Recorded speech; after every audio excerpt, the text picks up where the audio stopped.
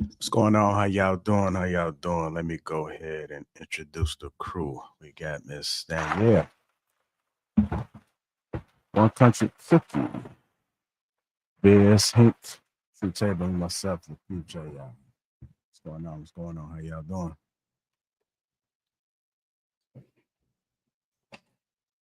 Y'all good? Guess y'all speechless, huh? I'm here. I'm exhausted. Yeah. Well, that's what happened, man. I guess that coming of age, right, Cookie? We start getting exhausted the older we get. No, No. That's how I feel like me, I'm man. in pretty good shape. I just know we had a long track meet. We had three. We know what it is, Cookie. That's nobody kept you up last night. That's what it is. Huh? That's nobody kept you up last night. No. He don't like pale people. I ain't got a problem with him. No, if you go to my page, I happy for him. was just in Texas at Texas A&M. Like, what are we talking about here? He No, you said shouldn't be tired. she was playing in the snow all night. Yay! Ain't nothing wrong with that. Long as it wasn't yellow snow, Cookie, you good. I was by myself.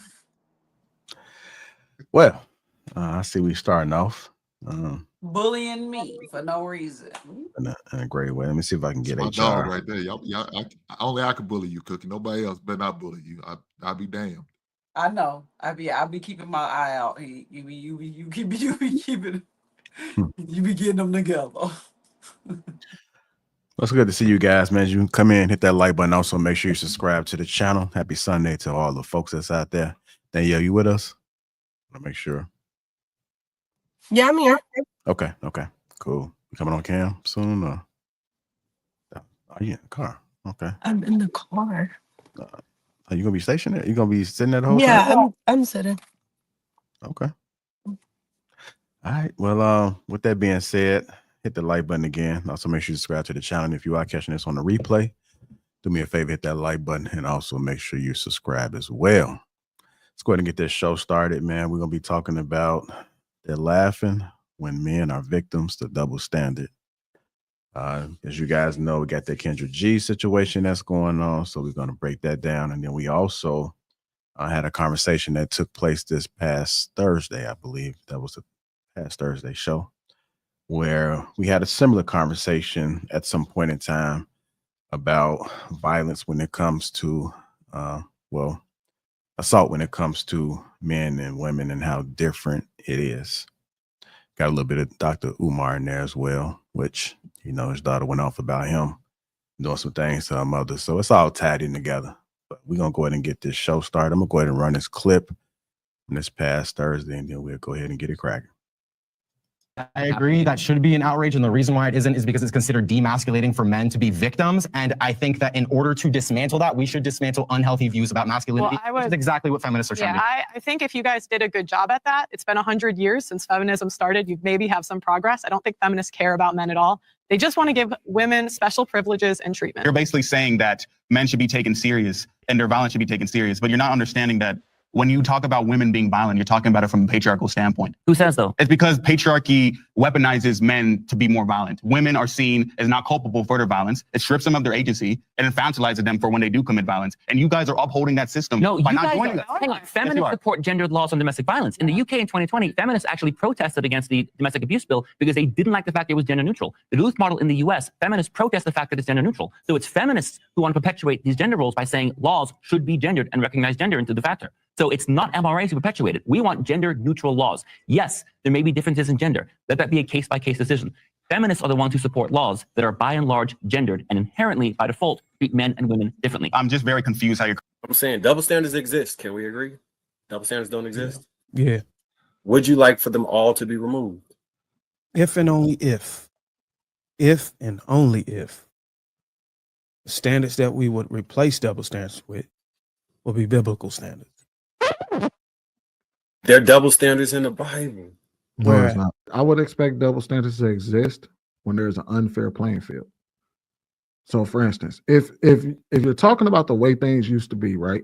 I understood the reason why the law stood the way that they stood. But when you give somebody, I think where what happens is when you give somebody power and influence, well, power, but then you keep the double standard that allows them to be less accountable or have no what is the word I'm looking for? When you give somebody power, but you don't give them the responsibility along with that power, or they have to be held accountable with that very power, that's where the problem comes into play. So double standards are cool if you're talking about one group having the power and the other group not having the power. So you have to create protections and policies and protections to protect that group. Understood that. But when you start to edge on the area of, okay, we're okay with y'all being equal in all of these areas, but we're going to keep it unequal in these areas. That's where the power divide, that's where the problem comes into play. That's where I disagree with the double standards. Can we bring up one double standards? Consequences, that's the word I was looking for. I think the issue is not necessarily, I think that's where we always try to, where a lot of people devolve the conversation to, is the who does it more.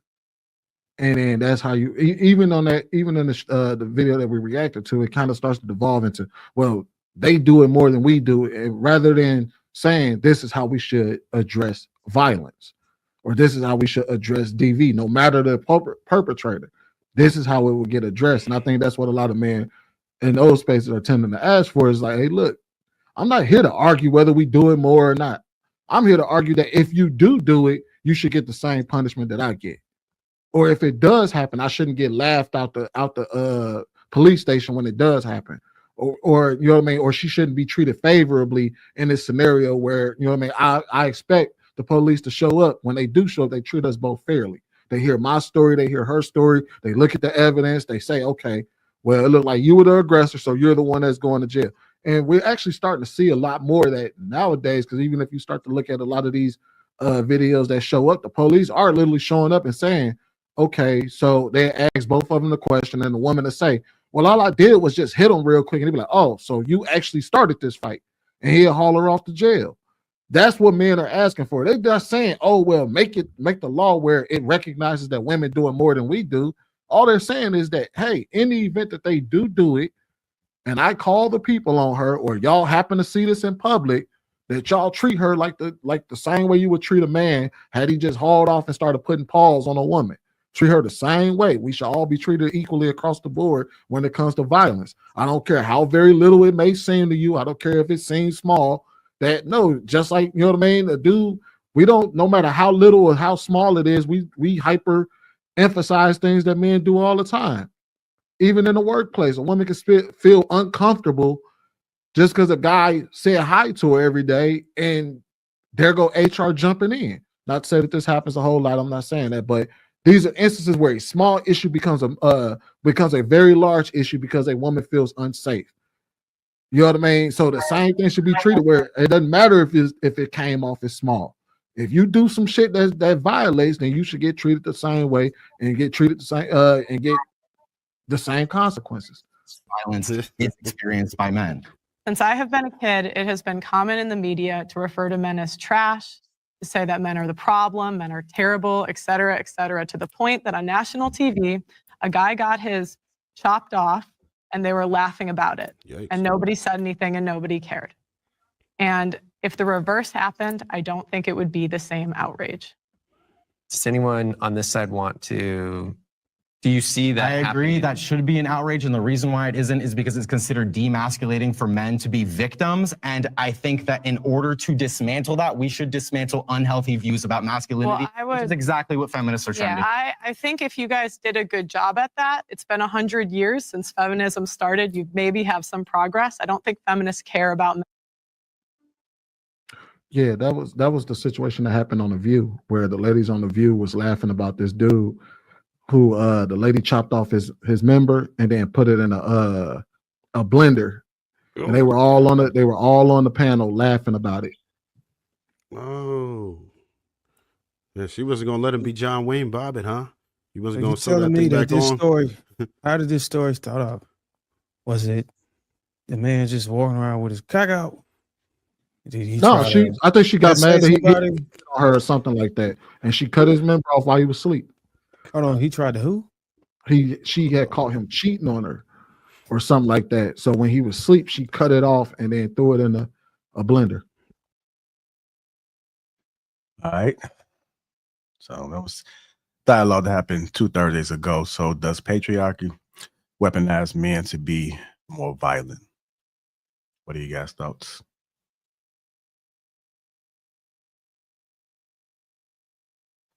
Oh, Should we hear from the man first?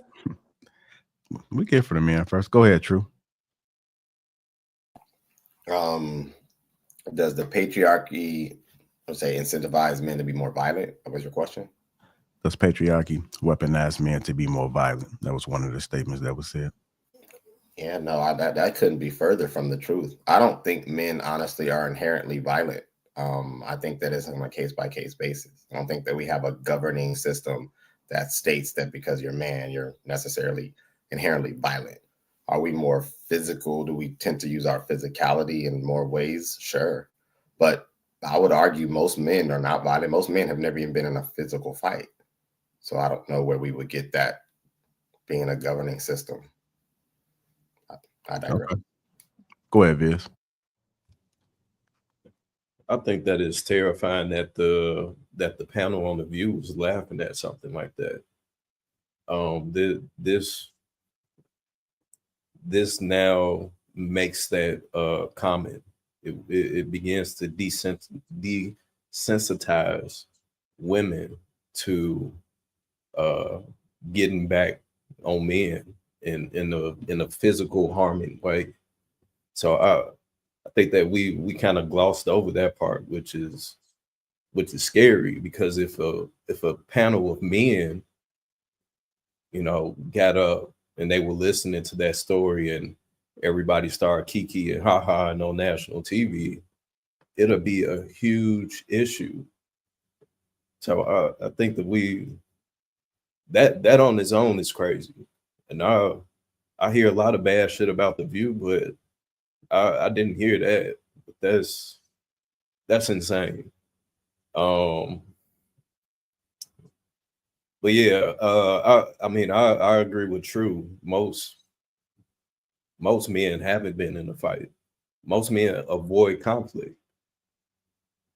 I mean, we would almost say that, especially in this generation, unless they're just trying to get some clout, they gonna piss their pants and run from a fight before actually getting into one. So I think feminists have created this narrative to demonize patriarchy, to demonize what, as far as what this civilization has ran on, for hundreds, if not thousands of years. So it's yeah. I'm just kind of taken away by the View comment, because that's wild. All right, let me get Danielle in there. What are your thoughts about this patriarchy weaponize men to be more violent? I don't think it weaponizes them to be more violent. I think they are inherently violent. They're just like, there's things that men can do to make sure that that doesn't come out on other people. So I do think there's like something inside of men that make them naturally that way, and that over time they have developed outlets so that it doesn't show that way. I don't know how I feel about double standards, because I don't think men and women should be comparing themselves to each other. We are different, so things should be different. Expectations on both sides should be different. Standards, discipline, all of that looks different for us because we are different. So I think the problem that we get into by trying to make everything equal is why there's so much argument around it. It's because everybody wants to be like the other person. But if everyone took on their roles and responsibility and took that serious, then it would be a different conversation. All right, go ahead, Cookie. Does patriarchy weaponize men to be more violent? No, I don't think patriarchy itself weaponizes men to be more violent. I think men weaponize men to be more violent, and I say that in the most respectful way possible. When you go back and look at serial killers, just what we're programmed to see. You go to Chirac. I'm not saying there's people not that are not female that not commit violent crimes, but for the most part, it just a lot of it does come from male. Now, what it does with laws, I think that it's very convenient that when we're talking about the laws of the land and why men should be in charge and why the patriarchy should be in place, and that men make all the laws, men are the plumbers, men do this, men do that. Men created these laws that we're talking about that these men are against.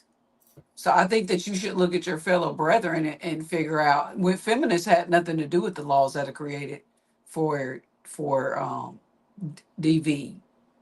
You know what I mean? It was all other men. How they're applied, is on that individual judge or jury of 9 people of their peers. So I don't think we should be blaming anybody on how violence comes off, except for looking in the mirror and asking why do people think men are automatically violent? And if you look into the history of this world, most violence is caused by men. I'm not saying it is everybody. I'm not saying maybe it's the testosterone. I don't know. But that's just what it is. Well, yeah, that's a fair assessment, right? Because men were the ones that had to defend their land, to defend their women, their families, their tribes, and then of course this goes to the essence of countries as well, right? So yeah, of course, just off GP, the way that it looks, of course, men are always going to be the more aggressive or aggressors. Now, I'll say, well, when you were speaking about the laws, we do have to recognize at the same time that that women, and especially feminists in the grow of it, they have also influenced these laws as well. There was an act that was passed in Illinois called the Safety Act, which removed a bond from certain crimes. Now, mind you, this was essentially put in place because there's more Black people in jail than others, and people are sitting in jail for 2 years because they can't afford a $500 bond or something like that.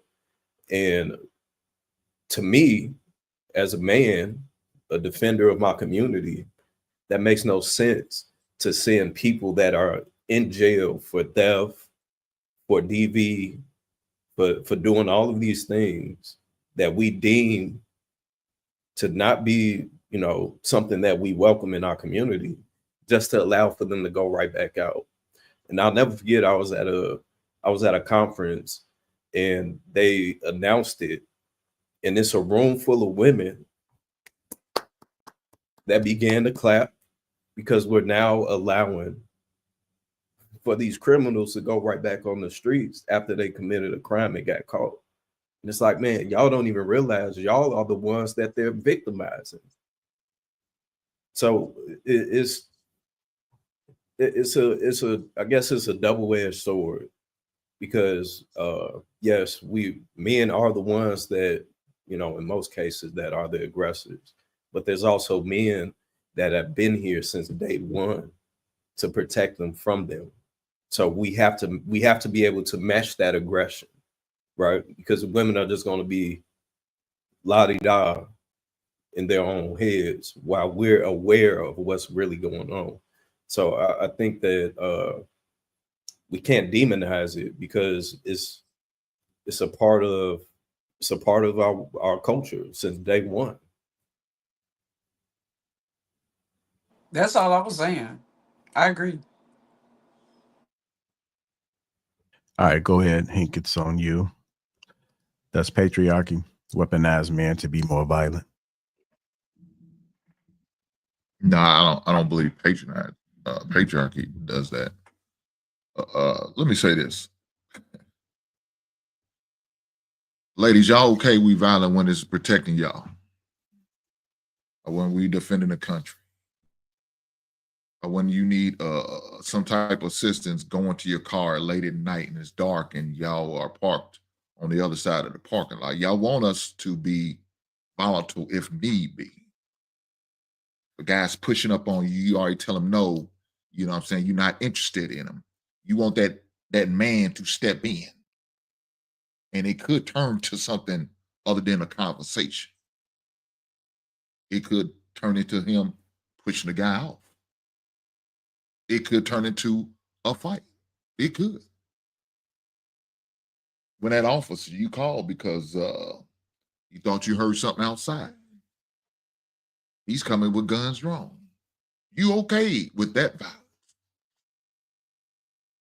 You good with that? You can accept that. But then when the shoe's on the other foot, when you got a volatile man because you like them bad boys, you thought it was cute because he, you know, wore his pants down, wore his Timbs, you know what I'm saying, wore his chains. You like that type of dude. You like that roughneck. Shout out to MC Light. You know, when y'all was out there getting them roughnecks, y'all was cool with that. Until you put hands on you. Until he yanked you up. Until he got violent with you. And treated you in ways you wasn't okay with. But you watch his last girlfriend get violated. That was cool because it wasn't you. No, lady, she can't have it both ways. Now, double standards, most men can accept that. We can accept double standards. We don't want this double standards until we go into that white man's court. That's when we want the double standards to stop, but it doesn't. Because we'll watch a man go into court do the same thing a woman just did, and she'll get sympathy. She'll get charged with a crime of passion. My black ass is gonna get charged with with murder. Yeah, that's the double standards we don't like. Nobody likes that for real. And nobody likes to be a victim of it, but it is what it is. Let me also say this. Most men don't want to fight. They don't even want to damn near argue, let alone have to go from the shoulders. They ain't want to try to do that. They ain't trying to fight with nobody. They ain't trying to argue with nobody. If they have to, they will try to avoid that. Because we know what it could turn into. And especially if you argue with a woman, we know it's not going to be fair. We know y'all going to throw some low blows and be dirty. And maybe even put your hands on us. And guess what we're required to do? Accept it. Take it or walk away. Lord forbid we raise up and hit your back. Huh?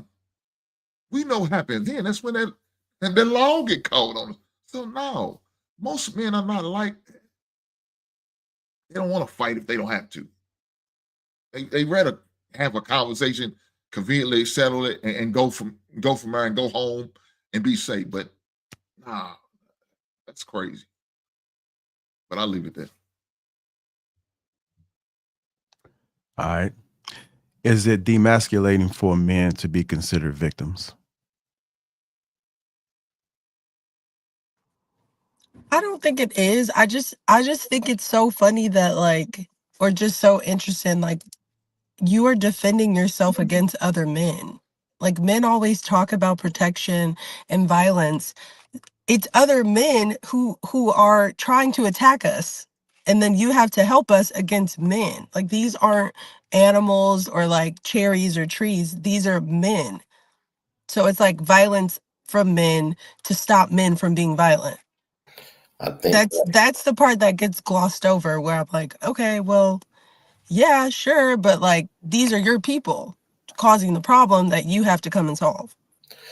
I think that that's a fair point that you're making, Danielle, but I also think that it's convenient that you're making it.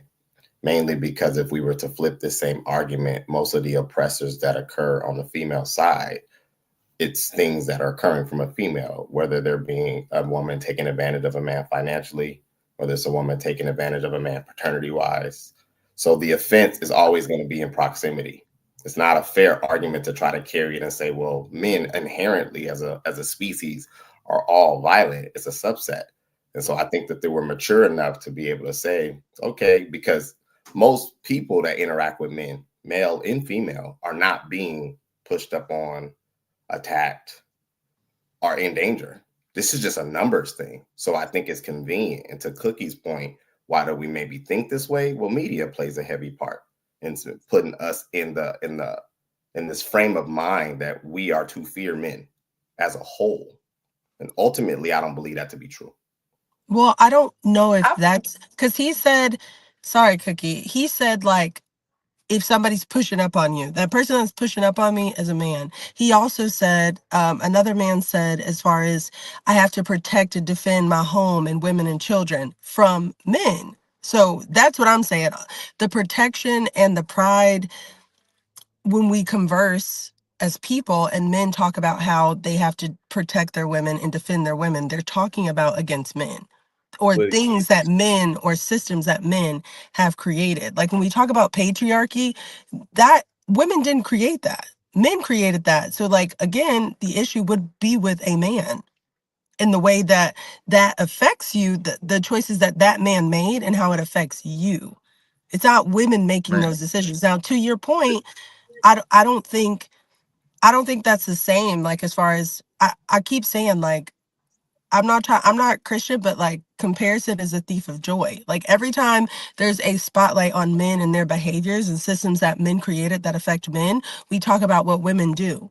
Like those don't have nothing to do with each other. This is about y'all and what y'all do to each other and how y'all interact with each other. Well, I was trying to ask.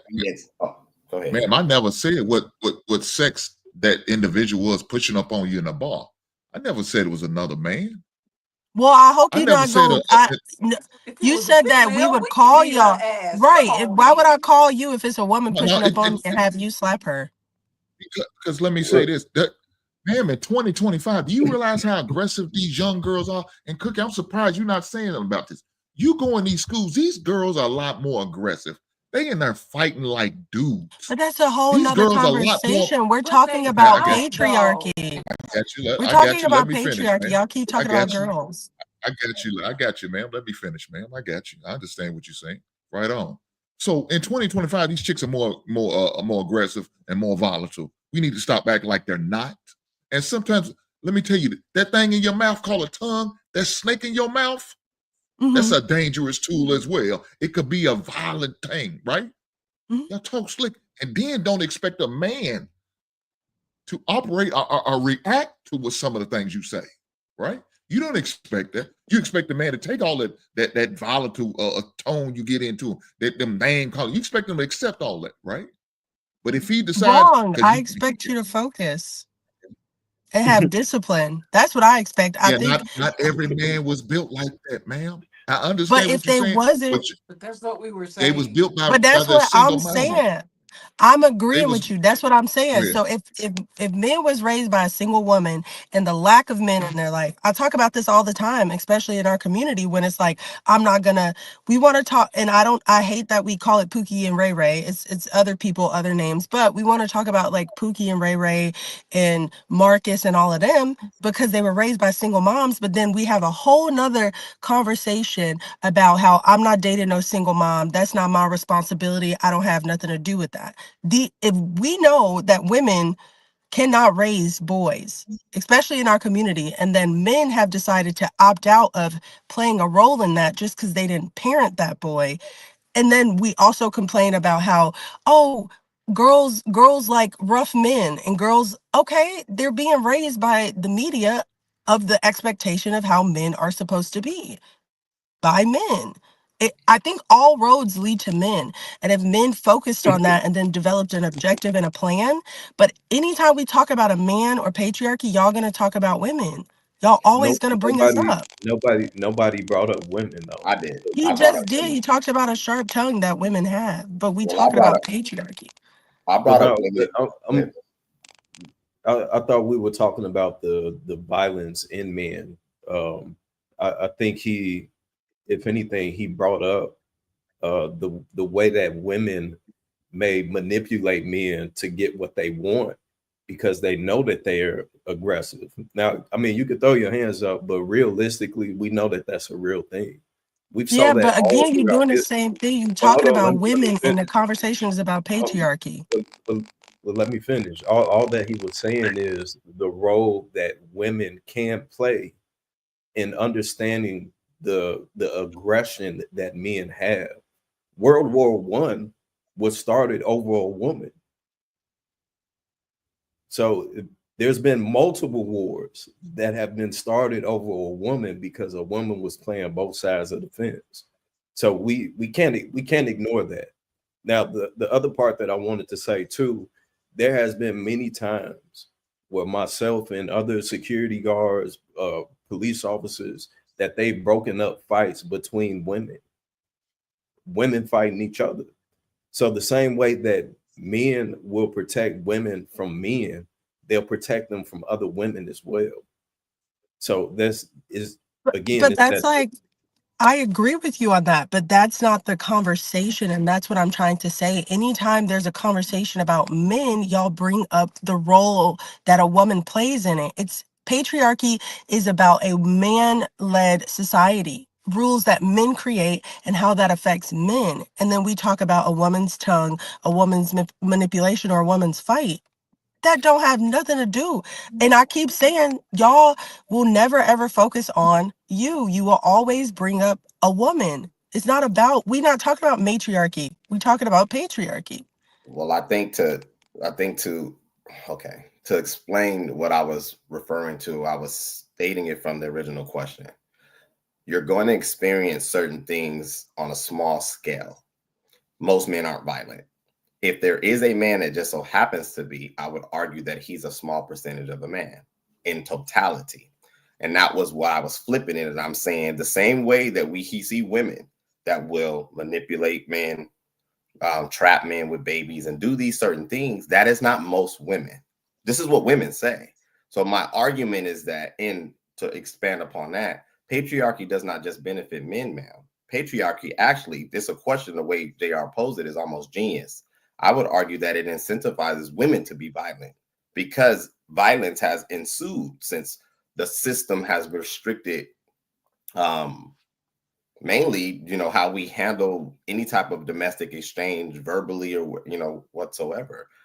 There's a lot more things that are occurring from a physicality perspective. I'm not exactly sure why we as men, and we're trying to have a conversation as a whole about things going on with the community and relationship dynamics, that it bothers you that women are mentioned like they're not a part. It doesn't bother me that women are mentioned. It bothers me whenever there's a conversation about men, their roles, responsibilities, and how it funnels down. Then we are talking about women. Again, you mentioned how women trap men. He mentioned how a war was started over a woman. There's so many other examples that we could talk about that focused on men, their priority, role, and responsibility. But every single one of you have mentioned women. And when I first started this off, I said the problem is we too focused on each other. When we talking about women and we in women's spaces and a woman brings up, how men are, that don't have nothing to do with what we talking about. We need to talk about you, how you played a role, what you accepted, what you allowed, and see how you could take accountability and responsibility and be different. Because a lot of times blame don't matter, shame don't matter, guilt don't matter. It's responsibility. It don't matter what women are doing. If you are a man, you have to do what a man is supposed to do based on your beliefs, and same way for a woman. Y'all, everyone is too concerned about the opposite person, and nobody's concerned about what is actually happening. Men are, in my opinion, inherently violent. But do I believe that they act on that violence? No. Do I believe that they do things and have enough discipline and not to perpetuate that cycle or be chaotic? For sure. But I think naturally that is something that they have to evolve and figure out. And I believe that is why men say that a boy needs to be around a man so he can figure out how to control that mental understanding, those impulses, that violence, how to not regress anger but figure out where to funnel it. because of how they know what it is to be a boy and what that violence could cause. And if it's not funneled in a certain way or aggression, we could switch the word, what would happen? That is what y'all be talking about when y'all say a woman can't raise a man, because we don't know y'all mind, the way y'all think, how far it could go in the other direction. It's about creating that balance between that little boy that I can't do because I don't know that. And I'm going to approach that with love. And he needs a little aggression and violence and to know that somebody's over him. Like that's what I'm saying. So that's what we should be talking about, not women trapping men for babies. That don't have nothing to do with the patriarchy. So we talked about two things though, man. So you're gonna have to bring up women when he's talking about double standards. Those was two questions he's asking there, which is obvious you didn't pay attention to. So you just worry about patriarchy. He also asked a thing about double standards. So if you talk about double standards, who's the double standards with and against and for?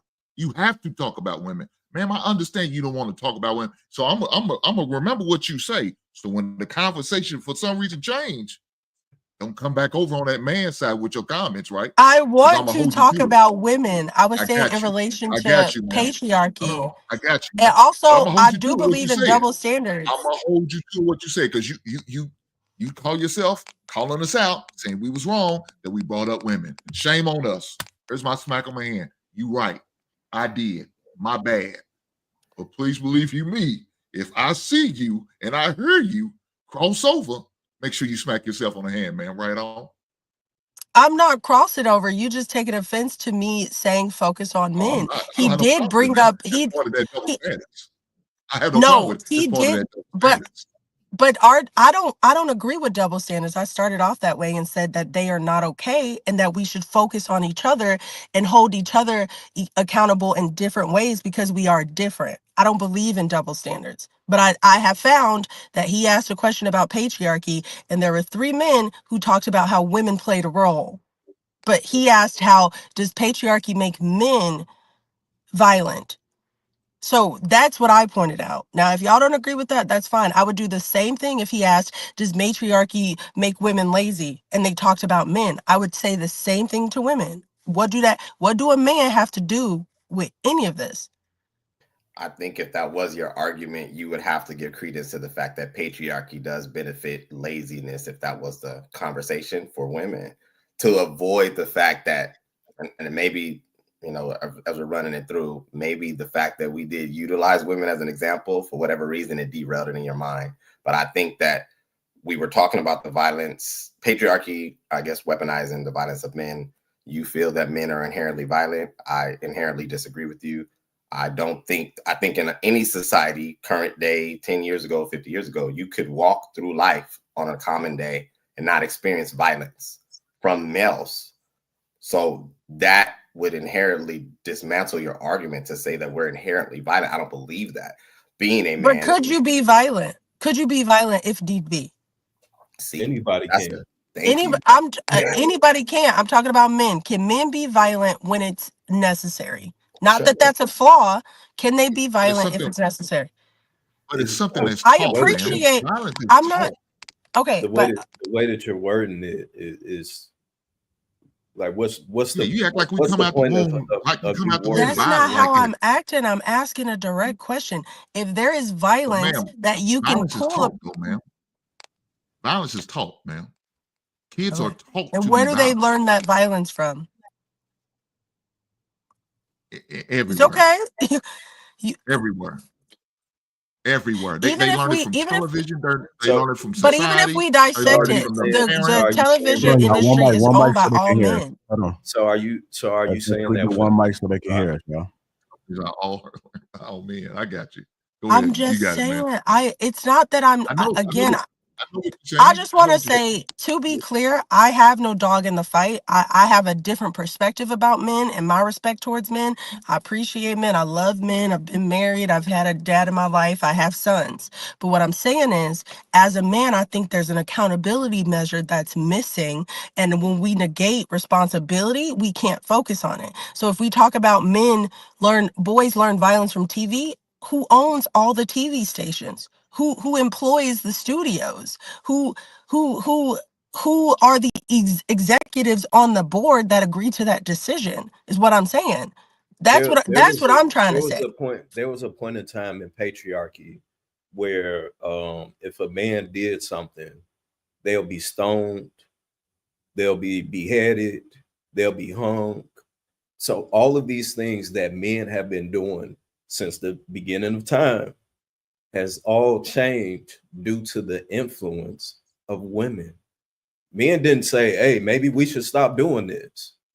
No, women said, this is beneath us. This isn't right. This is inhumane. So let's stop doing this. And what men do because of the influence of women, they follow suit.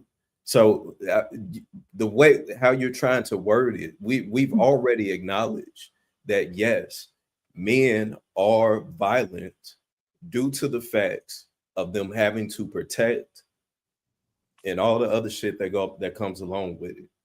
But to make to make it seem as if only men can be violent and that women are violent, because that's really how you kind of playing it out. I never said that. What I'm saying is, but again, that's how you're trying to play it out, though. Because you didn't answer my question. So are you saying that women can't be violent? No, that's not what I'm saying. Women can be violent. What I'm saying is, if we're talking about men being violent, you ask me, can women be violent? What I'm saying is, the people who were stoning people were men. Men were stoning men. And then a woman said, maybe let's not do this. Right, because men were holding other men accountable. With violence. So it doesn't matter. So if what other way are we going to hold criminals accountable? I don't disagree with your method. I'm just focusing on the method you use to hold men accountable is violence. You're going to be violent against a man who is violent. That's how it works. Right. So what's the problem? The problem is, the question was, does patriarchy weaponize violence within men? And are men, he talked about men being inherently violent, yes or no? I believe you are inherently violent, but you know how to make sure that that doesn't happen because you have discipline, awareness, and you're wise to not enact on those things. But when we act like, when we hold that mirror to you, you turn it on us. And say, but women are violent too. It don't matter. That's not what happened though. What happened was every man got up here and said that yes, men are violent. Is that not what?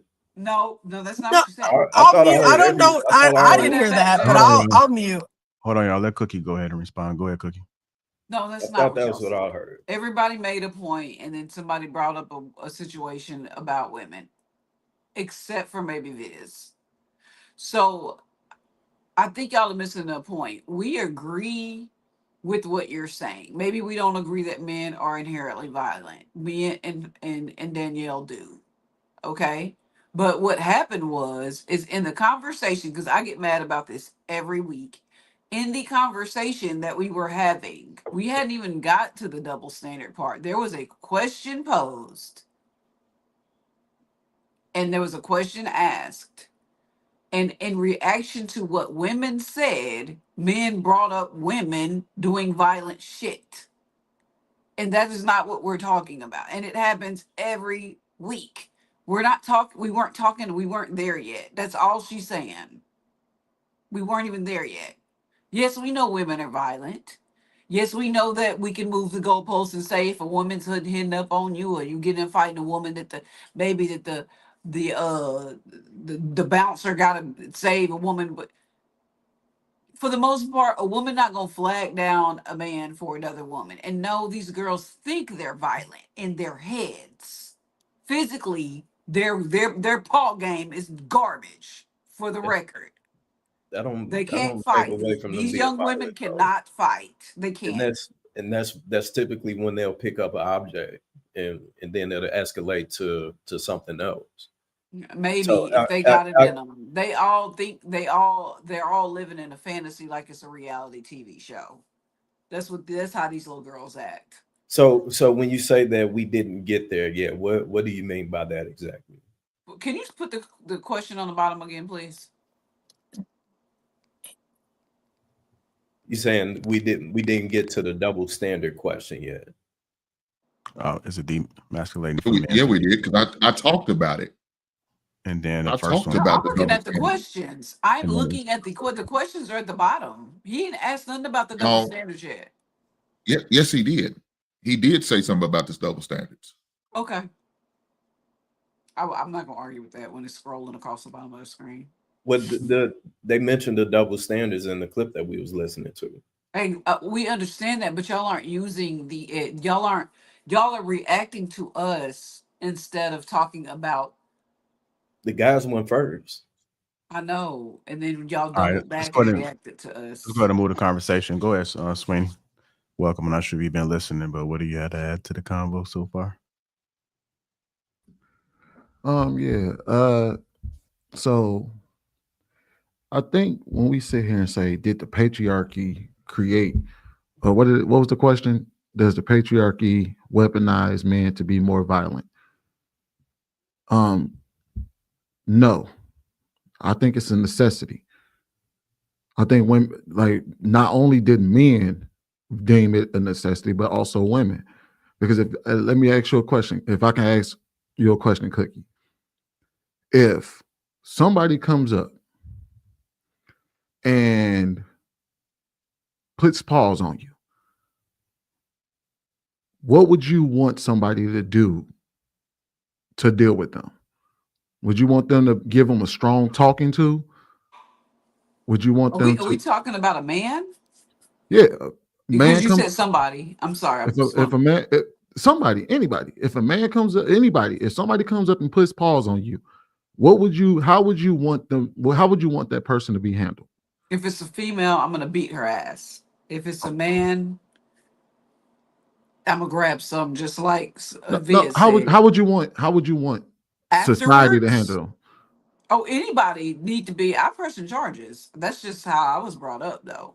Okay, so if they started, so essentially, what you're saying is that there's always been a, whether you know what I mean, whether under patriarchy or matriarchy, there will always be a need for violence, because even under a matriarchy, somebody has to be the enforcement arm. Absolutely. Nobody. Ever said that. So is it really patriarchy that weaponizes men to be violent, or is it just a necessity when it comes to dealing with people who act out of order? I said patriarchy is not. I said no to this question, but yeah. I was just using kind of like to make the point. Yeah, No, I'm not arguing against your point. I'm just making a point that if you think about it, it's just a necessity, because it is, and it doesn't matter what system you're under. Somebody to deal with people who are unruly, there has to be some form of enforcement, and then with that enforcement sometimes comes violence. Yes. But are men inherently violent? Absolutely not. We don't often try to resort to violence to solve our issues. In fact, you would see that men would try to avoid violence because, especially, well, if you think about it, men would try to avoid violence with one another because we know how bad things could get. Exactly. But then also, when we're dealing with women, most men don't go off to and resort to violence even when we deal with women.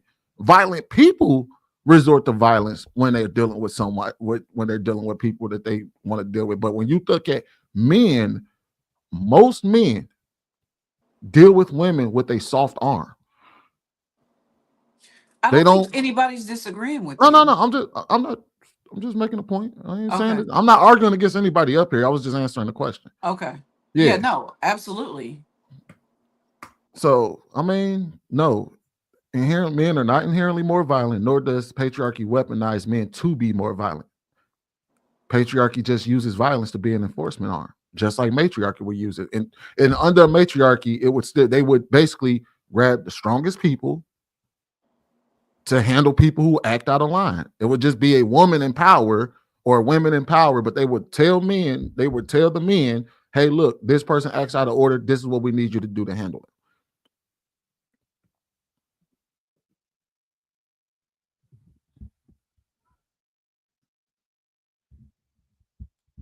No, that's all I had. So you came up here to say the same goddamn thing I said. Okay. God dang. Hank, it'll be okay, man. Well, actually, I didn't actually hear what you said, so you know what I mean. Yeah, no, we I all got a pretty call. much I'm said the sorry. same thing. It was just that once the influence of a woman was brought up, everything went left. And it was like we all the men on the panel just acknowledged the same thing. And for us to act as if women don't influence the acts and the violence in men because they're aware of the power of it, I think that's being disingenuous. But we weren't even blaming women for nothing. It's inherently on men. So, and then when he asked the question, I did talk about double standards because the part of the double standards I was talking about, y'all okay when we get violent, if we need to get violent in situations that calls for violence, right? Y'all okay if y'all need us to intervene in this bar situation like my man Viz is talking about? You okay if you out in the, like I said, out and walking to your car in the parking lot in the dark, you all the way on the side of the parking lot. You okay with them when we get violent doing that situation? Only thing I'm against violence on this, double standards on, is when I gotta go to court, when they're not gonna treat us the same. When we could commit the same goddamn crime, I'm speeding, Danielle's speeding because she's in a car and she looks at the officer, she winks, bats her eye at him, and he let off with a goddamn warning. My ass all of a sudden, I got expired tags, I got no insurance. I'm like, God damn, dog, but why can't I get let off one like Danielle got let off with a goddamn one? Why? Because I'm a goddamn hard ankle and I know better. Shit. So no, you're gonna take his goddamn ticket, pay that fine, and go to court and do what you gotta do. But we accept them double standards and we don't like them, but it's just part of what we gotta deal with. Also, I would like to address this one thing because a lot of people like to quote the stats and say, well, if you look at the crime stats, you will see that most of the crimes are committed by men. While that is true, that does not speak to the fact that men are inherently more violent. That does not mean that men, by and large, are resorting to violence, because even those criminals, they're still few and far between. Most men are not criminals. Most men don't commit crimes. If you walk down the street, you don't encounter every single guy or 50% of men ready to put paws on you. That's not how society operates. If men were if you want to use these stats and juxtapose that for men, then that means that all men, every single time we encounter y'all, there will be some type of violent act that happens from all the men. And that's just not true. Most of y'all walk down the street and don't have to worry about a man doing it. Most men don't have to worry. Don't have to worry about most men doing anything to you. Otherwise, y'all will, well, never mind. Go ahead. Please, we are overthinking it and getting offended is what's happening, and that's okay. Because let me tell you something. I grew up in a house of 5 brothers. When women say, I don't know what y'all mean by inherently violent, but when women say inherently violent, what we see is my brothers growing up. I ain't never been in a. My brothers would just walk in the house and just start throwing each other around, just wrestling for no reason, for the last zebra cake in the cupboard. That's what we're talking about. It ain't necessarily got to be Jason. Let's talk about the other double standards. The double standard is if I see a woman up in a man's face, knowing dang well that man cannot slap her back, I'm definitely the friend that's gonna walk over there and be like, "Bitch, you're doing that to him because he won't hit you." Have you ever Do been it to to I pause. I'm not done. Are you No, gonna go do ahead. it Go to ahead. me? And then in that way, we all take advantage of double standards because I'm putting her on her back if that's my homeboy. So my thing about it is, in a society where the double standard lives, I think if we know that it is gonna be a thing, what you need to do is protect yourself from the double standard and stop blaming other people. But as far as blame or whatever the questions are going towards, the start of all this was male. It has always been male. It's gonna always be male. That's why I ain't been no woman president yet.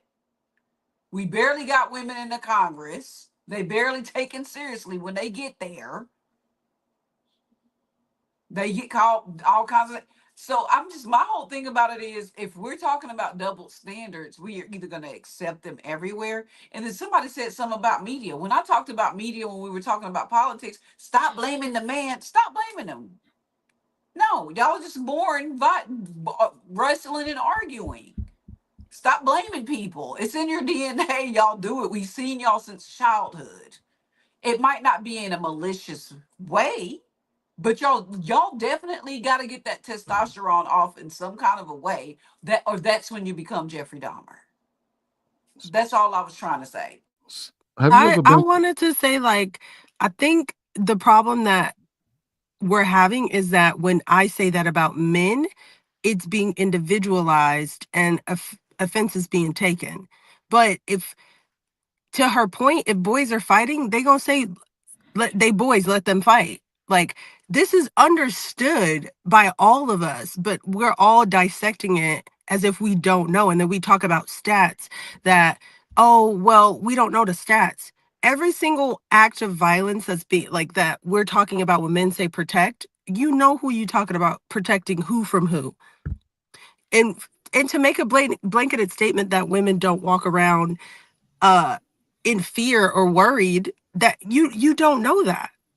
We And didn't say I that. think if we I could didn't. I just didn't keep say that. using it. I didn't say that. As far as like, if you, the statement you made about a woman walking down the street, I think if we could keep the conversation, if it's on patriarchy about men, I think it would be helpful. But every time we talking about men, y'all talk about women and then say y'all don't like double standards, but you're creating them. Well, There's only a single standard here, patriarchy. But y'all talking about, y'all creating the double standards you don't like. He even saying, when I get a ticket, but if Danielle get a ticket, you're doing a comparison analysis. We talking about men. You should be talking about other men. But why y'all keep bringing up women? So the Because thing other is, the men will get the conversation. same ticket as I will. There'd be no difference. But a woman can mess around and get it one off with her back. But Again, I sit there and say, ma'am, how about you honor patriarchy and let this man talk then? Can you do that? So let me finish. So if I said I'm okay with double standards, most men accept double standards. It is what it is. We accept. We may not like it, but we accept it. It is what it is. So go ahead, ma'am. Again, the conversation was about violence and patriarchy. But if we brought up, I jumped off. So if we brought up the double standard part while I was off, then okay, I could have feedback about that. But I didn't hear that part get brought up yet. But what I have noticed is whenever we talking about men, y'all talk about what women get away with. So it comes off a little wrong, like, because I would assume y'all don't want to be women. So what a woman does should not be at the forefront of a conversation about men, or comparing how women get away with things, but you don't. Well, I think here's the thing though with that is that we're talking about, the whole topic was, does patriarchy inherently make men violent? That was the question. So we answered the question by basically posing, no, it does not. Men aren't inherently violent because of patriarchy. Patriarchy utilizes violence, just like any system will utilize violence. However, it doesn't make that men are inherently more violent. And what we were and when we brought up women, we were just showing that women also have the capacity for violence when it needs to happen. Just like if I was gonna ask Cookie this when she brought up her brothers fighting over a ho-ho cake. Have you ever been to a Black Friday event and two women wanted a sweater or something like that? But that's what we're talking about. We know that already. We're not in denial. So what we're basically saying is no. The answer to the question is no. Men do not create more violent men through patriarchy. That is not a thing. That's all we're saying.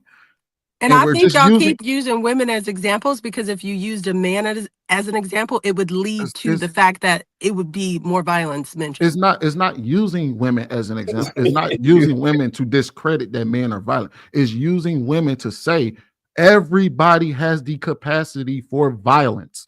Not just men, not just women. Men are not inherently more violent than women. We're not. Both sexes have the capacity to enact violence. Because if you get two women in a room with each other and they get to arguing and they get to cussing each other out, eventually that's going to lead to a fight between women as well. As a matter of fact, I guarantee you, let me ask y'all this question, fellas. Turn on the Zeus network. They fighting like they in the UFC. Yeah, Right. because the men create the men produce that show and create systems and settings to get that violence to take place. Zeus is owned by a man. He is hired by male-led production companies. And men they don't. But what I'm saying, if men are not inherently violent, but they create a show to make money and profit within patriarchy based off of systems and structures they set up to begat violence of a woman, then who's the violent one? The women. Do they make the women, the ones that's committing the violence. The women That's like saying that I disagree because the women that signed up to be on the show, my God. they signed waivers, they received a paycheck, they went there willingly. So you're telling me that the man is more violent than the women because he decided to profit off of it. I'm going to tell you why I think that, because when there's violence in a disassembled community and there's a food desert and there is habits and things happening around and violent becomes of that, I'm going to blame the system that created that environment, not the people reacting in that environment. So these women that have on $2,000 wigs, they got $300 eyelashes on. You're saying that they're impoverished. That's not what I'm saying. What I'm saying is this: I blame for disassembled communities who have a food desert, a liquor store, no natural resources, live in a concrete jungle. People. I'm not talking about men or women. People who react based on that system that is set up. It's the system. So women who are in a system who are hired by men to be violent for their capital gain, who's violent? The person who's creating the environment to enact violence, or the person who's reacting to their environment? So all right, we got to move on. Hold on, y'all. We got to move on, but let's just have True close this out so we can move on to the next one. We can move on. It's fine, JR. All right, go ahead, close this out, Swin. So you're basically saying that if because a man puts a camera in front of women throwing hands with each other, that means that he's the system that created the fight. The whole entire thing about women being violent on television shows is because somebody noticed that women were fighting. It started with the Bad Girls Club. They noticed that women have the capacity to be violent, and somebody decided to monetize that. That does not mean that the men are to blame for the women actually being violent. Women have the same capacity to be violent as men do. As a matter of fact, if I ask this question to the men on the panel, who do you see more? If you look at men and women, have y'all seen more women put paws on men than men, or did you see more men put paws on women in y'all life? We got right back to women. Oh no, wait, I'm asking a question, fellas. When you look in your real life, who do you see put paws on who first? Yeah, this gonna go down another road. JR trying to move on. Let's stay on task. But I know what you mean. Right on. All right. I guess a question for the chat. For people in the chat, men, whoever you seen put paws on who more. Let's put that in the chat. Get to these super chats. Mr. Travolta. Men are stronger, but women are violent as well. Their violence, it's just indirect. They can put a battery in a man's back to do the violence for them. More direct violence is by men, indirect is by women.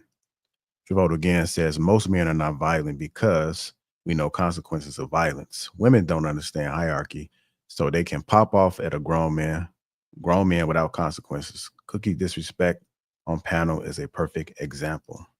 EKA, $2 says hit the like button. We need 130 likes to go. That's right. If you haven't hit the like button, hit that like button. Mr. Vote again says, Danielle, please stop playing victim. In these conversations, women always bring up men when we call our women's behavior as well. Much more so. Advanced Perception, $5 says patriarchy does not weaponize men to be violent. Poor emotional regulation does. Violence is a tool that can be misused due to uncontrolled anger. Mr. Vote again says men are perceived to be more violent because our violence is more physical and visible. We are stronger, so we solve threats in different ways because we are stronger. It's nothing to do with patriarchy. Mr. Vote again. Cookie, that's BS. You don't hold your friends accountable when they are talking crazy to men because you talk crazy to men as well. That's cap. Ekene. $2 says women shouldn't be in the same space like men. Chris Reed, $5 says, I just wanted to know, do women like to be Chris Brown? Why we can't have a genuine relationship like DDG and Haley Bailey. Mr. Vote again says, Danielle, you're doing the same thing, blaming men for violence that women commit against themselves. LOL. Accountability has left the room. I want to thank everybody that's contributed to the platform. And again, if you haven't hit that like button, hit the like button. That's all that we are asking for. And also make sure you share the stream. We appreciate you guys for tuning in. So moving on to this. So we did have Big N 11 came through $10. Says I did this. I did 4 tours in Iraq and 3 tours in Afghanistan and other things. And I don't walk around looking for violence. You are not as violent as you think you are. Thank you, Big N 11. And thank you for your service as well. We appreciate you. Yes, sir. All right, let's go ahead and get into this. Kendra, I'm starting to play this clip. I'm going to stop him midway, and then I'll play the rest. Have anyone of you guys seen the whole entire thing yet? Yeah. Okay. I don't even know what's going on. Okay. Well, Kendra G, she has a dating show, of course, that she does. And so a man did call in, and they had an interaction, which sparked a lot of conversations across the internet. The video was unfortunately taking it down, but as you know, people are real quick to grab it. So we're going to go ahead and play it. I'm going to break it up into 2 parts, and then let's go ahead and react to it. Let's still stand on topic. So here we go. What you doing? Hi, what's your name, sir? I'm Papa Dan. Papa Dan. Yeah, I'm Papa Dan. Papa Dan? Yeah. It's my You company, call my me business, Papa. but yeah. Yeah, Say so what, I've been sir? on your show before. Yeah, I've been on your show before, like back in 2022 when you Wow, first 3 got years it. ago. Yeah, a little minute ago. Yeah, so then I was back when I was in Florida. I live in St. Louis now, so We've grown so much. We got the Kendra Cam, we got a dating app. So you want to do it again? I'm here to try again. Different city, new people, you know what I mean? So let's go for it. Let's go for it. What's your name, sir? You said Pop. So what am I going to call you? You can call me Daniel, Papa Dan. That's Daniel. no. Daniel, and you're in St. Louis now? St. Louis now. How old are you? 33, going on 34. Okay, and what's your zodiac sign? I'm a Pisces, March 5th, baby. Okay. You have any kids? I have a son. How old is your son? He's gonna be 2. He's another Pisces, just like his daddy. Why are you not with the mama? He's March 10th. Why are you not with the mama? You had a baby since you've been on my show too. Yeah. Another person trying to run the system, try to take advantage, you know. Yeah, you can say that. We won't. We as a man, I can't really run with that narrative because nobody can really believe it. But yeah, I put it on the Bible that that's what happened. You know, because that is my prodigy. So nevertheless, how he got here, that's what we doing. I need the details of how you got by the girl. She is not a citizen of America. So naturally, if you've been in America illegally, you know, you're gonna try to do your best to try to stay. And in your mind and way of thinking, not even if you ask any of your homegirls that's international too, they'll tell you ain't a good idea to just go up sleep with an American dude and just try to have a baby so you can try to stay in America, hoping he'll marry you. That's what they be hoping they gonna marry you. No, they ain't gonna get got, ain't gonna get Papa Dan. No, ain't gonna get me. Papa Dan. So Whoa. I wanted to explain your side. What's that? With all that being said, you still have to willingly have, this is why I said, because that's the only way a woman could trap you. Right. But if you willingly had sex with her, then you participated. So did you willingly have sex with her? I mean, she got me. I used to make wine back then. So, like I said, on the level of accountability, I see Bill Cosby. You gave So that wine do be strong. You make it on your own. you a pill?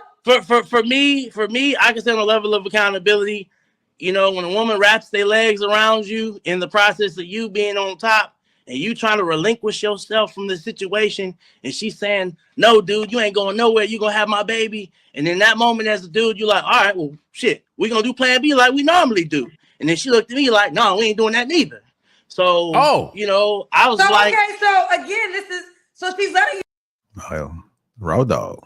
You know all this in the act, and you still went through with this. So it's great. You know what? You know, women's rights, her body, her choice. Exactly. So here's the deal: her body, her choice, but you can decide not to put your body inside her body. That was Very your well. choice. So that's the level of accountability that I have in the situation. Yeah, he's I used to be taking a accountability. winemaker. She got me drunk off my own supply. I don't ever drink my own supply. 13% alcohol content. She said, "Ooh, Daniel, come and drink this wine with me in the room. I'm gonna bring a glass." I ain't trying to, but my dumb self did what it did, and that's just the level of accountability I have for it. Well, at least you're taking accountability, right? It's a good thing. So here we are today, trying to hope and pray we can find a wholesome woman that could treat your boy right. Somebody with some knowledge on her side that has been through the trenches and know how tough it is in this dating pool that got all the piss in it, We're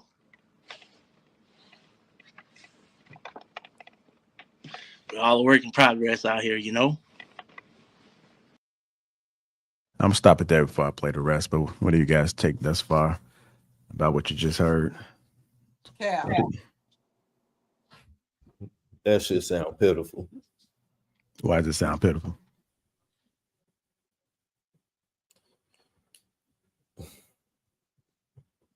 Oh, dude sound like what we would call the stain. Call it what? A stain. What do you call it? A stain, a lick, something to come up off of. He was a come up. You know how you, but you know how you can fix that? By getting the experience as a young man. I believe we talked about this before. But I agree. Some individuals said you shouldn't be exposed or experienced with women because of you won't be wholesome, self-righteous, virgin maybe, and no experience lead to count like cats like him. Now, one thing I don't agree with what she was saying, just because I get the party started doesn't mean I can't say no, because a woman could say no once we get started. If she, in the middle of the session, she says, Hank, I don't want no more. I got to get up and get out. That man can do the same thing. There's nothing wrong with a man said, stop mentioning, hey, I don't want no more of this dry pussy. Daniel, pussy, you stink. I don't want no more of your stink ass pussy, Danielle. Yeah, you got to go. And she can't force me to finish the job. I got the right to say no. I'm gonna leave it there. Hey, but hold on, I gotta respond to Hank real quick. Now that's different because I'm assuming dude was paying for that. It seemed like he under the Passport Bros Act. Dude was paying for that, so that goes out the window with that one, bro. God damn, Viz. I'm with you though. I was in agreement with it to an extent, but for dude, no, that nigga paid for it. He paying for that, man. He went over there. He was tricking, did the dummy, hit her raw. It's like, come on, man. What do you think is going to happen? Well, I think he was a victim. He just said that lady wrapped that. We're talking about a victim. He just said this lady got him drunk and wrapped her legs around him so he couldn't get up. So I think that matters more here. Oh, maybe that's the patriarchy in me. He don't. Y'all so mad. He don't sound like a victim. So mad. Anybody who is being held against their will and not able to stop, Did and you not also see him being smiling the entire time when he was telling the story? it doesn't matter your expression talking about your situation where you were a victim. Some people laugh during, some people have a orgasm during, that's a bodily function. If somebody is holding you down and wrapping their legs around you and getting you drunk so you can get a baby, so they can get a baby and stay in the country, that's a victim. And when we talk about double standards, but y'all not acknowledging that a man was held against his will, y'all not even giving y'all people the benefit of the doubt, which is crazy. But y'all people. All right. I mean, again, was Was he held in a position that he didn't want to be held in my opinion? He didn't, because if you did, then you would have wore a condom. I get it. I get it. I'm not showing empathy or whatever. I'm not giving them pity, whatever the case may be. But to me, a sane person is going to say, hey, if I don't want to get trapped by this girl, as being a man, as we're supposed to be saying, we're supposed to be making men leaders. So to me, it's, if you don't want to get trapped, you know that women, he's paying for it. So women is going to wrap their legs around you. You know what I'm saying? When it's feeling good or they don't want you to pull out, bro, just wear a rubber, bro. So Viz, let me So ask is you a this not question. a double standard? It is a double standard. Okay. Wait, so let me ask you a question, Viz. So if a woman knowingly have unprotected sex with a man and she doesn't want a child, and when she tries to get up off of him before he releases, he grabs her and pulls her in tight and doesn't let her go and releases inside of her, as she's saying, no, I don't want you to release in me, you would say, hey, you knew you shouldn't have went in, you shouldn't have let him hit raw? Yes. Ooh, it's called accountability. That's the problem. I'm all for double standards. I understand that there are double standards. There are some double standards that I stand by, but in that situation, absolutely not. We have to hold people accountable, because you're playing with a life. You're playing with a child that's going to come into the world that in a situation that's not ready for it to be there. So we have to hold these adults that are making decisions willingly, knowing that if I don't wear a rubber, even if she don't hold me in, or even if he don't force himself back into me, you can still get pregnant off pre-cum. So it's, at what point are we going to use our brains and logic here to hold grown adults accountable? That's all I'm saying. So in He that held case, himself accountable. that double standard, I don't agree with. I'm holding everybody accountable. He held himself accountable. He also said, as flawed as it is, he took steps. So he held himself accountable. So no one needs to hold him accountable. He took responsibility the whole time during that conversation and took breaks to even mention it. Okay. But he still has a choice in the matter regardless. Because you could have sex and pull out, and then if you are nervous, you could get a plan B. Now, if somebody is pregnant after those two methods, then yeah, you're going to take accountability and be like, yeah, it happened. I tried. I didn't want it to happen, but it happened. Should they use a condom? For sure. But he acknowledged that. That's why I didn't, with respect to his point, it's no need to hold him accountable. You still could see him as a victim of a sexual act, because it was. I don't see him as a victim. Go ahead. Hold on, Vince. Go ahead, True. Let's get you in there. I don't think I all right. So the breakdown of this exchange, to me, he never said he was raped. Kendra alluded to the fact that he was in the exchange. I mean, he just kind of went with it. Me personally, I don't think he got all this information about this woman's agenda of him in the act. He specifically explained that she was a foreigner, that potentially she had a plan and a plot. So quite frankly, he shouldn't have ever been in any vulnerable state, in my opinion, ever, to be exchanging any type of sexual exchange with her without protection. I personally don't know what it's like to be intoxicated, but I do hear that these things do occur when people get a little, their bearings are shifted or whatever. But that's still, to me, not much of an excuse. I don't see him as a victim, to be honest with you. There's no way he got all that information on this girl's agenda in the act. He knew her. And so how this baby came about, why he was put in a state of feeling good and not protecting himself, yeah, this one's on him, in my opinion. And that's why I think y'all inherently violent, because you lack empathy. And if you were if you had empathy, the way the perspective is happening, where you don't even see a man be as a victim, and you hold him accountable, even though he held himself accountable and talked about his role. But y'all have to be inherently violent to lack this much empathy, is my point. But I'm gonna need you to sit on somebody's couch, Danielle, you know, and have You're them gonna put like, that just because the you two know, men like that said that. You can't do that, ma'am. yeah, I'm like, where did you get that from? Nothing in my explanation to me describes pushing towards violence. I'm simply saying that this, from what I gathered, I'm speaking from my perspective. Kendra is the one alluded that he was a victim based on the verbiage she used. He never said he was a victim. Like you said, he held himself accountable.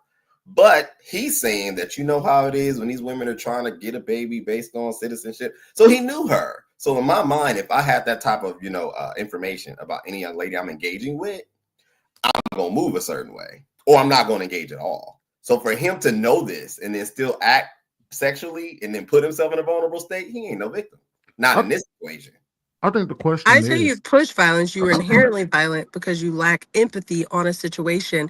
If I'm talking to my friend and I'm talking about it casually and she like, girl, you good? And I think it's funny, but like, you know how people play all the time, like, oh, he went upside my head. That's not funny. You just got your ass whooped. So I think people make light of situations, even if they are a victim.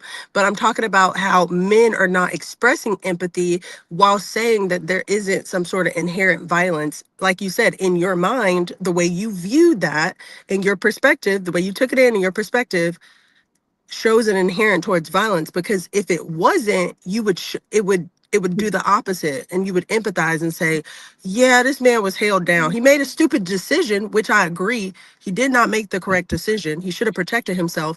But even in not doing that, he still is a victim in the situation because someone held him down and made him under the influence. So what I like to do is I like to you taking. Go ahead. No, I wasn't gonna say. So you taking two individuals' opinion and you're going to just assume all of us are violent. I didn't agree with that. I felt like he was a victim. Me too. I felt like it was. So I disagree with Viz and I disagree with Truth. So I guess, Sweeney, you said you too? You thought he was violated? Yeah, he was violated. You felt like he was a victim? Okay, so you got 2 and 2, but so you're going to sit there and put that jacket on. Well, it's obvious y'all got to be inherited violence. How about you say Viz is inherited, you inherited, and you and Truth are both inherited violent, and Sweeney and Hink is not. Why couldn't you say that, ma'am? Or maybe JR. I don't know what JR stands on it, but you don't think just put it on all of them just because the two individuals sit there said that they feel like he wasn't violated. Hold on, Danielle. Let me get Cookie in there. Go ahead, Cookie. What are your thoughts about the conversation thus far? What's your take? That man, I think he's lying about how that went. But if that is what happened, he's definitely a victim. Men can be assaulted, essayed. It's just a lot. I just don't. He doesn't seem like the. I'm not gonna say that because then it's gonna get turned. I agree with you. I agree with what you're not saying. I agree with you. Yeah. Like, are you really, sir? So, I think if that is what happened, he's a victim. Hold on. I'm struggling with trying to believe that that's what happened. Let me just I'll land there. Okay, I do want to say something because I'm gonna give my stance about it, right? So I heard everybody speak, and I kind of aligned with Viz at first, right? You know, he knew what he was doing before he laid down, and so he knew what the consequences was. So is he really a victim, right? But as I listen to Danielle, and I'm hearing Hink and Sweeney's point as well, that aligns with Danielle. When somebody has an expectation for something to happen, or they say do not do it, and then they do it, then at that point, does that make them a victim, right? It kind of makes me think a little bit further when sometimes you talk to women, and when you are assertive, some may look at it as control, and then some may not. So it's all about their perception at that point, right? So when we talk about people's feelings getting invalidated on both sides, like I'm wondering if there should be a question of like, who are we to say if they felt violated or not? So if somebody says they're violated, at what point does it cross over to the point that they were violated versus them not being violated? Like, how do we determine that? Because if that person genuinely feels this way, then should we say that they were violated? Or should we just lean on our own logic in that situation and say, well, I don't think you were violated, so you just wasn't violated? Well, I think These are the thoughts that's going through my head right now as we having this discussion. And I'm just wondering, just to kind of further the conversation a little bit and then go a little bit deeper with this. Go ahead, True. Don't you need rules of engagement in order to know what would be considered a violation? I think what you're saying is great to expand, the conversation, but that's the issue is I've only been on the male side in a sexual interaction. So I know what I'm supposed to do. And then I know what I would assume her to expect. But that is very subjective because every individual is different. That's why I spoke to how the buildup occurred. The way he explained himself seemed like this man didn't just meet this girl. He knew something about her. There was some comfort there. That's what I perceived because he built a story behind it. So I would say if I heard this and I was delineating all the facts, there's no way that I would potentially say you're a victim, sir, because you were able to assume this woman had an agenda. Well, if she had an agenda, that's like someone being told, you walk down here, I'm gonna rob you.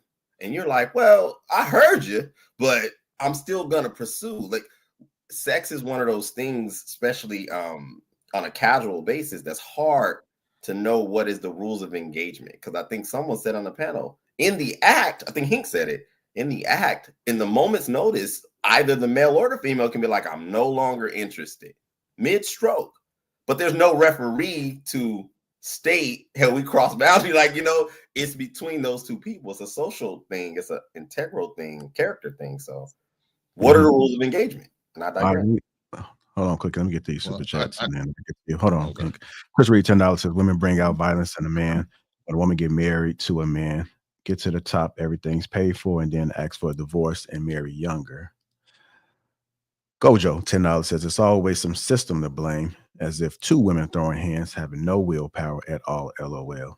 King Adams, the Brokers Dusty, $4.99 says, I got $100 that misandrists are gonna find a way to excuse the essay against this man that would never be acceptable against a woman. King Adams again, $4.99 says, he spoke the way he did because he didn't want to bash his child's mother on the internet. Abraham Lacey, $2 says, not a victim, but a trick. And we got $20 from Chris Reed says, do you know there's wives right now today that are being the R word, but by their husband, and they don't even say anything.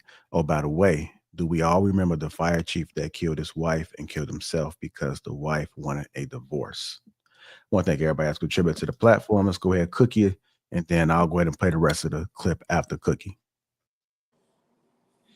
Those comments threw me off. But what I was gonna say was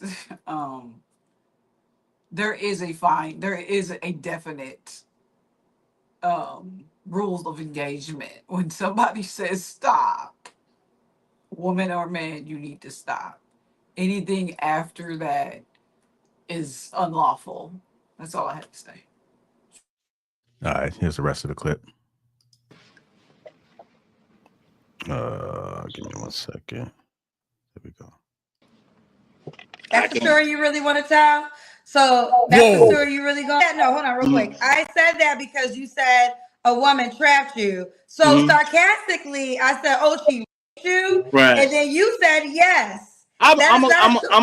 You know what? A man can never be a damsel in distress because at the end of the day, we're supposed to be masculine. We're not supposed to have feelings. But in the whole light of the situation, when we had the pre-conversation about kids, I didn't want to have kids at that time. So here's the deal. Okay, if you don't want to have kids at times, then your responsibility is A, you don't have sex with her because you don't want to have kids. B, you wear a condom to protect yourself from having kids. And then we can have the grown folks. There is a grown folks pull-out game. So my thing is, regardless of what she said, you are still a man that has to take accountability for participating in the act. Your record denied that.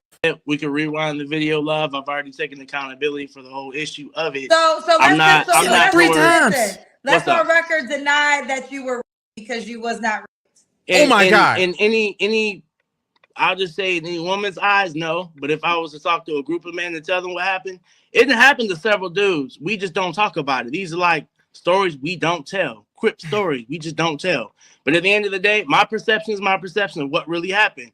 Only I and the person that had the child that up and decided to be a single mother, because a lot of times you don't understand. If there are women striving out here to be single mothers, they do not want men in the picture. And that is the thing in the black community. Hold on real quick. What's that? I'm not disagreeing with her intentions, right? Maybe her intentions were to get pregnant by you, to stay in America. There's no disagreement there. The intentions of what you're describing could very well be true. The disagreement is you claiming to have been Okay. like, that's the disagreement. Discrepancy wise, so I can give you so we can move on. I got drunk off my own supply of wine that I made, that I squished with my hands. You serve me wine, you force it down my throat, I get drunk. Now, every woman's story is if they get drunk and they get instantly the man is guilty, he goes to jail, lock away the key in the chamber of secrets. That's but true. Like I said, that was in funny America, too. realistically, that will never be the man's narrative. And Well, that's hold why on, True again. Hold on. Let me finish. That's why when I'm you not gonna said let you that. finish because I'm gonna let you finish, but I'm jumping in. Oh my because God. You are telling the wrong story. When those women are using the example of they have passed out, right? So these are women that if they were drugged, they will say that they were not even coherent in the act of sex. I wasn't coherent. No, you are coherent because you told me exactly what happened. You told me she was on top of you. You told me that I told you I was on top of her. She put her legs around me. Either way, you are telling me exactly what happened in the sexual activity. So you were not.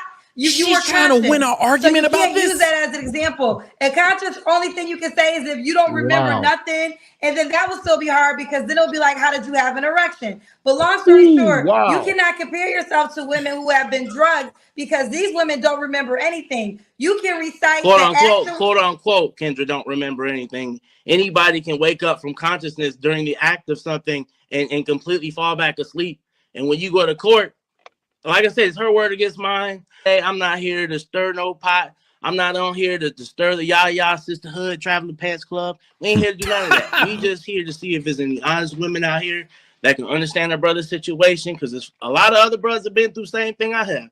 And I could be a bitter baby daddy, and I could be bashing her all over the world like most men would, but I don't have time to do that. I'm a progressive male. I done moved on with my life. She didn't got a whole nother man and is doing what she doing. So for me, we can all we can do is be adults about any situation and move past it. If we can't work what we got out, move past it. Babe, we're gonna move forward with the interview, but I'm gonna be honest with you. Only a goofy woman is gonna reach out to you. So just so when you were talking about, you gotta understand that type of woman is gonna hit you up. Any woman with any sense is gonna look at what you're saying about your ex and the child's mother and try to consider that as like, what the hell are you talking about? Right. And this is why certain words we just don't say. So jokingly, it was a joke to you. Wasn't a joke to me. I never nor laughed once about the issue. But nevertheless, you wanted to know more information about it. I have nothing to hide in this world. That's between me and God at the end of the day. Well, so I want to say this again. How I got there was because you said you were taken advantage of. That's why I said that, and then we went down this whole rabbit hole. I would have never said that if you didn't claim to have been taken advantage of. I honestly don't feel like it's neither near here nor relevant to my decision making and how I conduct myself now. That was then. That this is now. This is present day. I mean, I don't know. I don't know what more you could really want from me in that particular situation. Whether I get a goofy woman or not, I think everybody is goofy until proven not goofy. So okay, fair enough. We got Daniel. I'm gonna tell you, there's a reason why that's. I hope Corey Holcomb gets a hold of her ass, dude. She's a goddamn clown. Now look, let me say this: just because the man has a nervous laugh doesn't mean what he's saying is not true. Doesn't mean what he's saying is not true. And the fact that she interrogated that man like he was in a court case right then and there, like he was in an interrogation room right then. She would not do a woman like that if she was a victim. But she off the rip sit there and just diminish everything he said. And even, I think somebody said, well, if you know, even if he does know the woman, you know, for 20 years, doesn't mean it didn't happen. Doesn't mean it didn't happen. So yeah, that nothing about this shit ain't right, man. I hope she gets whatever backlash she gets from this shit. She deserved every bit of that smoke, man. This is terrible. I said it before, Sweeney, you fought me against. They don't give a goddamn about us. And when I say that bullshit, I mean it to the fucking bottom of my goddamn heart. They don't give a goddamn about our black asses. She was wrong. I'm shocked she said that. That was hard to watch because I don't know how I could tell like he had a problem, and I don't know how she would respond like that. I don't agree with what she said, how she did him, and there were so many opportunities for her to shut up and stop saying what she was saying, and she was doubled down on it. So hopefully women and men hold her accountable for what she did, because you shouldn't talk to nobody like that. And Yeah, I thought I kind of could violent. tell he was being playful at the beginning, but I know sometimes I know sometimes people react a certain way when they talk about certain things. It's like a coping mechanism. So it did make me think, okay, he could be making this up, but even if he is making it up, the way he doubled down on it, it's like it would make more sense for her to just stop talking about it than to say he could only be around goofy women. Or just everything she said was crazy. I don't have no excuse for that. That's crazy. Yeah, it seemed kind of violent. Oh my God. That was, I'm not gonna lie, that was violent. That felt like it was some stuff she said that hit my core. Why it did feel violent. I'm not gonna argue against that. That was definitely salacious to do to somebody on a TV broad, whatever she had. That was fucked up to do, and it wasn't physically violent, but it felt violent for her to treat him that way. You see how people can be honest about certain situations and not take offense to it. Let's all try that. If y'all notice, there's a reason why her video was taken, why she took the video down. There's a reason for it. It's because the way that she spoke to him. You say that to any woman who comes up and says they were a victim of something, it's hell and high water. What she said to him, oh well, your thing wouldn't have got hard if you like you're not a victim because you was hard. You're not a victim. And even when she was talking about the whole drinking thing, and she said, no, these women were saying that they were passed out. No, they say they blacked out. In other words, they don't remember what happened the night before. And you know how, and a guy can say, oh no, she was participating. And she said, I don't remember. And then another thing that she said, oh, you're not a victim because you remember everything that happened to you. If like we know from experience that if a man came to a woman and told her, hey, no, ain't no way you blacked out because ain't no way you don't remember you are a victim, and that you because you remember everything that happened to you. So because you remember everything that happened to you, you can't possibly be a victim. You had to have been a willing participant. I would say the question is what make, like, somebody comes up, all right, if you walk the conversation down, right? He says I was taken advantage of. He was like, yeah, you know how these women are. They try to take advantage of you. She said, oh, so you're saying that you were great. And what he was trying to do, what he was saying was, to most people, I guess if you look at society, I can't say that I was. He even said, he was like, technically, I can't say that I was because most people wouldn't take it serious. That's what he was trying to say. But he was trying to move on. He was like, yeah, either way, let's just move on. No, then she tried to interrogate him because at that point, she didn't see him as a victim. And so she started interrogating him and pushing and pushing and pushing. And what she was basically trying to do was get him to admit, you were not great. Tell the world that you weren't great. And that's wrong. Nobody, if a woman came up here, whether we believe her or not, you don't do that to someone.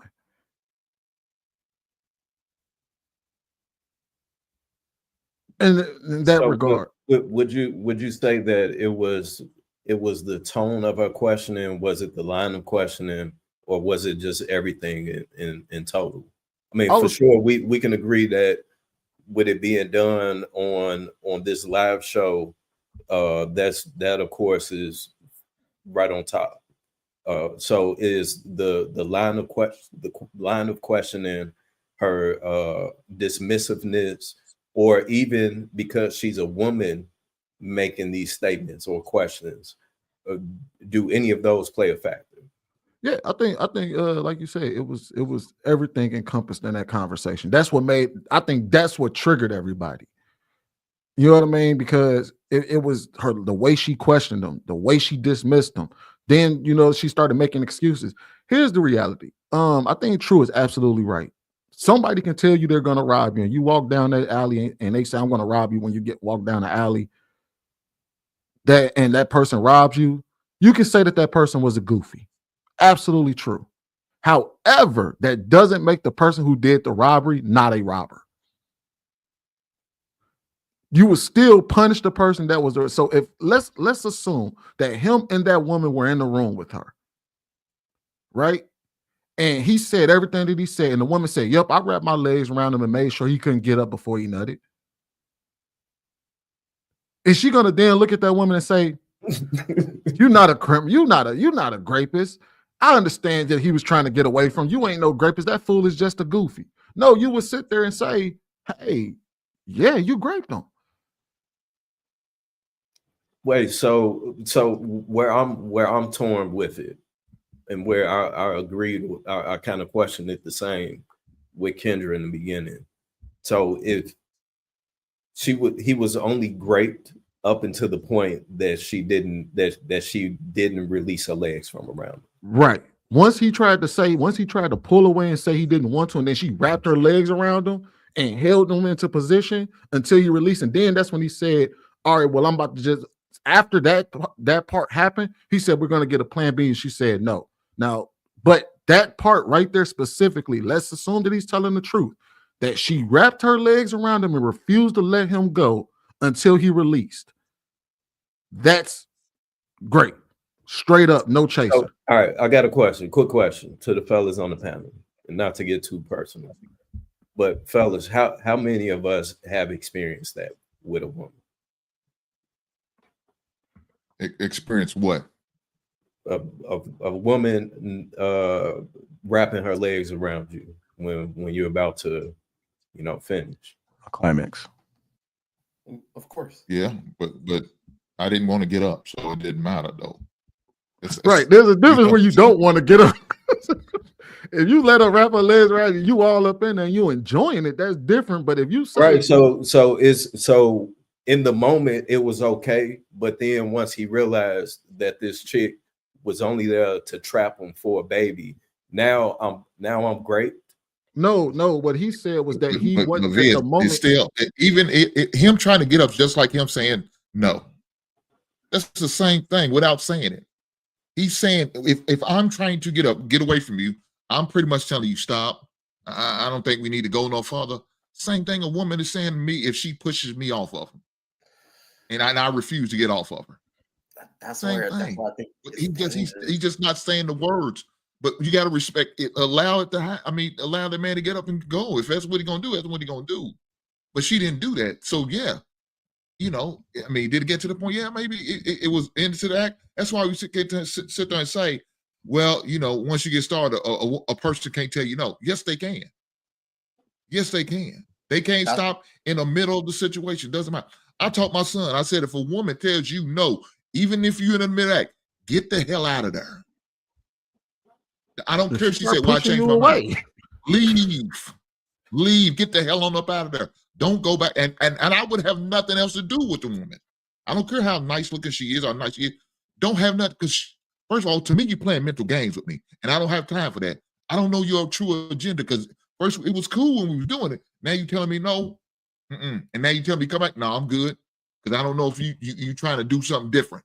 And I'm not trying to get caught up. So I would never tell no man to stay in that situation. If he wanted to get up, she should have let that man get up and go on about his business, regardless of what the situation was.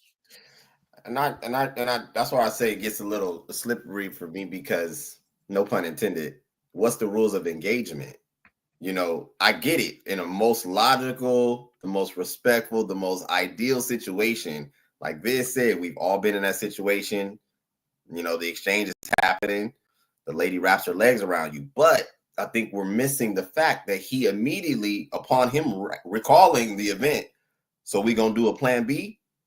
So he acted on what was occurring, which I don't know if I can put myself in a frame of mind that he was victim, like he was a victim in the exchange from her to him.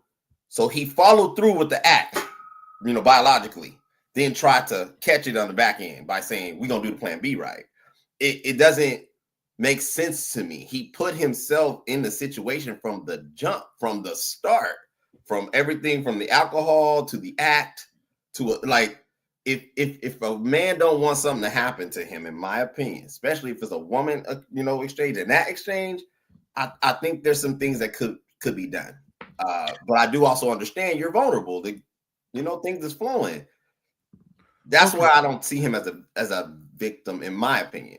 Well, to kind of paint the picture, right? So when a man is climaxing, I guess No at that more point, pain, bro. like at that point, he probably at his weakest part, right? If he's about to climb back to get up, and then them legs clamp down on you, then it's too late. So I'm wondering if after the act, he accepted accountability, he put himself in the situation, and then the only result at this point might be a plan B, because now it already happened. So I'm wondering if it's one of those things, because, and I get what y'all saying, because I agree. Don't put yourself in a situation because it's risky and there's a possibility. But I'm thinking when it's flipped, when it's the other way around, like Hink said, if a man does it, because I'm pretty sure that if you have been active out here, you've been in a situation where you may start something, you may get somewhere, never got the chance to climax because she said, I can't do this, I don't want to do this. But if you would have remained inside, then how would they be looked at?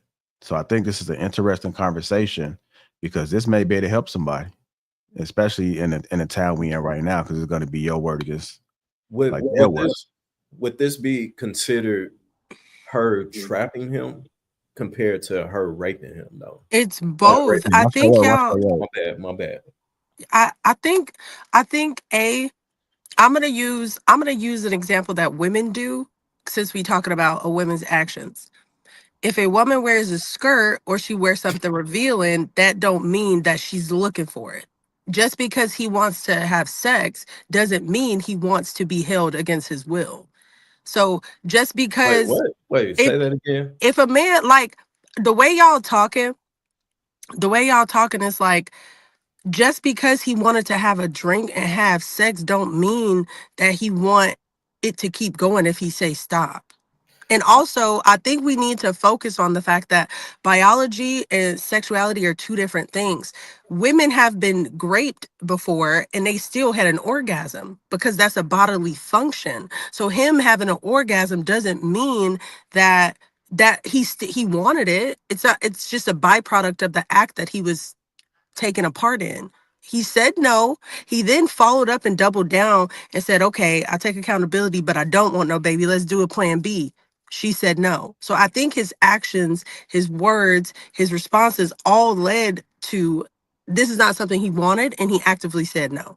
If we were to choose to believe the story, it's very clear, cut and dry that he said no. He tried to stop. She held him down. She got him drunk on purpose. So like, what are we talking about here? I don't know about the drunk on purpose now. Now I do. He did. I don't know if she did that, but that's what he said. He said that she got him drunk. I know what he said about that, but in order for that to be forcefully, he had to be probably laying down, chained down with a funnel on top of his mouth, and she just pouring liquor down. Exactly. I agree, but it's still intimidation tactics. I've been around men too. Like, take a shot, take a shot. Now, if she took advantage of him while he was under influence, that's a different discussion. But as far as him partaking with the alcohol, I mean, sometimes it just creep up on you. Now, that's what I'm trying to say. If she was just putting a cup to her mouth and she wasn't really taking no sips while he just throwing it back, and she had a plan, then we can kind of discuss it. These are all vital details that we would need to know. That's what I'm trying to say. Like, I've been in situations with men too, And I've been in situations with men too where you could tell they trying to get you drunk, so you don't take the shot, or you taking a sip, or like, let's get lit. There's intimidation tactics. I'm not saying he fell for him, but I'm saying there's ways that women can manipulate men into drinking more. I would Is say, that peer pressure or is that intimidation? Sound like more like peer pressure. I think if I interchangeably switch it out for manipulation. There's ways that women can coerce a man to do something depending on do the. that. Only if you want to take Those are mean two different things. well, I would say this is where, all right, let's look at Intimidation it. compared to peer pressure, that's two different things, man. Intimidation. If I'm alone, I'm not even gonna bring it up because I don't like when y'all do that. Every time we talking about men, y'all bring up women, so I'm gonna keep on topic. You already did it once already, and I smacked my head. I gave you a slap on the hand for that, man. And I took my hand back. Anyways, anyways, I will say that I think there's ways for women to encourage and manipulate a man into drink, especially sometimes when women are trying to like set a man up or take his money or take his jewelry or get him to swipe his card more. There's ways that I'm not saying it's going to be violent, but there's manipulation tactics that could be done to get a certain result from a man. Is what I'm saying. Let's take the word like intimidation or coercion out of it, right? Let's just look at the person's intent. If a man intentionally gets a girl drunk under the guise of just trying to have sex with her, there will be a problem legally for him.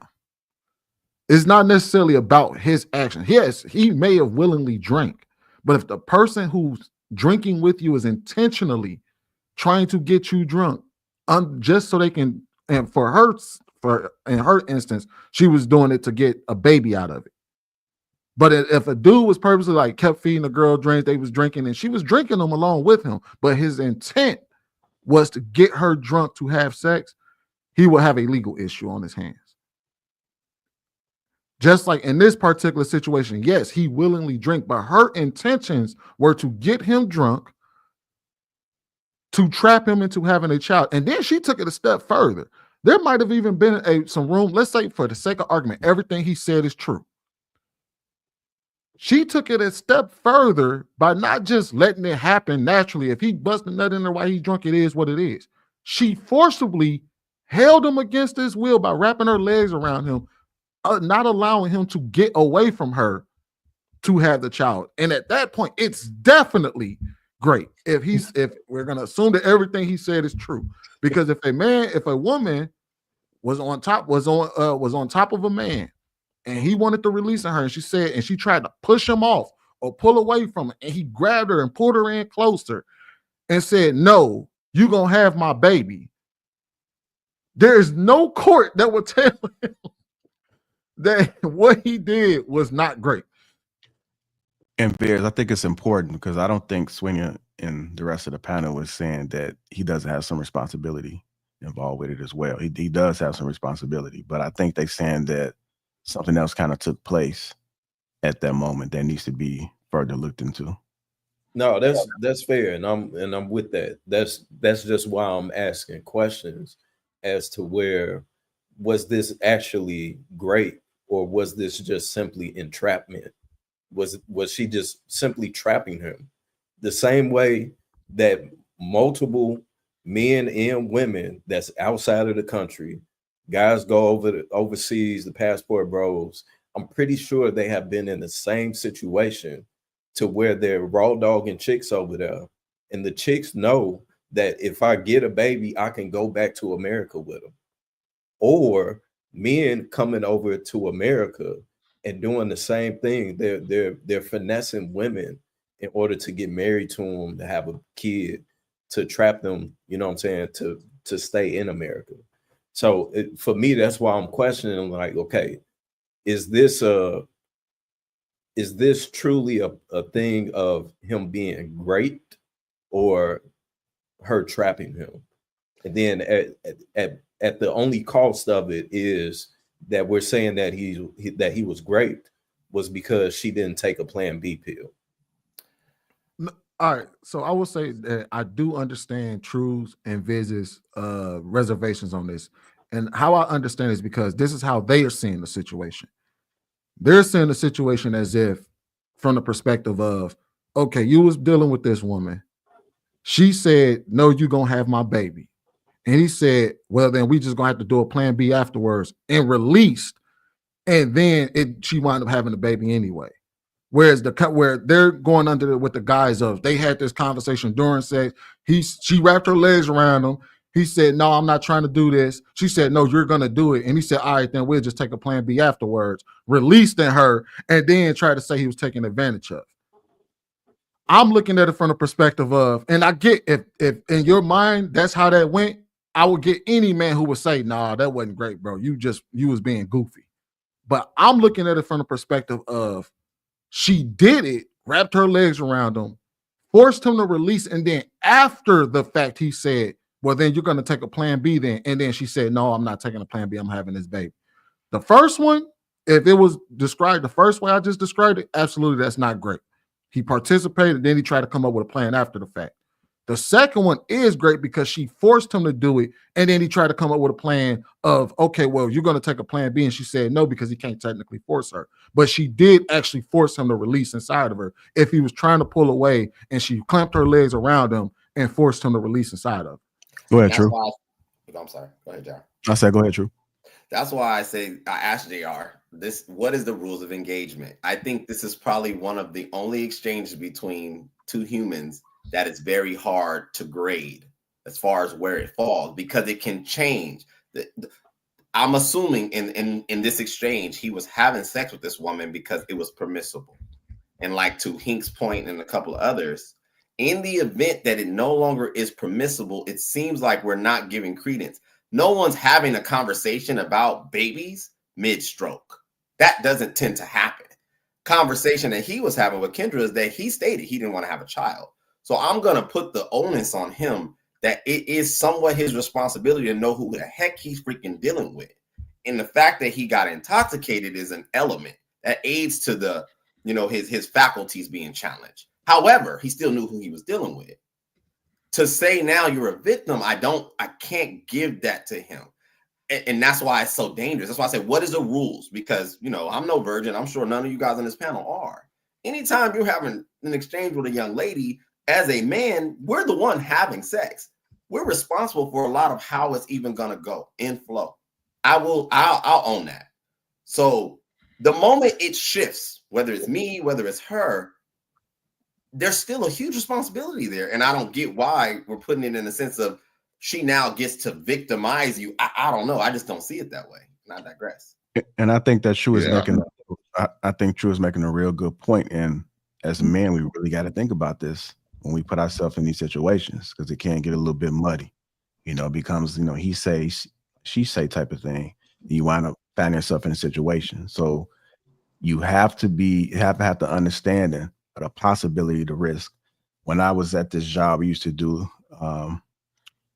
like an assessment, right? And so it was these sheets that we had where we had to identify all the risk, all the issues, any type of hazards where we can get injured before we started a task. You almost have to do that when it comes to the people that you're dealing with as well. You have to do an assessment and understand like the potential risk that you can find yourself in. And when you sign off on it saying, I acknowledge these things, then if something happens, you were aware of the risk, like the pinch points, like the pressure releases, slipping, like the potential things like moving, everything. Like you are aware of that these things can occur during this act. Go ahead. Who was trying to talk? But baby talk does happen mid-stroke. I just want to say that. Right on. Sometimes you do talk about it. Okay. All right. I think we all can agree. The dude was wrong for not wearing a condom. Look, he was worried about a baby. He should have worried about them STDs that could have lasted way longer than that child could have. I mean, that's what he should have been concerned about, but that wasn't. He was worried about a baby. So it is what it is. But once the man was trying to attempt to get up, that's when, to me, in my opinion, that's when it became the R word. That's when the violation occurred. Go ahead, Cookie. We're gonna go to Cookie, and I got to move on to this last one. Go ahead, Cookie. After throwing up a little bit in my mouth and being nauseous for the last 20, 30 minutes, because I'm very visual, I think that we can agree to disagree, because I understand both sides. I understand exactly what Viz is talking about and the guys, and I understand the victim side of it. And without all of the facts, because he could have easily mid stroke been like, I don't want no baby. He kept going, and then go get this plan B, bitch. And she was like, no, I'm not going to get the plan B. You want to raise my baby now. Oh, I'm a victim. Could have been that. Or it could have been, oh, I'm out of shape. I can't do a push up. I can't get up out this. She'd have wrapped the legs around me. Now I'm raped. So either way, I think we both right. Either because I'm calling cap on how it happened, but if that is in fact how it happened, it was either one of those ways. If it was the latter of the two, I agree with Viz. If it was any other way, I believe with the people that are saying he's great. But I don't have enough information to come to a consensus. Yeah.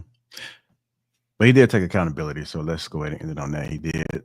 He wasn't trying to go down there. He wasn't trying to have a pity party. He took accountability, but he just got questioned. That's all.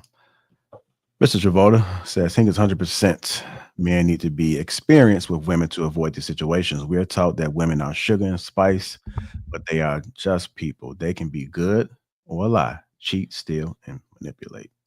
Go, Joe. $10 says, didn't say she got him drunk with a question mark. Mr. Voter again says, guys never believe a woman when she says she's on birth control and or will take the plan B. Protect your seeds. They be lying.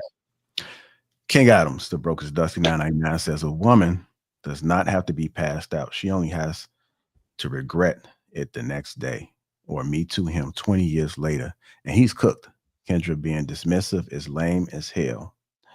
Successful MD, $2 says, her show is full of sad baby mamas. She's a clown. Mr. Walker says, exactly, Hink. Salute to the panel. Abraham Lacey, $2 says, imagine if KS was talking to him. Then what? RBN, through the fire, $10 says, I spoke with him on the phone yesterday, and this dude is solid. And he is shocked that he's the poster child for how much black women hate black men. Kendra is one wicked B. King Adams, the brokest, again, 999. No black man should be calling in to support her show. ATP, but many are gonna dismiss this gross act just like Viz and True did. This was just too egregious and disgusting. RBN, again, $5 says, let's not act like we don't understand how strong a woman leg lock game is. Mr. Voter, again, says, in some countries, if the man secretly takes off the condom during the act, it's considered as a, this is the same thing, but the law sees it differently. Mr. Travoto again says, true, you're wrong in your argument. If you swap a man for a woman, would you consider her a victim? See how that logic breaks down? RBN again, $5 says, true, and is basically saying, no matter what a woman do to you, it's your fault. Damn, this is some dirty work. I want to thank everybody that has contributed. That lack of accountability is crazy. Thank you, guys. That's crazy. Hit the like button. Also, make sure you subscribe to the channel. Can I address the one of the super chats? So yeah, 50 seconds. He tried to end the show, man. Come on, man. No, real quick, because I think this is the reason why I'm kind of questioning the whole thing. So just how he pointed out that if a woman wanted to say 10 days later, a month later, that this wasn't of consent, and is at what point if we validate one, then we have to validate the other. And in both cases, in my opinion, that takes away accountability. So if this woman laid up with this guy, willingly had unprotected sex with him, and she realizes that the nigga ain't shit. He don't want to be with her. So now she goes to the police department and say, oh, he raped me. In this situation, if this man willingly went into this woman raw, had unprotected sex with her while he was drunk, and Mia stroke when he about to, oh, you gonna get on plan B? And then after all of that, say that she raped him. Like, that's like, to me, that just sounds crazy. And that takes away accountability of where we have to hold both sides accountable. Because that's all that I'm saying is, let's hold these people accountable for what it is that they're doing. Because if we don't, then that's when we get into this gray area of where everything is going to be a toss up damn near. All right, shout out to Viz, man. He won't get the So, last Viz, you word. realize you're victim shaming. You realize that, right? You're victim shaming right now. That's exactly what you're doing, and that's what they got laws against. I'm just saying, bro. Right on. All right, let's go ahead and keep it moving, man. So we got Dr. Umar up next. Yeah, his daughter came out and said she got some issues with him. So here we go. So I just wanted to come on here with a small, short announcement. I just want to start this video off by saying I'm not trying to get clout. I literally just want to have a conversation with my father. My biological father is Dr. Umar. He has another daughter. I tried to contact him about, getting to know my sister on my dad's side. I asked him if he knows her or if he has her number. He ignored me and never responded. I'm 22 years old now. My dad has never been to anything important, no graduation, no birthday parties, nothing. He has not been in my life. Again, I'm not making this video to bash him. I'm making this video to state facts. Okay? You can't get on Instagram and get on social media and portray to be an activist and talk about how black kings need to be with black women, but you're not even in your black woman's daughter's life. It doesn't make sense. You're being a hypocrite. And it's frustrating because I reached out to you. I reached out to you. I shouldn't have had to do that. I'm your daughter.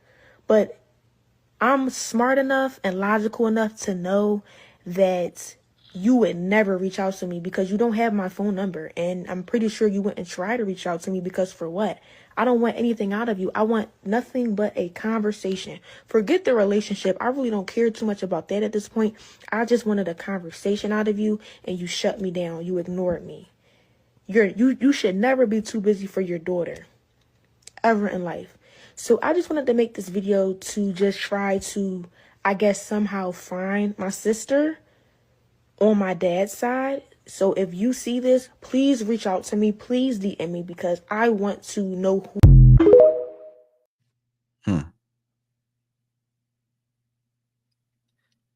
Does she have any receipts?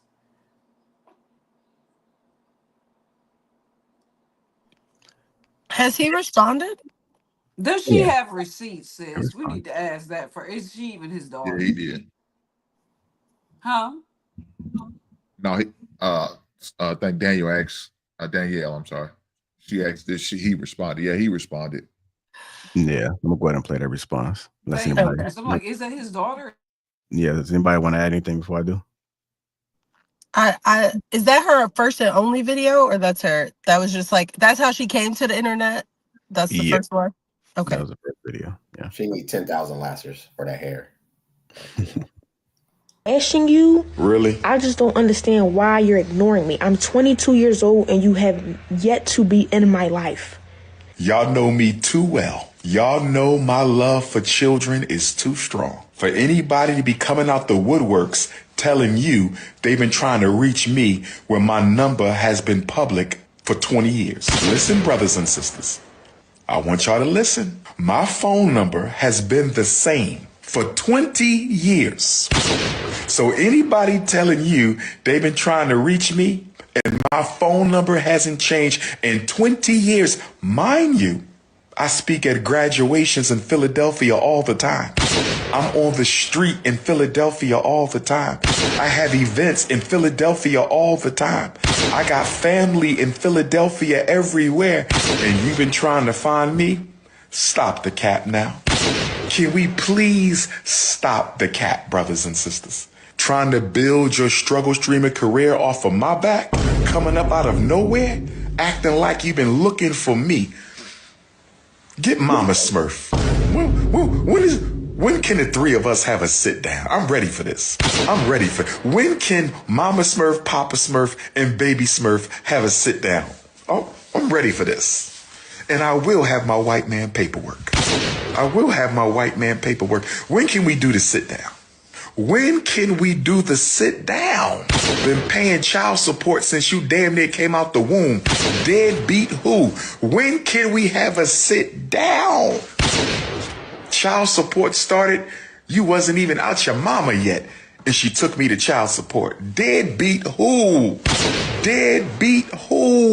Child custody file this thick. What are we talking about? Where is Mama Smurf? What is your mama's Instagram? We want to ask her some questions. Where's your mama's face? Where is the mother? And none of y'all asking no questions. Lord have mercy. This is how you know that this is not about the truth. If his number hasn't changed in 20 years, why haven't you called for an in-person conversation?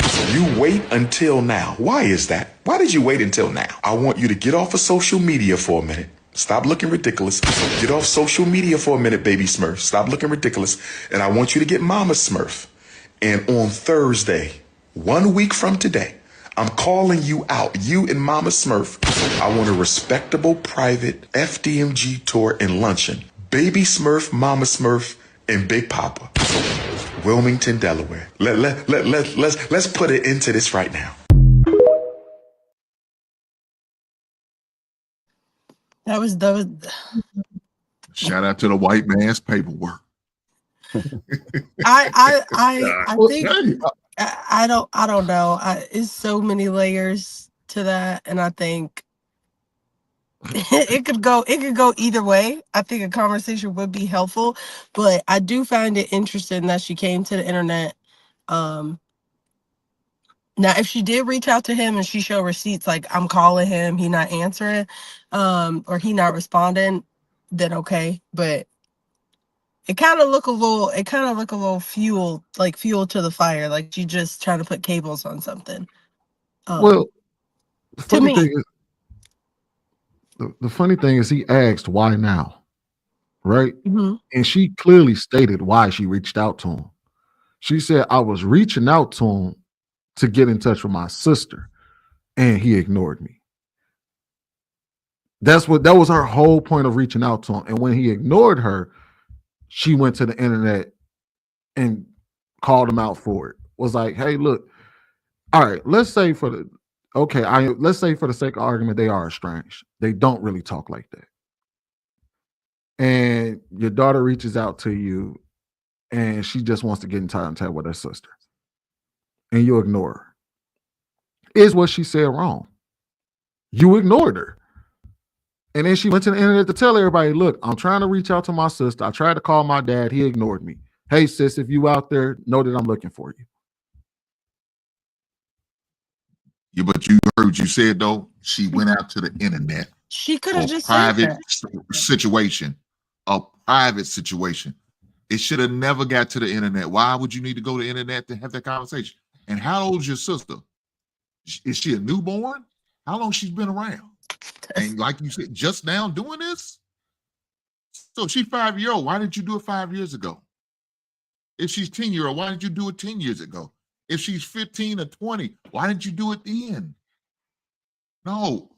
Again, I think she used this opportunity, like he sit there and said, to create some clout for herself. Yeah, I think she's wrong.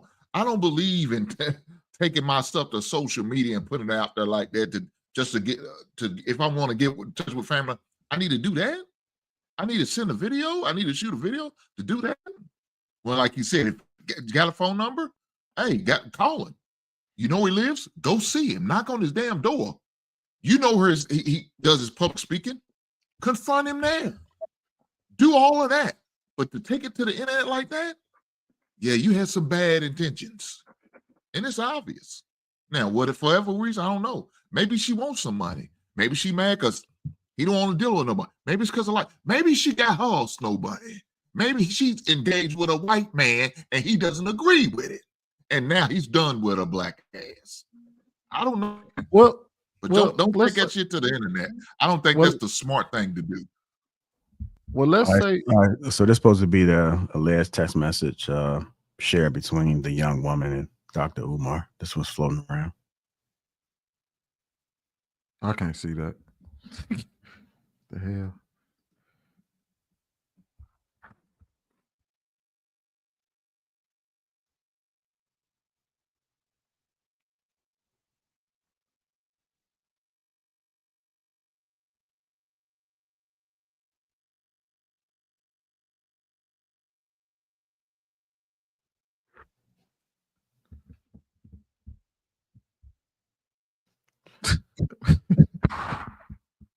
I mean, I get what you're saying, Hank. That why would she take it to the internet? But it worked, didn't it? It got his attention. If she was trying to get in contact with her sister and he wasn't responding, and she took it to the internet, that's when he decided to respond. Now, I don't know, man. This is weird all the way around because See, this is between this part of the problem. Us as black people, we don't give a goddamn about our image. We don't give a damn about it. You could tell by some of the shows we take. Them men who created them shows to have them women fighting on her. Shame on these men for doing that shit. We don't care about image. You know, we go out and make these songs and do these things. We don't care about image. We don't care at all. So this is another example of an individuals who don't care about the image of a father trying to do whatever he does. Now, I don't agree with everything that man does or say. But at the same time, certain things you don't have to be put out there in the streets. Just because you have the result, don't it's okay for you to do that. Everything about that sloppy, man. Everything about that sloppy. I wonder why she ain't. Did she ever say how old the sister was, or maybe off camera y'all know how old the sister is? I know she's 18, but no, sister she's 22. 18? She's No, she's 22. 22. I don't know how old the sister is. Because I feel like So sometimes supposedly she's the oldest. Supposedly she's the oldest.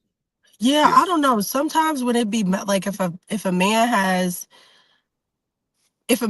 like two baby mamas, right? And he have two different kids, sometimes the mom don't want that kid around the other kid. It's not always like, I don't know how old the other daughter is, so it's like I don't even know if a relationship would be open to that. But I do want to say I don't believe it's her responsibility to reach out to her father.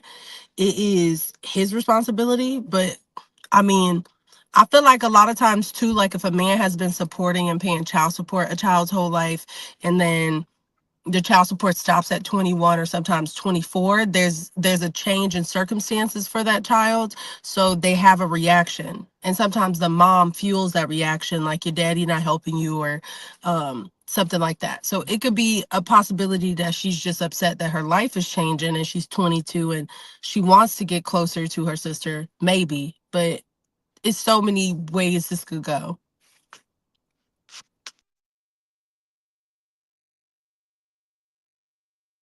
Yeah. You think about it, True?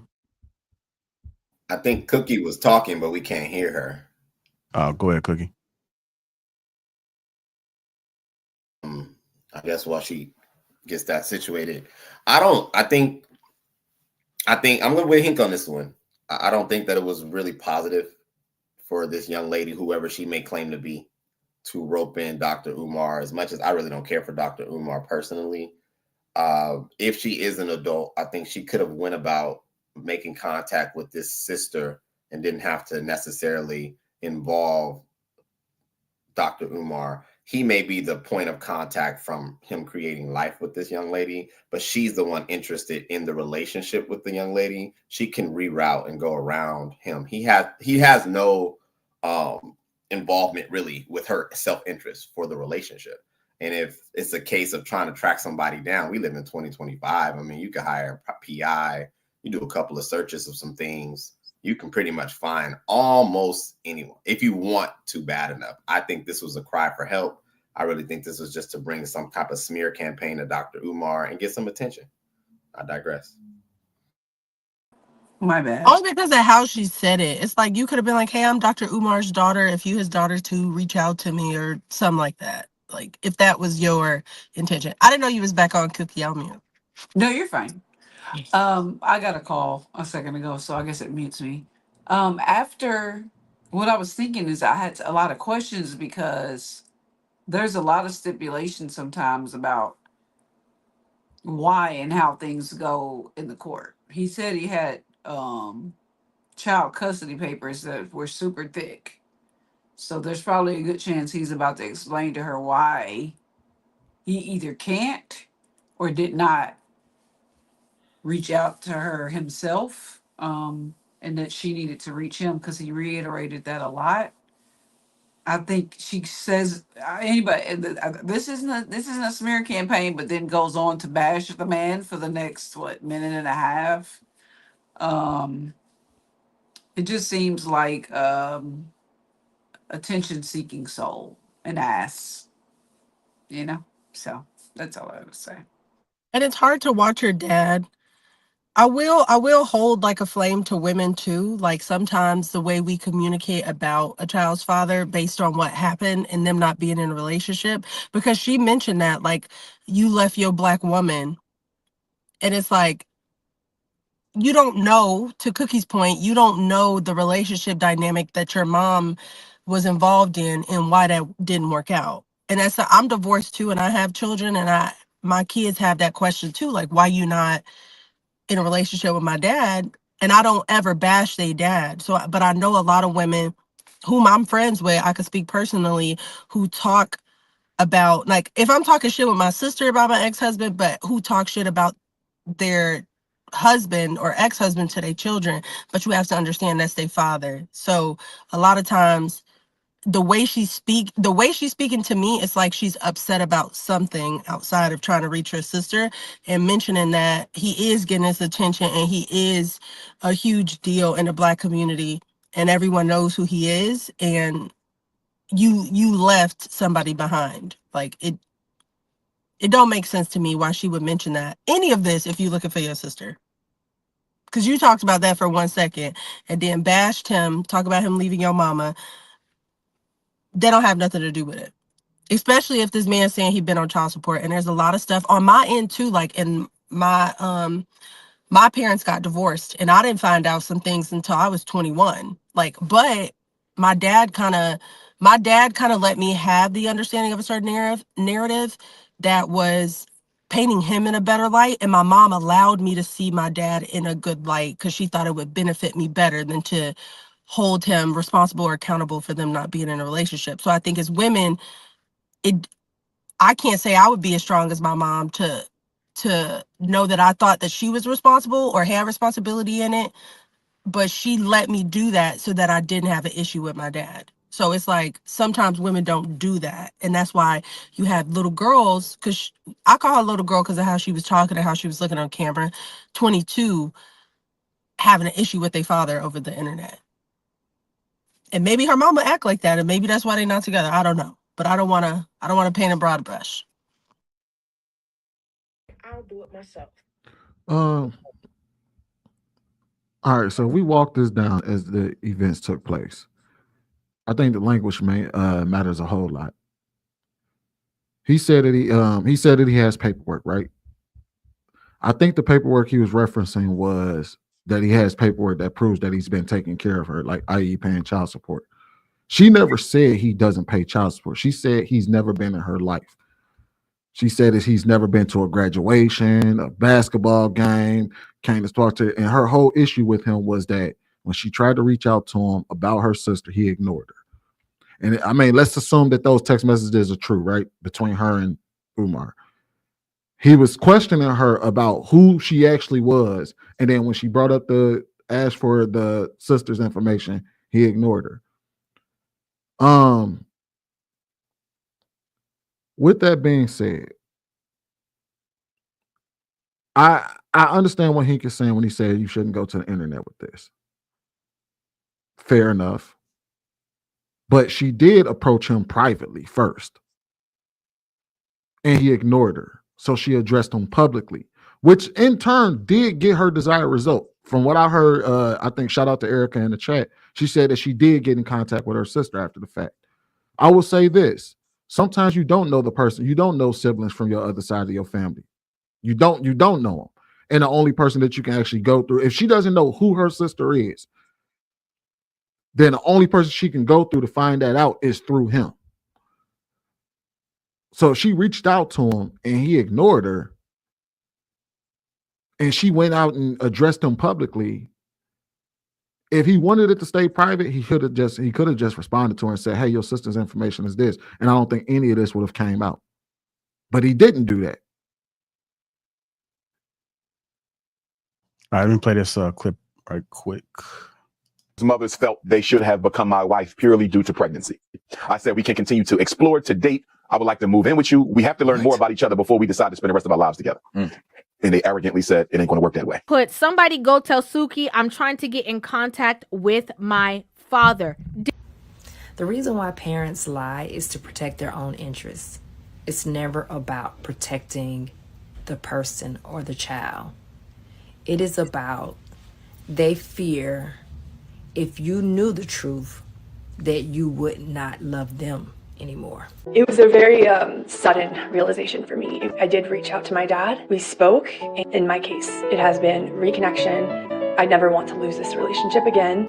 I will do anything to keep this relationship. You wanted to have a relationship with your sister. You wanted Dr. Umar to admit that he was your father. Both happened. And now you still on Instagram crashing out against your family. So what you going to say after this? You said that this is my dad and then you blasted him in the world. What are your questions going to be? Like, think about it. You've been talking about this man recklessly for 2 days, and now you saying he's the deadbeat. You said he's the deadbeat, and that you have been trying to go. It's my life. You want to shut the up when I'm talking? Are you cool?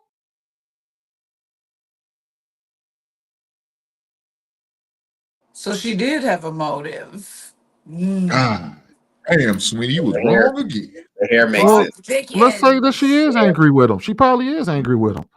If you didn't just see that goddamn video, that she's angry she with is him. Yeah. angry with him. Who wouldn't be?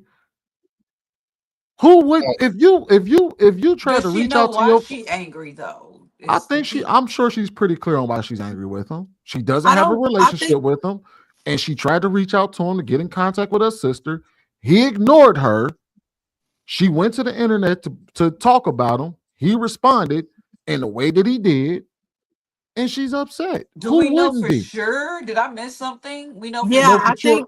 I think we're missing the fact that she's using her sister as an opportunity to express that anger. Yeah. That's what I'm saying. Maybe she's not pure in her intention. Nope. And when you angry at that's what I'm talking about. And this is me as a woman holding women accountable. She's not pure in her intention, and she is angry at her father, and some of that anger might be regressed. And I've heard Dr. Umar talk about the women in his life. And I've heard him talk about that he had daughters too before. I never Googled it, but I have heard him acknowledge that he do have daughters, and that the reason he didn't marry the mother of his children, and the reasons why he didn't think that was the best idea, because he felt the women felt obligated to a ring because there was a baby. But I will say that woman, that the little girl used her sister as an opportunity to express her anger. And I think we're avoiding seeing that, because if you wanted to see your sister, you wouldn't have talked shit about your dad. You could have just said, hey, Dr. Umar, my dad. Same way people get on there when they lost their mom and they adopted her. Hey, this is where I'm from. This is the location. If you have any whereabouts or you know a person, DM me. But no, you upset at your daddy, so you showing that anger, and you knew this was an opportunity for you to be able to get the validation in that Wait, anger. that was her mama she was talking to? No, I don't know. I don't know. I don't know. I didn't see that. Somebody said that she was cursing out her mama. That was her mama? It could be. So maybe this is why he ignored the calls. See, we didn't see all the text messages. We seen a certain section of the text message. So maybe he said, look, I'm not going to go back and forth with you. I'm not going to sit there and go back and forth with you via text. If you want to have a conversation, Let's sit down and have a civil conversation. But we seen the Hyde, you know, that Jocko Jekyll and Mr. Hyde. We seen Mr. Hyde come out the way she acted and responded when somebody was really pressing her ass in that IG live. She didn't like it. She felt some type of way. So please believe you me, she has all this 21 years of frustrated anger. You don't think she probably talked reckless to her goddamn daddy? Yeah, I'm probably sure she did. She's got it in her. I don't think that I'll say this is how I see it. I heard what Sweeney said, but I think that based on her delivery, there was no relationship. Biologically, he birthed this girl, but there has not been a relationship nurtured. He doesn't owe her that based on, I believe, the time. She said he didn't go to birthday parties, graduations, and so on. So to arrive now at this stage in life, if she's 22 years old, she's been a legal adult for 4 years, to now have hard expectations that he's now supposed to lean in and activate this fatherly role just because you make a request, I don't think that that's fair. And I think I see a lot of times in our community, we do that. There was gaps. They were talking about years. For whatever reason, we're all speculating because we don't have the information. But to have the expectation of the child to just assume that now I need to ignite his fatherly duties or whichever because I've requested just off the strength that he's my dad, I don't know if I could give her that. And I Have a relationship with your sister. You wanted Dr. Umar to admit that he was your father. Both happened. And now you still on Instagram crashing out against your family. So what you going to say after this? You said that this is my dad and then you blasted him in the world. What are your questions going to be?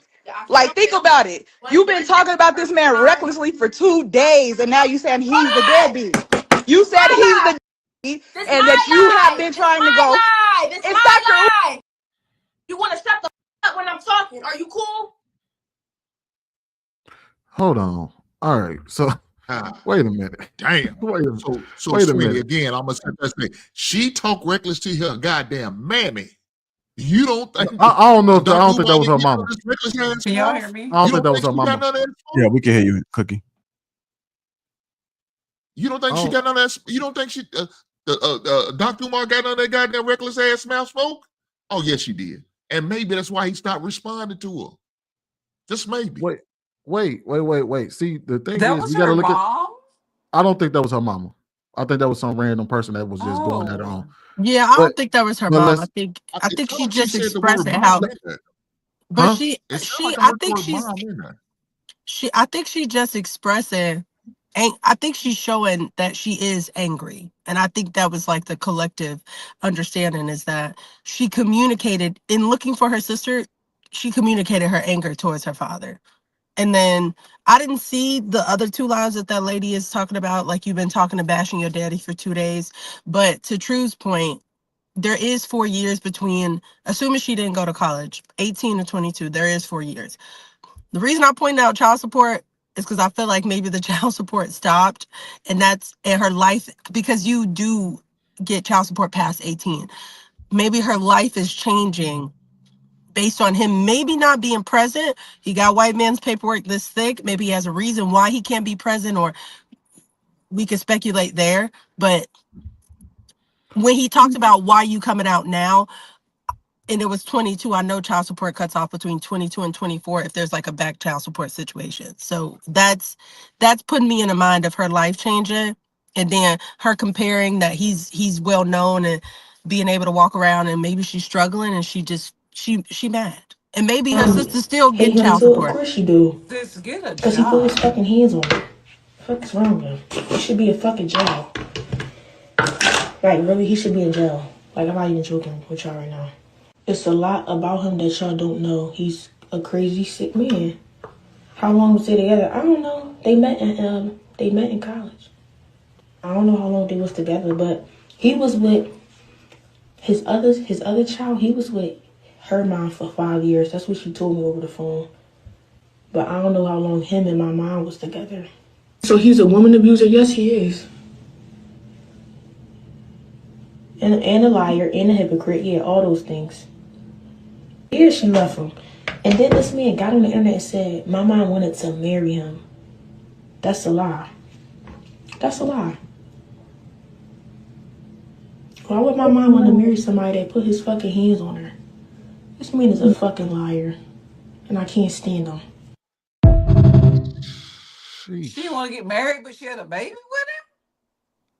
I'm not trying to blame the mom in it, but what I do want to say is like when people do that and they make blanketed statements like that, if you're going to go live, such as how she did in that TikTok video, then you need to express those details. Because if he is an abuser, the way you talk and you had an opportunity to express how that abuse happened. You just can't say, and it's not me riding Dr. Umar D or none. I'm just saying, as a woman with sons, brothers, and fathers, if somebody did something to your mother, you should say what they did, and that makes it more valid. Not he a abuser, he a liar, he's sick, I can't stand him. Because then that makes it seem like you saying that out of anger. Unless Now, there's a video where she expressed an example, I think it's dangerous to make those comments about a man. yeah, I understood her frustration and everything with not getting in contact with him. But here's the thing: I always tell people this: I trust what you said first, not what comes out afterwards. So for her to come out after all of this and then start to, that's a very big accusation to say that he's an abuser. Deadbeat, okay, that's at least your perspective as a child. To come out now because y'all are going back and forth and then to throw that out there after the fact, because you could have came out and said that in your first video and said, hey, look, I was trying to reach out to him because I was trying to get in contact with my sister. He's yada yada yada. He's abusive. He's this. Okay, maybe I can take your word for it. But you didn't say that first. You just said you was trying to contact your sister and he was a deadbeat and he didn't want to talk to you. To throw out that accusation is dead wrong. Unless he Sweeney, actually are you did. changing your stance now? Are you changing your stance? Are you gonna do like you did Thursday, ride us to the No, end? I'm gonna say this. If I look at the pattern of what went down, Okay, right? I got you. Hold on. Hey, let me march it down. If I'm looking at the pattern, I don't think her initial thing was to actually just to go out her way to attack him. I don't think that's what happened. I do inherently believe she tried to reach out to him because she tried to get in contact with her sister. He ignored her. She got pissed. A lot of emotions arose because he'd never been in her life. So she decided to go out and blast him online. And then he responded. And now she's responding. And now, like, I see, like, I don't deny that she's angry with him. I think that was I believe that's what happened. She tried to reach out to him about her sister. She was probably already upset when that he was never in her life. But when she tried to reach out to him about her sister, it pissed her off even more because he ignored her. Then she blasted him online, and then he said some shit about her, called her a struggle streamer, said that, and basically, I think damn near referenced her in the third person and dismissed her, even out in the open. And now you have this fight between a father and his daughter out for all of us to see. I don't agree with her calling him abuser. I believe you should have proof of that. Or at least let that be your mama's story to tell, not yours. Yeah, we are watching like a father and daughter argue. And she's 22, so it's a different argument. But me personally, my ex-husband has another child. If his other child was acting like that, screaming, yelling, and all, I wouldn't even want you around my child because you are being, my daughter is going to look at you like a sister, which you are, and I don't want her developing those habits. So I think sometimes we miss the nuance in having separate baby mamas or baby daddies and realizing that child is going to grow up with two understandings and then they're going to have to come around each other, and we don't know what that's going to look like. So maybe it's a reason she calling asking for her sister, and he like, no. Maybe he don't want the other one acting like that. Maybe he feel like because if he had a relationship for 5 years with the woman and they had a child, it might be different than if he had a baby with a person who just had a baby, and then that person felt, that same anger and hurt that her daughter's feeling. So it's like sometimes you don't, and I know people gonna have a problem with that, but sometimes you don't want siblings around each other in their formative years because that sibling has a different upbringing. And I think that's okay. People don't, but I think that's okay. Me up for interviews. Y'all gonna have to come out So- your fucking pockets because I'm not doing shit for free. 3,500 to 10K is my range. Y'all Oh, pay Dr. fuck. Umar thousands of dollars to get the fuck on there and talk. Y'all gonna pay me the same shit. Oh, wow. I just hit 5K on Instagram. The Dr. Umar video was over 200K. I posted 3 videos regarding him. They all hit over 100K in 24 hours. God. Oh. And this is where And then at that point, because shit is weird. at that And point, I'm not F going to this be a chick. part of this whole debacle. So this will be my final video on the Dr. Umar biological daughter deadbeat allegations. I'm not going to be a part of this because it's looking real fishy. I told y'all yesterday that I felt like the way Dr. Umar was responding, because he was making it out to be a joke, I felt like it was maybe for clicks and views, and the things that is coming out of his alleged daughter, it appears that this is a money grab, and I can't be a part of those shenanigans. So let's get into the latest. Again, this is my final video. So she posted a video where she alleged, this is from Dr. Umar Johnson, where he is saying that he is disappointed in her online behavior, and he wants to have lunch with her and her mother, and he wants her to text the location. This is what she had to say. For lunch? You're a fraud. You're a hypocrite. You are everything that you say that you aren't. And you got on live responding to me, talking about some struggle stream and talking about some, oh, I'm known in North Philly. If y'all needed to find me, y'all could have found me. Why the what do I have to find you for, sir? When you're my dad. Right? Like, now you want to have a talk because I outed you. All right, players, black people, we got to do better. She said that she wanted to hold black men accountable, but in my opinion, her conduct, on that live stream, it just, maybe, she does sound like she has a lot of hurt in her, so I'm going to play devil's advocate and say maybe she's just like through with even trying to build a relationship with Dr. Umar and just want to get what she can get out the situation. Maybe that's what it is, but this is a broader conversation that needed to be had about people conducting themselves one way online and being another way in real life. And this was an opportunity to have that conversation, but I feel like she squandered it with her behavior on live. Now, she did say she gonna do an interview with Tasha K. I'm not paying to watch it, but hey, it is what it is. Y'all put it in the comments. It's Double D Muff for the Black Unity. Oh my God! I called it. I told y'all earlier. I hold women accountable. I called it, and I was like, I could tell just off of how she was speaking that it was not about her sister and that she was manipulating the situation. Now, if my dad was a fraud and he gave me an opportunity to expose his fraudulent behavior, I would have taken it. But that wasn't the goal, because if you sit down with a man long enough, his real self is going to come out, regardless if you Dr. Umar or not. So she could have sat down for an interview and exposed that. But you did this for money, and you used your dad and your sister as a tool to get streams and views. And it was clear from the first video. If y'all go play the first video after watching all of those videos, it's clear that that's what she was doing in the first place. Oh, this is. Well, I said that. I think Sweeney was trying to still hold faith. Sweeney was trying to still hold faith that no, that wasn't the case. I was trying. Just like he did. I tried, bro. But God damn. You gotta listen to women who know.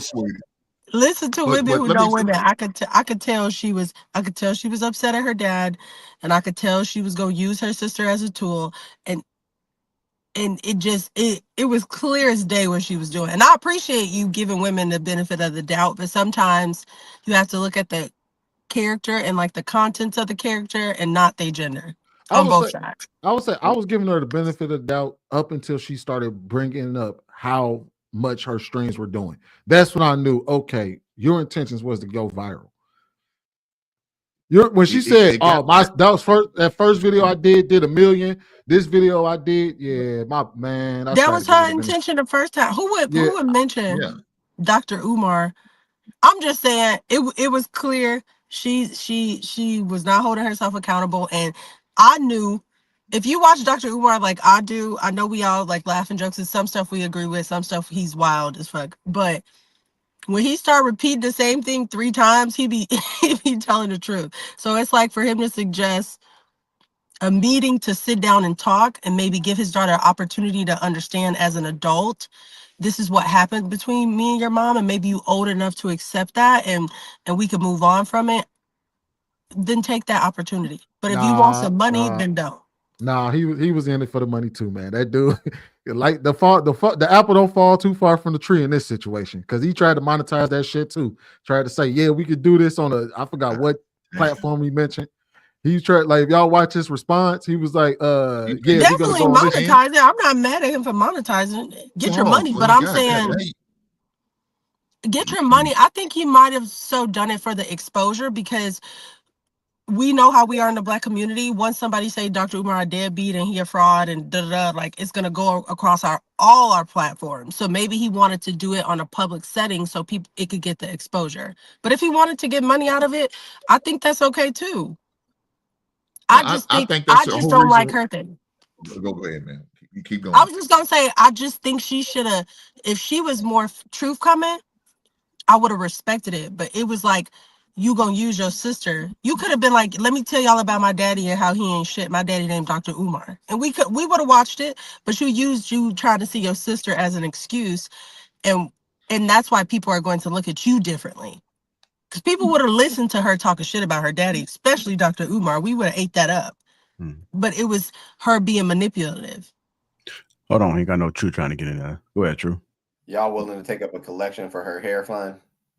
Like, straight up. I mean, I got 5 on it because it aligns. It makes sense now. I'm like, Sweeney, I appreciate you, my brother. You know, holding true to, but yeah, she a bad. I tried, bro. What's wrong with her hair? Why y'all talk about her hair? I don't get it. Jesus Christ. Do you notice the double standards in this situation? Do you notice that you kept talking and talking, and then when I try to talk, you started cutting me. I let you talk. I stand down. See the double standards? As men, we can accept that. Right on. We understand that. But in this situation right here, look, the whole reason why she brought up the sister thing, because the deadbeat thing, because we know that's gonna be the attention grabber. Right then and there was the attention grabber when she talked about that shit.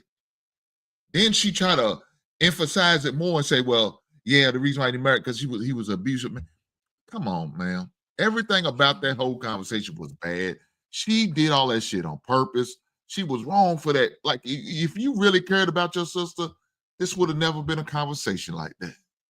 It would have never been a conversation. But she didn't care about her sister. She still probably ain't talked to her sister. Not for real. This was all a reason just to get some attention, like you said, to get that money. And so right now, she's to get paid. She about to be on Tasha K. Guess what? She probably gonna get another $5,000 to $10,000 just to sit down with Tasha K. So, you know, everything about this is bad. I seen it from the get up. I know Sweeney took a long time to finally take the red glasses off, but he did. I'm glad he was able to do that. Shout out to you, Sweeney. Now, do you think that she will go on Tasha K's show before she sit down with him? That'd be. Oh no, she ain't gonna have to sit down with him at all. That's gonna be afterwards. She gonna get that Tasha K bag before she sit down with him. Oh, okay. So she gonna milk it out, y'all think? Yes, man, sir. what if that, man? But she could have talked about him though first. That's what I'm saying. To Hink's point, if people was thinking about eating stuff up, you could have talked about how Dr. Umar abused your mom and was sick and all. You could have talked about all of that. You didn't have to talk about your sister or sacrifice your sister. Is what I'm saying.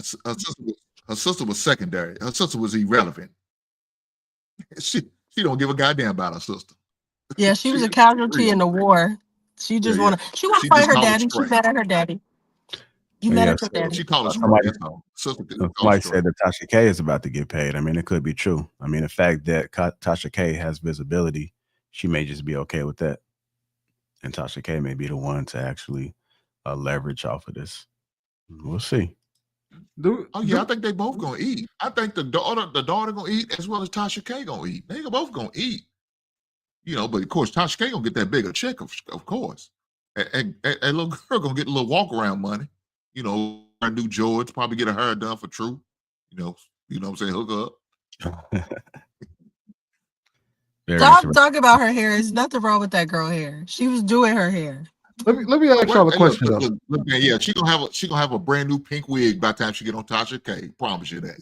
She can wear whatever color wig she wants to. It's nothing wrong. It has nothing to do with her hair. Y'all. I was with y'all, but stop talking about her hair. I'm not saying she right, but she's still a black woman. Her hair, y'all not gonna talk about her hair. Let me ask y'all a question. True and Hank. Period. Let me ask y'all a question. Let's say, for the sake of argument, he was a absolute deadbeat father. He did pay child support, but he refused to be in her life. He basically hit her with the Anthony Edwards. Would you say that it's wrong for her to monetize off her deadbeat ass dad? No, I wouldn't say it's wrong, but how you monetize off. I hate how volatile this is when I say it, but I feel like you said it, men have. Oh, I didn't hear that part. I'll mute. I'm tired of arguing with him, so I'll mute. I'm tired of. We forgive you. We forgive you, man. It's a forgiving place over here. It's a safe place. Welcome to the Sunday show. Y'all would say if a dude was a deadbeat father. They could leave. That don't make them a deadbeat. I think if men don't want to have a child, but they understand that they financially responsible and don't want to have that relationship, and he expressed that to a woman and she still chooses to have a child, if he's paying financially, then that's something you have to explain to your daughter. I'm of that belief. And I know women who have had babies and a man has said clear, I don't want to have this child. And a woman said, okay, he won't have nothing to do with you. And she raised her child by herself. So I do believe men have rights in saying, I don't want to be a part of this. I do think if they take it an extra level and say, I'll financially provide for the child because that's my responsibility, but I don't want a child, I think they have that right. And I don't think we exercise that being an option enough.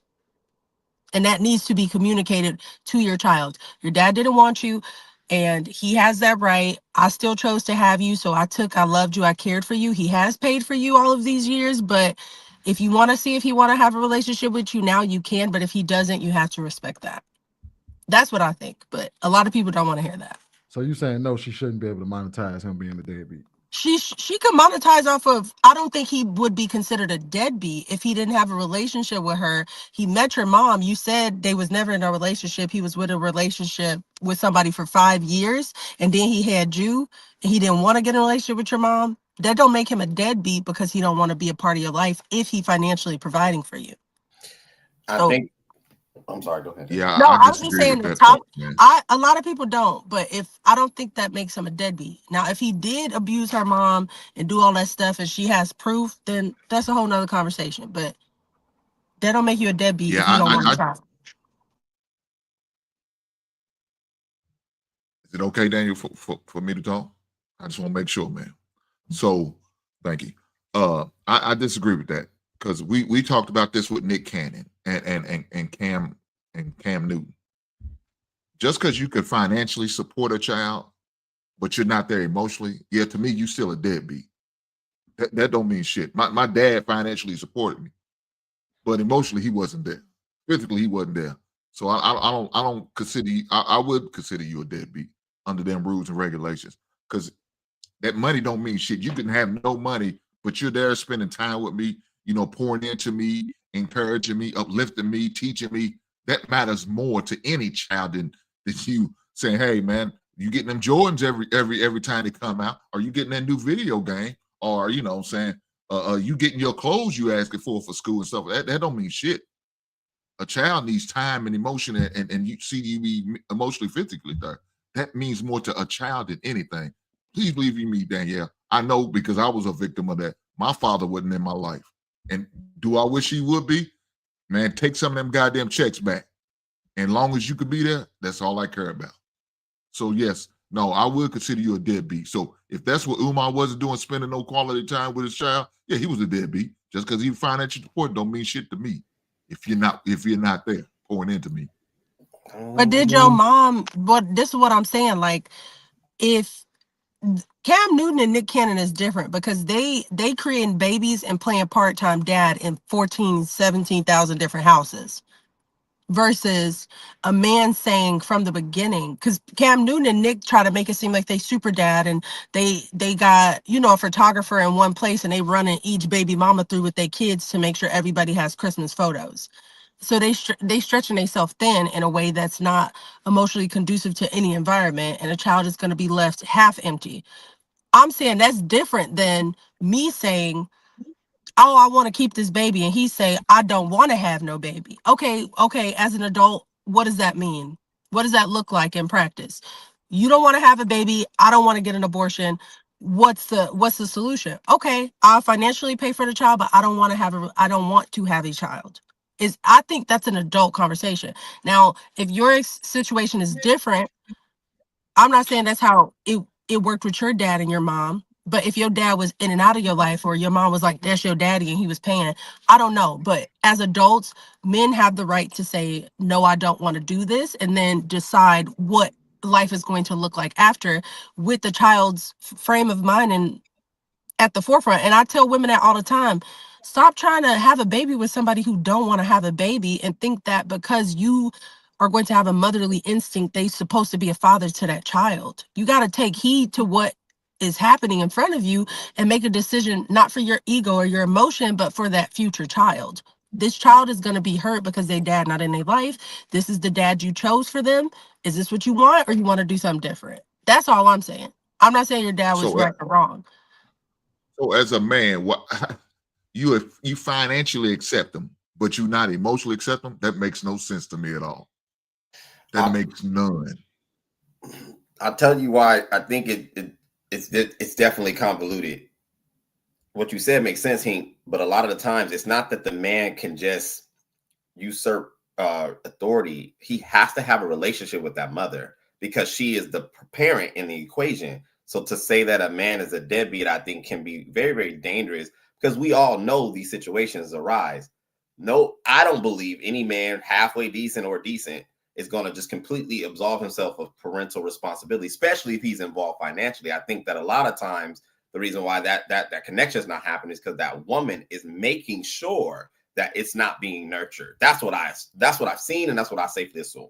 Because there's no way a man can override an autonomous woman's willingness to participate in the exchange, because there's communication, there's arrangements, there's time. So sometimes it's just easier to send a check. Sometimes it's just easier to service that relationship, because the only thing I can do where it's respecting her as well as respecting myself is give money. That's my two cents on that. Some women be hell. Some women be hell to deal with, and they don't want to. Sometimes they don't want to deal with the mother, and the child is a byproduct of that and falls through those cracks. But I'm agreeing with True. It's like a lot of times we don't acknowledge that, or we don't hold our mom accountable. Like when I hold panels and women come up and they talk about their dad and they victimize their mom. Like let's just say their mom was getting abused and they stayed for 20 years.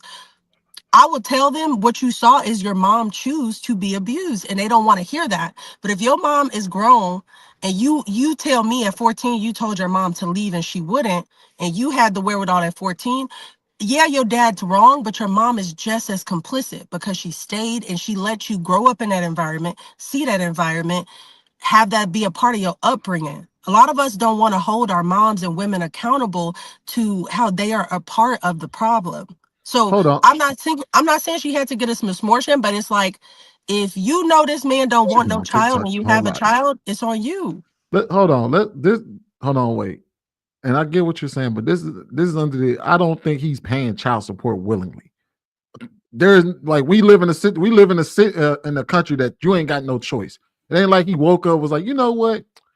F that kid, but I guess I can pay the child support. He had no choice but to pay the child support. We don't know if he put himself on child support. I tell men to do that all the time. When my brother had a baby, I said, go to the court right now, establish paternity, put yourself on child support, and ask for visitation, because you don't have to wait until a woman is upset to figure out how you're going to see your child. So we don't know if he put himself on child support. He could have been voluntarily. Well, no, what I mean is that just because somebody takes child support doesn't make them any less of a deadbeat, because one, in most cases you don't have a choice. If she wants child support, she's going to get it. But then also two, to what Hank said, is the choice to not be involved in your child's life, to say I don't want to be in your child. That is the literal definition of a deadbeat. Is a man who refuses to operate his parent as a parent in a child's lives. I don't think you're giving credence to the situation, though. There's a parent on the opposing side. So I'll frame it like this. There's a lot of situations where women Well, and men one are is not a actually. deadbeat if she put a child up for adoption. She just didn't want a baby. It don't make you a deadbeat. That absolutely makes you a deadbeat. She's Yes, definitely you a are. deadbeat. She's you're a definitely a deadbeat. deadbeat.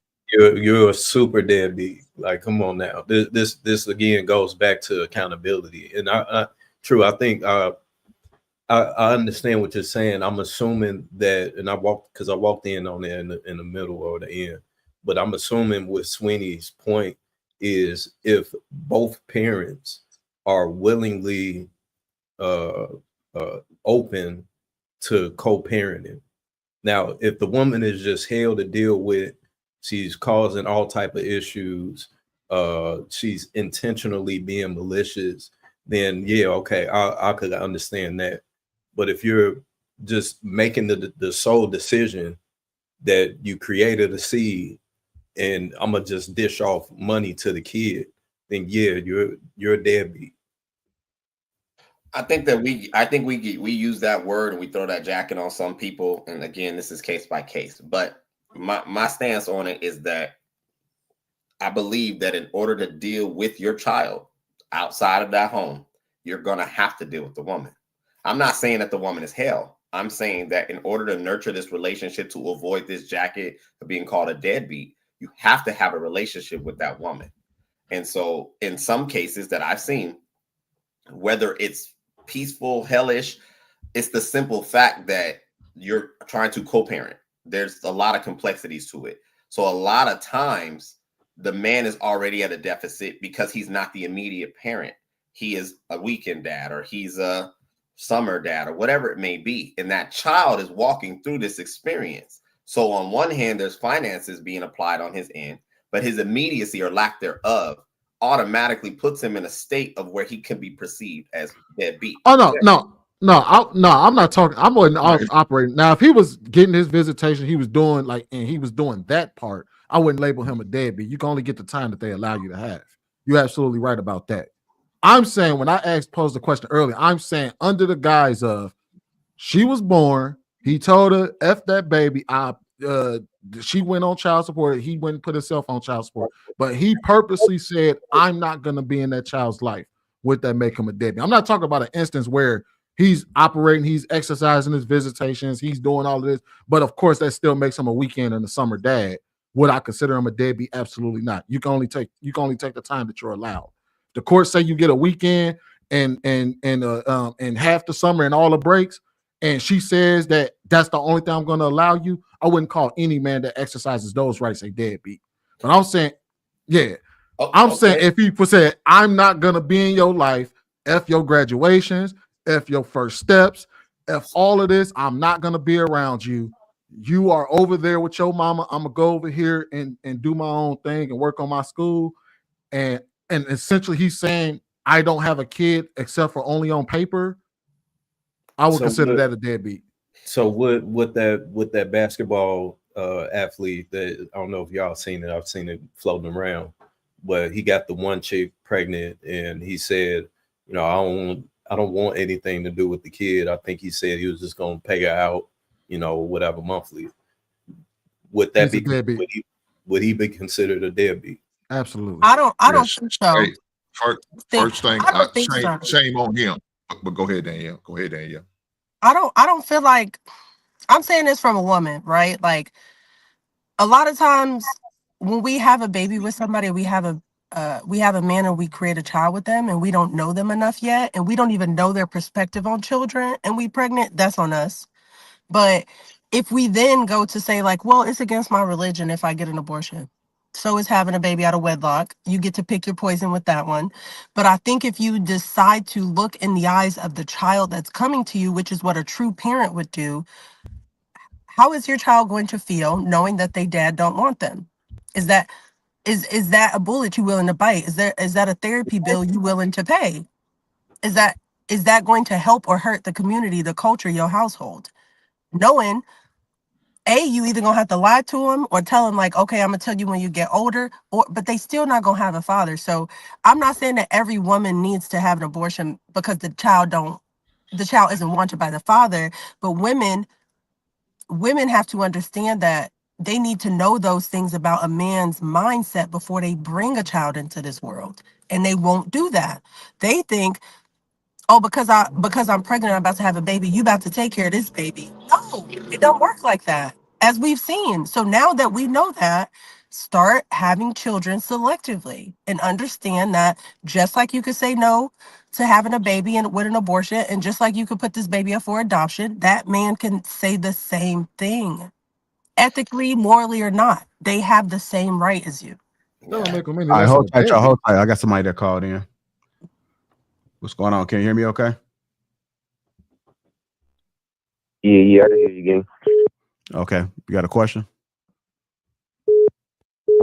Yeah, I was trying to ask, like, so basically, are we assuming that Umar is not taking care of his daughter because I'm sorry, I'm taking a long time. I'm hearing myself repeat.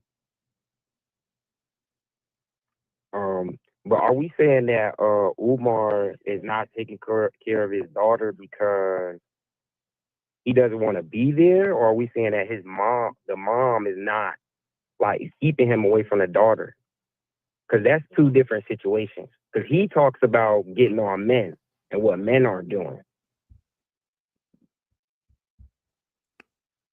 I would say, to answer your question, he never led with that. All he said was that he paid his child. I got court documents that prove. I think he was triggered by being called a deadbeat, and so when he came out, he said, "I got paperwork that says that I've been paying child support." He never said that the mom kept him away from her. I would assume if that was the case, he would have definitely said that, because I would have said that. That would have been the first thing that would have came out of my mouth is, I've always tried to be in your life. Your mama refused, and all I have is child support as evidence. That ain't what he said. He said, you calling me a deadbeat? Look at all this child support I paid. But I think that's the problem. To answer the question, it's not just the support. This perspective came from the daughter. The daughter is the one calling him the deadbeat. And so in the exchange is what I'm saying. A lot of times we're not giving credence. The child is already going to look at it. If daddy not here, the way they perceive daddy supposed to be here, it don't matter what involvement you have, weekend, summer, child support, don't matter. Because from the kid's perspective, mama's here or whoever. And that's what I'm saying. It's unfortunate that we throw that jacket on men and say they're deadbeats. But a lot of times that man is involved, and sometimes his involvement can only be financial, because in order for him to be an active role in that kid's life, he needs to be in sync with the woman, in sync with that mother. She has to want that relationship to be nurtured. That's what I'm saying. So if he's a deadbeat, unless it's in a case like that man in the NBA who just is like, no, here's a check, leave me alone. I don't know if Dr. Umar is saying that. Yeah, but the problem with what you're saying is like, that's an if statement. If his daughter was a boy, he'd have a son. You know what I'm saying? We're only going off of what we know and what the daughter said. And his response to his own daughter was, look at the child support. Like, as a grown adult going through things, his first response should have been, like the other gentleman said, is, I've been there for you. He should have said, I went to your graduation. I took you out on your birthday. There's a number of things he could have said. That's his child. And the fact that he didn't highlight those things, and he highlighted the child support, that says something to his parents and overall, and that has nothing to do with the mother at that point. But that's what I disagree with. Let me get them down, yo. I disagree with you. If that child, whether male or female, is in the custody of the mother, she has every involvement on how graduations are attended, swaps of time being spent. This is why I'm saying you guys frame it like, because you birthed the child and the child is with the mother, because you're father, you can just show up when you want. You can pick this kid up from school when you want. You cannot do that. And we need to stop making it emotional and looking at it for most time what it is. If there is an active father and a separation of sort, it's because that mother is allowing and helping that relationship be nurtured. That's what I'm saying. Well, let me say this, true. Let me say. Okay, so let me say this real fast. He should have continued, got some more white man's paperwork then, because he has every right to just show up at school. Because in court, only thing you have to do is y'all both this kid's parents. As long as he established custody, he has every right to show up in school. He has every right to tell that school to give him every date that he needs, whether it's graduation, any ceremonies, any special event. He has every right to go in that school and do that, as long as he got his paperwork in order. Now, maybe he don't have his white man paperwork all in order, and only white man paperwork he got is child support. Well, then that's on him. Shame on him as a man for not taking care of his full amount of business. He didn't do what he needed to do, because I was in that situation when me and my ex-wife divorced. I got all the paperwork saying I can go into school. I have every decision just like she does. I have every right to know any information just like she does. It doesn't matter. Even with my daughter, who I was never married to her mother, I had every right to go to her school and do what I needed to do. Just like her mother could have came down here to Kentucky and did what she needed to do to figure out what she needed. She got every date, every ceremony, every event when she transitioned from elementary to middle school. She got all of that information. So for him not getting that information, not knowing this, that's on him as a man. But that's him need to be involved. See, if he had a relationship, only thing he had to do is pick up the phone. Baby girl, I bought you this cell phone for a reason, so I don't have to talk to your mammy. I don't like that heifer. She's a negative bitch, and I don't want to deal with her. I'm talking directly to you. So now we're going to talk on the phone. I need to know every event's going on, and I want all of this information. You could solve all of that with a phone call and a conversation. Look, I'm not going to sit there and say there's not some bad baby mamas out there, because there's some trash ass baby mamas out there. But most of the time, some of this shit could be solved with a conversation. That's all you have to have. If we can't have a cordial conversation, we could bring in a mediator. If that means I need to get your mother or my mother or some a relative to be a part of that situation, to be a part of that exchange, because I did that for my brother. My brother couldn't get along with his baby mama. I had him bring my nephew over to my house. An hour later, my brother come pick him up. He has his time with her that weekend. Sunday, he'll bring him back to me. I call his baby mama, hey, nephew here, come get him. Or I will take him over to her. Do what you got to do. We as a village, we need to come together and make sure we help these kids out as much as possible. I know it's not the norm way, but sometimes we got to do things at normal. And if that's what we got to do, that's what we got to do. All right, hold tight real quick, y'all. Hey, Carl, I got some other people trying to get in. Can you tell me your name and where you're calling from? Yes, sir. Yes, sir. Yes, sir. This is OTC Robbo. I'm from VA 757. Thank you for having me, and salute to y'all on the panel. Right. Y'all some intelligent brothers, and I appreciate the discourse. Okay, thank you, sir. All right, Eric, I know you're trying to call in, and Jordan, I don't know whoever called in first, but go ahead and call and I'll patch you in. Go ahead, Sweeney. Yeah, I would say if I'm only calling him a deadbeat if he had a child and said, F that baby, I'm not going to be in that child's life, and all he got is money out of me. That would make him a deadbeat. But if he went to court and he got court documents that says you only get this amount of visitation, you only get this amount of whatever, and he exercised the rights that were given to him by the courts, and he did his due diligence, ain't no way I would ever call the man that man a deadbeat. I'm just going under the assumption that if she's saying he ain't never been there, he was never in her life, never been around. He even with the courts, he didn't fight for no visitations. He ain't, well, not really fight, but he didn't get visitations. He didn't care to get visitations. He didn't petition for it. All he wanted to do was pay his money and go about his life because he didn't want anything to do with that child. That would make him a deadbeat. He is not a deadbeat if he went and did all of that, or he got a court and then she made it very difficult for him to be a parent and went to court and then had his rights stripped away from him for whatever reason or something like that. But he actively tried to get his child to be in his child's life. And she was the reason he's not there. That would not make him a deadbeat. But he just said he had white man's paperwork and he talked about child support. He didn't say his white man's paperwork was only the child support. I think his white man, I think he said when he said the white man's paperwork, he was talking about child support. Well, we could say that, but I also think we also have to look at how old that woman is. She's 22. So maybe the point in time when he was going to court, it wasn't so helpful or beneficial for Black men, especially within the court system at that time. So Yeah, and if he to did do Truth's that, then I point, wouldn't call him a deadbeat. I wouldn't call him a yeah, deadbeat. I think the paperwork might lead to the fact that maybe the mom was giving him a hard time and she didn't want them, because women go to the court all the time and say they want to stop visitation. They want, I think what Hink is talking about is the ability to love your child more than you hate the other parent. So that's what his brother exercised. I probably can't stand this lady, but I want to see my son. Let me ask for help. Whereas like women saying no, I don't know how y'all FYP look, but sometimes if mine get a little too left, you see women talking about the baby daddy, auntie, grandma, sister, everybody. Nobody could come around that baby. So it's like I do see women alienating children because they don't like the dad. All right, hold tight. I got another caller. Caller, you there? What's your name? Where you calling from? Hi, I'm Erica. I'm calling from Connecticut. Okay, welcome. What you got for us? Are we only asking questions, or I'm supposed to be? I'm sorry, it's echoing. I don't know. Yeah, I don't know why that's echoing. I said I can work on that, but you can ask a question or make a statement. Oh, I was just calling to respond about the Dr. Umar situation. I think that we don't have enough context about the mother situation, but if he was preventing from seeing his child, and that's why he's just been paying child support, then I don't think.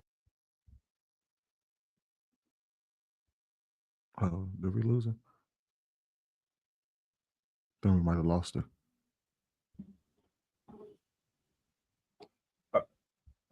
I think even He to mentioned that there's an intelligent sister on here too, because he said y'all intelligent brothers, and I just want to say I'm intelligent too, but I'll mute. Yeah, if she purposely tried to remove him out of his daughter's life and all of that, no, I would not call him a deadbeat. If he got paperwork that proves that she got in the way, are you still hearing and that? won? Talk. Yeah, no, I don't think I hear it. Okay. Oh, yeah, I can. You still can? You got YouTube playing on your phone at the same time? you probably got to mute up on your end, JR. Anybody want to respond to what she said? No, I didn't hear. Well, I think it sounds like I think that I think for me, what stands out is the fact anybody that. say anything? Can y'all hear me? Yeah, we can hear. Yeah, you. I can hear you. Yeah, good. Can you hear me? All right, I don't think nobody had no response to what you're saying. No, we couldn't hear her. We didn't hear what she said. Yeah, we can't hear her. Okay. Hold now on. We can hear her. I think I must have did something. Give me 1 second. When I did that, let me fix this. Hey, so real quick, I think the part that. Say it again. Okay, I can hear y'all now. Okay, I was trying to see if I can correct the echo, but I wound up taking y'all off where I couldn't hear y'all. Okay, Yeah, anybody what she was saying? We didn't hear what she said. We ain't hear the full thought. We just heard that. I was. Go ahead. Oh, I'm sorry. I was saying that if the mom is the reason that Umar is only paying child support, he wasn't actually present because the mom wouldn't let him see her. That I don't agree with that. I don't condone that. I don't think the parent keeps the other parent from seeing the child unless they're abusive or something of that nature.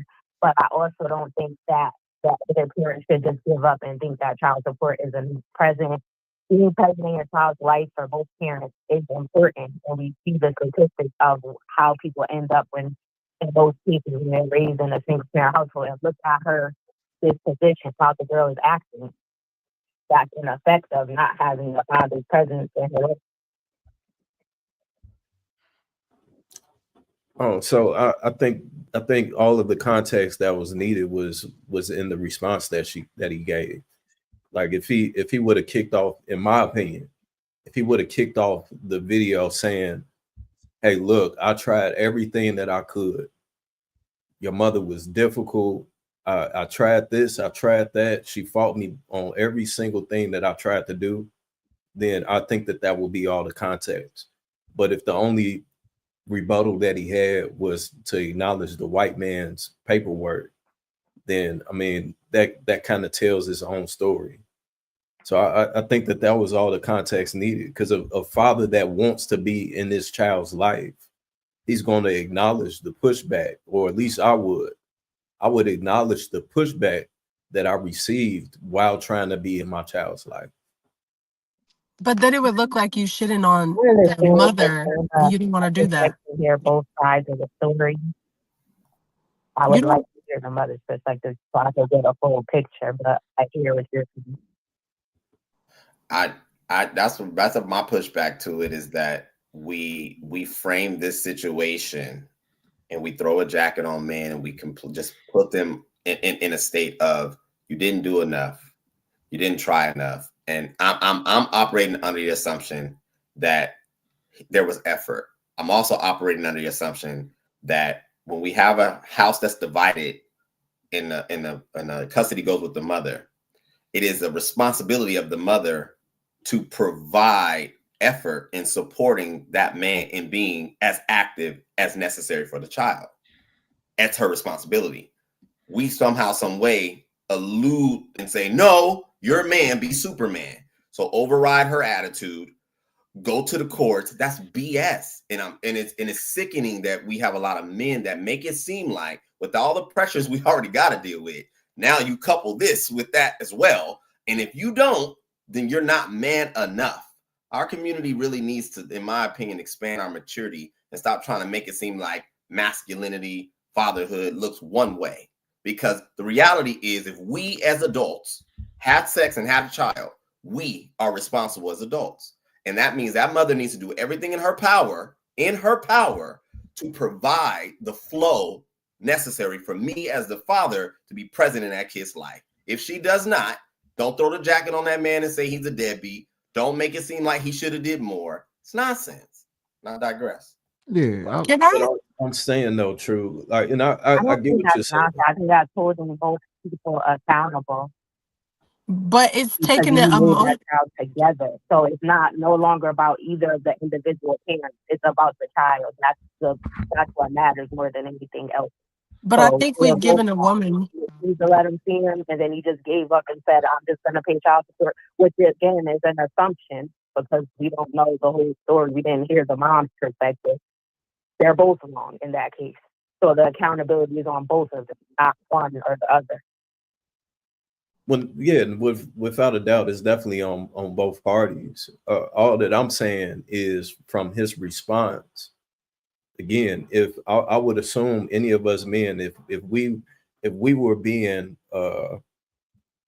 if somebody was saying that we did something that we know we didn't do, or we know that we attempted, we put in an effort, that will be the thing that I would think someone would lead with. Like, hey, look, I apologize for everything that you've experienced, but look, I tried everything. I tried everything to the point where all that I can do was get this white man's paper.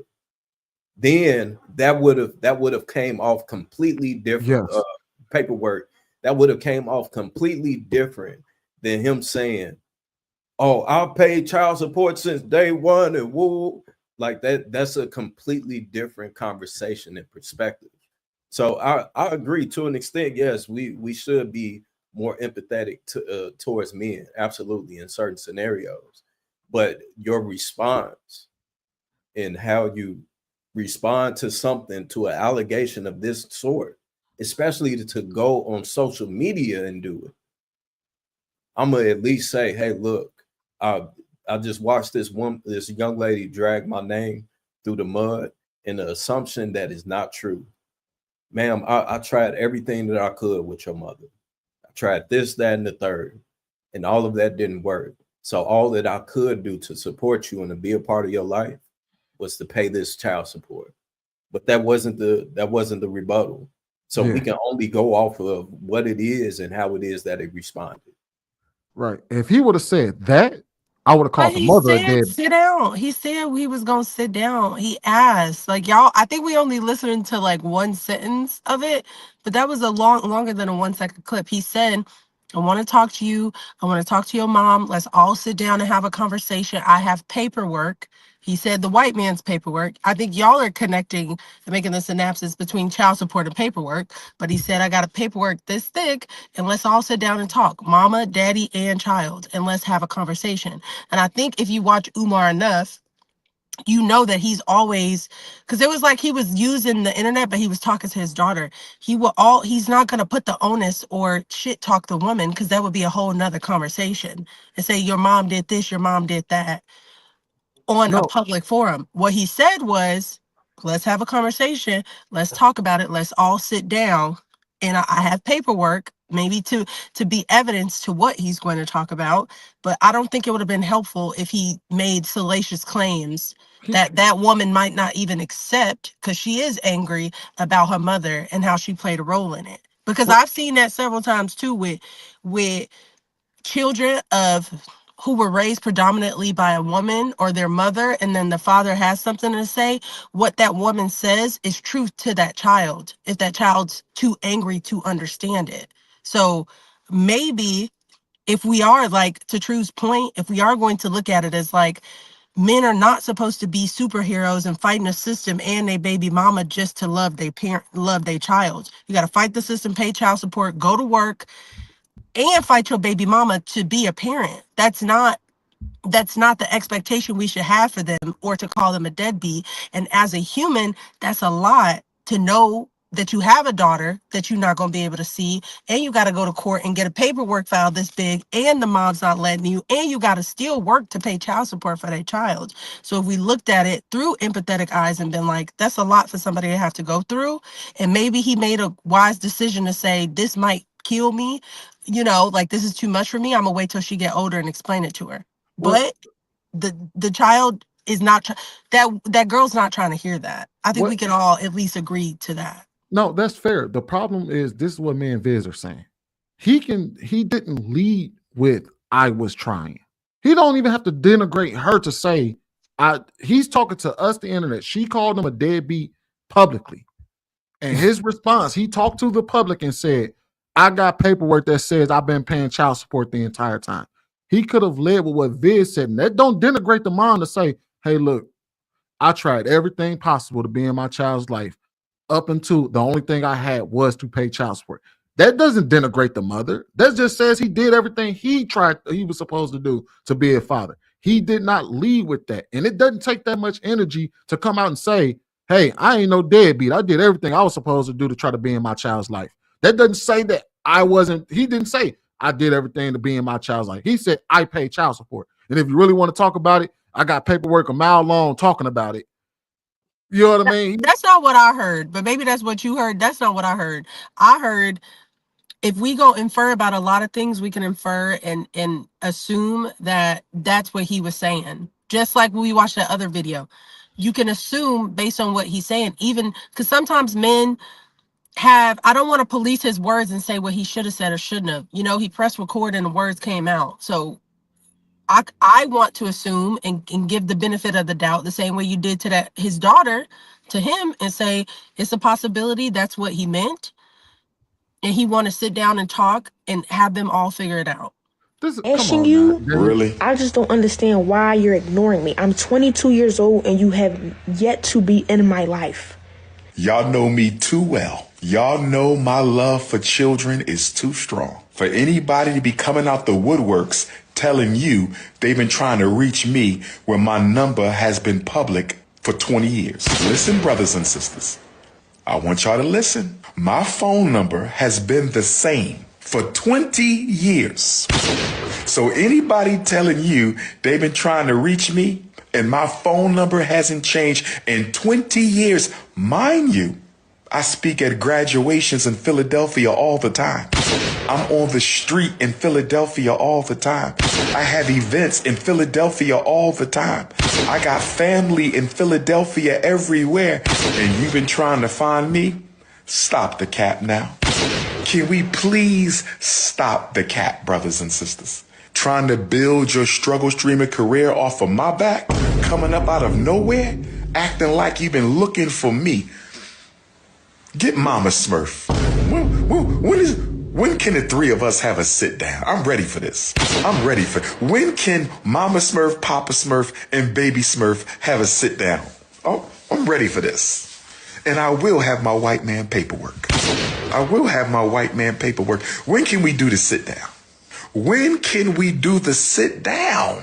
Been paying child support since you damn near came out the womb. Deadbeat who? When can we have a sit down?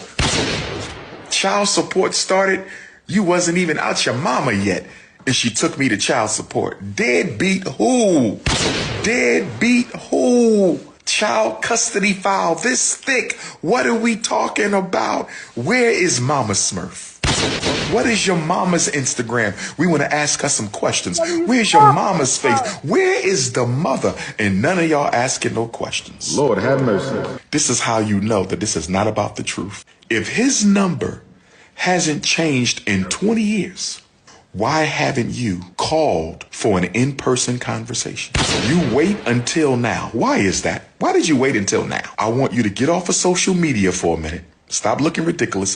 Get off social media for a minute, Baby Smurf. Stop looking ridiculous. And I want you to get Mama Smurf. And on Thursday, 1 week from today, I'm calling you out, you and Mama Smurf. I want a respectable private FDMG tour and luncheon. Baby Smurf, Mama Smurf, and Big Papa. Wilmington, Delaware. Let's put it into this right now. Yeah, I don't know, man. That was kind of distasteful. That's all I was saying. He separated it. He separated child support from child custody and his paperwork, and he asked to sit down and have a conversation.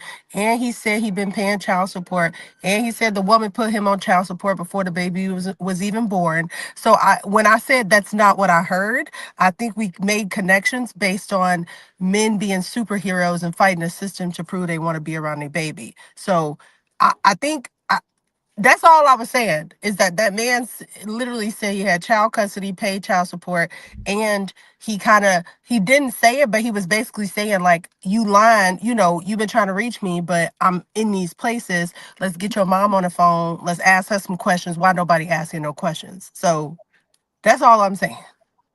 Yeah, I don't think he had said. I don't think he had child custody. I think he just saying paperwork, child custody. Yeah, the paperwork is. He said the child custody. He wasn't talking about child support. He said child custody is this thick, which means that he has been in court for child custody. Yeah, but what is going to court for child custody and have visitation is two different things. You know what I'm saying? So maybe he did and got denied custody, but so it's obvious that he wants to be there. But if he's not been there, if he's not been a part of this child's life, even though he got turned down custody, still take your visitation. Make sure you're involved. That's all I'm pushing. I don't. But how could he be involved as somebody who's been divorced? Is parental allocation and it's divorce, those are two different things. Whatever is set on that paper is supposed to be filed and followed. And if you want to say that as a black man too, going to court having a problem, we're not even mentioning that. But if that judge say you could see your child every other summer for the first 6 years, or whatever the case may be, and that woman you never know. But what I'm saying is he's at the mercy of the court system in relation to his child. And if that file is this thick, we can assume that there's been a lot of motions, a lot of things filed, and a lot of opportunities for stuff. I'm just saying we're not assuming in the light of him. We basically making it seem like he didn't care about his child or try enough because he didn't fight the system. Well, Danielle, but them receipts maybe just receipt payments that he made child support. That it could be just that, which makes it helpful. You got a child custody thing this thick, and you not mad. You didn't lose your license. You still paying child support. All right, so Danielle, let's acknowledge this. And again, I'll go off of what we see face value. Me personally, if I was fighting to be in my daughter's life, I wouldn't talk to her like that on the internet. Like that, to me, that was just distasteful. I wouldn't address my mother. I mean, my daughter nor her mother in that manner on the internet. That to me just seems like that again speaks to the dysfunction, the disrespect that may have been going on since day one. So he just may be actually avoiding her phone calls, because if you're not avoiding her phone calls, then why you blowing up on her like that? You know what I'm saying? Can't It avoid her just phone call. She 20, y'all. This girl is 22 years old. He can avoid, and this is coming from a daughter who has a father. He can a avoid father her. can avoid his daughter's Let phone me tell you why. If I'm being disrespectful to my dad, if I'm bringing family drama and problems or whatever the case may be. Now, I know you're not an adult when you're 18, but I've been an adult and had an issue with my dad and we didn't talk. I didn't get on the internet and disrespect him, nor did I ever curse or yell or enact the way she did. But this woman is 22 and I didn't see him call her a name that he didn't call. I think he said Smurf in a joking way, but he said Papa Smurf, Mama Smurf, and Baby Smurf. So I'm not seeing where we talking about the disrespect. Yeah, respectfully, Viz, I think that the reason why we're even discussing this is because Dr. Umar is a public figure. So that's one. I think that it is fair that most of us being normal individuals, we would probably have a lot more empathy and heart for our child in any capacity. But what I was continuing to double down on, and I'm going to continue to double down on, is what I've never heard in these conversations. I've never heard a child in this situation say that my mom made sure to put me in front of my dad. I've never heard a child say my mom actively found and participated in trying to provide a space to where I could be fathered. Never heard it. What I hear is this, and it's always this. And that's why I'm saying you guys are making it seem like, even to Hink's point, that because you gave life to this child, it is your responsibility past the court, past that mama's will. And it's not. It's BS. It's like, what world are we living in? You can only participate in that child's life as far as that mother allows. And if she does not want you to participate, she's going to do everything in her power to make sure that you don't. The only way you control it is if you have custody, full custody. That's the only way you control it. So true. You're saying that there's never been a circumstance where it was vice versa. I'm saying that it does not readily happen. I have tons of women friends who have children, and they always complain about what he does not do. My first question is, where are you participating in the exchange? Where are you participating in providing the space? And what tends to happen is that they're expecting him to make concessions all on him. She's not making concessions. She wants to move where she wants to move. She wants to work the schedule she wants to work. She want to date who she want to date. And because they had a kid, it is only his responsibility. I also never hear that when that man is not in a financial position to pay child support, but is willing to take custody and participate in that child's life, he's still a deadbeat. Because now he's taking care of his kid physically, but he's not providing money. And in Dr. Umar's case, Dr. Umar said this woman put him on child support before that kid was even born. So she had an agenda, in my opinion, and I digress. So that's a great point. So true. Custody and visitation is two separate things. That's two separate entities, two separate things. And so what I'm saying is, put this heifer on paperwork. If she's not allowing you to see your kids, put these heifers on paperwork, fellas. Don't sit there and accept this shit. Stop grabbing your goddamn ankles and being okay with this. Run these heifers in. Put these heifers on paperwork. I'll be goddamn if this woman goes in there and say, no, Hinky, not allowed to see your son or your daughter. Bullshit, bitch. I'm finna call the sheriff and I'm going to get your ass on paperwork. I'm going to see my kids. Ain't nothing in the world going to ever stop me from seeing my kids. But I got to fly across the country in order to see my kids. That's what I got to do. Stop letting these women control you like this. Be goddamn men. Stand the fuck up to pee. Don't sit down to do this shit. Be in control of your situation by doing what you got to do. If that means you got to get a lawyer and take her ass to court every other month, if she don't want to do right, put it down. Document this and take it in front of the judge and say, Judge, I know he was in court this time last year, but this is what's been happening. On this day, on this time, when it was my time to have my visit, she denied me multiple times. Judge, I'm sick of it. And I want her prosecuted and I want to put paperwork in order to take custody of this guy, because she's obviously not going to abide by you. She thinks you a goddamn joke, Judge, because she has not one time. Every time it was time for exchange, she did this to me. She did that. Make sure you document and press her ass. Don't sit down. Don't accept a no answer. Push her. Put her ass on paperwork. This is some bullshit. I respect what you're saying, Hink. Let me ask you a question. If let's just say paperwork is drawn, yes, sir, my bad. Come to an agreement. I understand custody, and you say custody and visitation are different. I do understand that. Let's say that the judge comes to an agreement where you are only issued 25% visitation. She's issued 75%. Does that woman have the ability to override the court's decision by simply agreeing with you that even though on paperwork this is what exists, I would like for us to share custody a little different? Does she have that right? Yeah. So you're saying, he said Hink, Sweeney. I think he said Hink. I'm the only. I was just trying to help you out, man. So, you take it too long to answer that, man. My credit's good. I don't need no cosign. I promise you that. I don't need a cosign. I'm good. So, as far as that situation, as individual, as parents, you have every right to request more than you can. You have every right, and hopefully, look. Let's be adults here. Hopefully, we can handle this conversation outside of court. But for some reason, if we can, and we need to press the issue, then press the issue, fellas. And yes, you can press. Judge, I would like to have 3 days out of the weekend, not just every other weekend. I don't want that. I want 3 days every week that I want to have custody and see my children. Press the issue and present that to the judge. And this is why I want it, because I feel like I can do more for my kids with having that opportunity. This every other weekend is not enough time. So yes, you can do this. Okay, so I can bring it all together.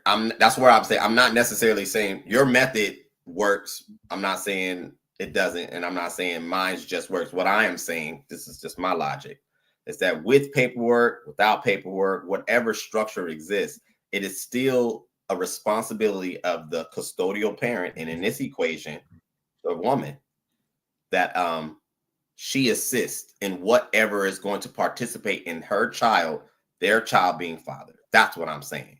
When it comes down to the minutia of it, it seems that it's always just like you just said. All the things you listed, I give validity to, but I also think that in my opinion, it should not have to take all of that to do what is already baked into the exchange. You birthed this kid, y'all had this child.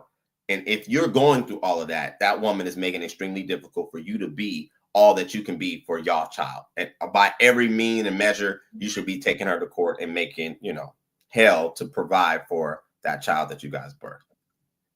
But I digress. Yeah, if he did all of that, then yeah, I would agree that he's not a deadbeat. If she fought him tooth and nail and all he got was weekend visitations in the summer, I wouldn't call him a deadbeat. I'm just saying that it does not. The court's frame is not the only equation. I agree. That's what I'm saying. Like if he went to court and all of that, and all he got was his 25% of the time, and she refused to bend, because at that point he is at the mercy of her, outside of going to the court and appealing to the court for more time. If she said, you know what I mean? So if he took his 25% time, because that's what they went to court, the judge said, look, the most I can give you is 25% of the time. She's agreeing to 75% of the time. This is your visitations. And he exercised his visitations and did what he was supposed to do. I wouldn't call him a deadbeat. I was under the guise that he went the Anthony Edwards route, where that's why I would say that guy would be a deadbeat. I'm not saying a man that goes to court and gets his visitations and then she's either revoking those or trying to fight him tooth and nail and get it revoked. I wouldn't call that man a deadbeat.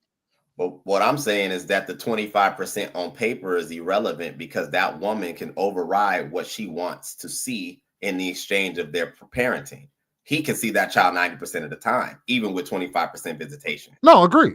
That's what I'm saying. So if we need to give credence to the fact that the reason why these children are not being seen or exchanged as often is because that mother doesn't want that to occur. True. That's what I'm saying. Yeah, I would say that any mother that says that fights to have to limit the amount of time that a father can spend in a child's life, if she said, no, judge, I only want him to have 25% time, and the judge obliges, she's the deadbeat, not him. And I think Danielle said that's a lot to go through. It is. And it's just unfortunate that an individual has to go through that. Any individual has to go through that bullshit. Hell yeah, that's wrong. There's no way we should, as a man or a woman or as an individual, should be fighting as hard to see the kids. It shouldn't be a situation like that. Unfortunately, it is. So we're in the time period where it is. So what do we need to do? Educate men who are in this situation. That's what I push for. Educate these brothers who are in this situation, who has to fight this goddamn hard in order to see his kid. Shame on that heifer for making me fight this hard. But guess what I'm going to do? I will be willing to fight this heifer tooth and nail to do what I got to do. And if my money is a little short, then guess what I'm going to do? I'm going to get a part-time job. If that means I have to start restocking shelves at a fucking Lowe's or Home Depot or Walmart or go get groceries and bag them up in order to pay for this legal representation, then I do what I do as a man. That's me. I'm not disagreeing with that. That's just what I do. But go ahead, Danielle. I'm not disagreeing with that. What I'm saying was to True's point that the fact that you have to do that is the issue, and that we measure whether a man is willing or will do that to his ability to love and care for his child. As he said, make concessions. Whereas a woman could say, oftentimes a woman can say, they could tell the judge, I don't want to be around him. We can find a third party spot to drop this baby off to, and then that's fine. But a lot of times women will get on like the Mellow Ball, and when the Nicki Mudaris, when she had a baby with somebody who was 8 years younger than her. The lady gets on the internet telling y'all it was a black girl. She got on the internet talking about the woman being racist and how she keep the children from the daddy. And you just heard everybody coming to the savior of the woman. And it's like, no, that baby is 2 months old and another one is 1 year old. It's nothing that baby could do right now, but it's on that woman if she's comfortable or not to let that baby around its daddy. And then you get to say in the same breath, he a deadbeat. Your comfort don't matter because you had a child with him. It's his responsibility to have comfort in a situation too. And a lot of times we seek and allow women to feel comfortable and put their needs above their own child. It's going to be uncomfortable when you choose to have a baby. You don't know if you're going to see that baby every day if the daddy leave. And you have to understand that baby gonna have to be around his daddy family, his daddy sisters, his daddy cousins, and you gonna have to be uncomfortable. I'm not talking about a man fighting for his kid. I'm talking about the fact he has to fight for his kid, is what I'm saying. That's crazy. And then to have a woman grow up 22 years later and call him all type of names on the internet, and we don't even know what happened. You see what I'm saying? Like, we know he paid child support, which if we wanted to give the benefit of the doubt, that's more than most would do. And we gonna ride the wave and saying he a deadbeat. No, the fact that he has to go through that is the problem, is what I'm saying. I would say that we understand that, and yeah, we understand it, and that's part of the double standards some men have to deal with. It's just unfortunate, but it is what it is. So let me tell you this, Danielle. How about you start a movement to talk to you and these fellow heifers out here who don't want to act right and do right? Have a conversation, have meetings, have shows. Do what you got to do to press the issue. Ladies, don't do these good fathers like this. These good fathers who want to be involved, these good fathers who's there, who's part of it, who wants to participate, who's willing to take some of that load, that burden off your shoulders so you can have a weekend, moving on and having your life outside of your kids. They're willing to do that. Why don't you ladies do that? If you have a son. I do that, and I said that. I got you. Let me finish, man. I got you. If your son, he's getting to a certain age, at the age of 6 or 7, 8 years old, how about turning your sons over to their father, allowing him to be the man in their lives, the male role models that he needs to be, and not some stranger, not some outsider, not some pastor or coach. Let that man do that. Turn your sons over to you. And I know it doesn't make you less of a mother, doesn't make you less of a parent. It doesn't make you less of anything. It shows you as a responsible parent, knowing your limitations. And you as a woman, I can't teach a young boy how to be a man. How about you have those type of conversations? Most women are not doing that. You know what they're doing? They want to keep them kids so they can continue to get that goddamn check. Hold on, y'all. Let me check on Erica. Erica, you still there? Damn, I forgot she was Yeah, on the I'm call. here. I did have something that I wanted to say. Go ahead. I agree with what he just said. Women need to hold other women accountable. But like I said, I don't condone that. I don't think that one should be keeping the father from seeing their child. That's not okay. And the moral of the story is, if you know he don't want you and y'all are not even in a committed relationship, y'all need to wrap it up, or people in general need to wrap it up. There's all these forms of birth control, or there's other methods that I'm not going to mention that you can prevent yourself from getting pregnant if you're not even in a committed relationship. Or if you get divorced, then that's different. Things happen. But like, if you weren't even committed to begin with, then why are you allowing someone to impregnate you? Or why, as a man, are you knocking someone up? It's unacceptable. And there's all these ways to prevent it from happening. Okay. All right. We're going to be down near in the end, Erica. So thank you for calling in and thank you for your input and your support. Thank you for having me. I watch you all the time. You guys have a good day. You too, ma'am. Thank you. Bye-bye. Right on. Pink, I do hold women accountable so much, and I tell women to have that expectation of men is unrealistic, and I don't believe that it's okay. So I do agree with you on that point, and when I do have conversations in general to everybody, I talk about how you have to be able to put your comfort aside as a parent. Like, we're not talking about no little girl and your boyfriend ain't text you back. As a parent, you have to realize how much pain it's going to cause you if let's just say the daddy do get custody at 6 months. Your baby probably still being breastfed. You gonna have to go to sleep knowing you can't see your baby. And unless you're mature enough to handle those type of situations, not just putting a pink or blue onesie on a baby, you shouldn't be sleeping with him. And unless you know his character, his family's character, and everyone's character to the point where you will feel safe if you're not around that child, you shouldn't be having a child. And you shouldn't be using the legal system as a tool, tactic, or method to perpetuate your discomfort. It's not about you. Or we can just start telling people Welcome to the marry dark side, Danielle. And before we say marry before you have a child, I'm divorced again. So I think a lot of times when we push marriage before emotional understanding, it's the same as if you have a baby daddy or a baby mama, because you're still the same person. So marriage sometimes isn't the solution if you don't even understand what that is. Well, if you're not doing the due diligence that you need to do before you're married, then of course you're just continuously making poor decisions. But the point of marriage is to learn that person and then get married, and then you create your family. But you So have to a lot of understand people don't know that. The point of marriage, a lot of people don't know. Everybody just keeps saying, make sure you get married before you have a child. So if I do that, that doesn't mean I know how to be married or know how to be in partnership or know how to put my needs to the side for someone else.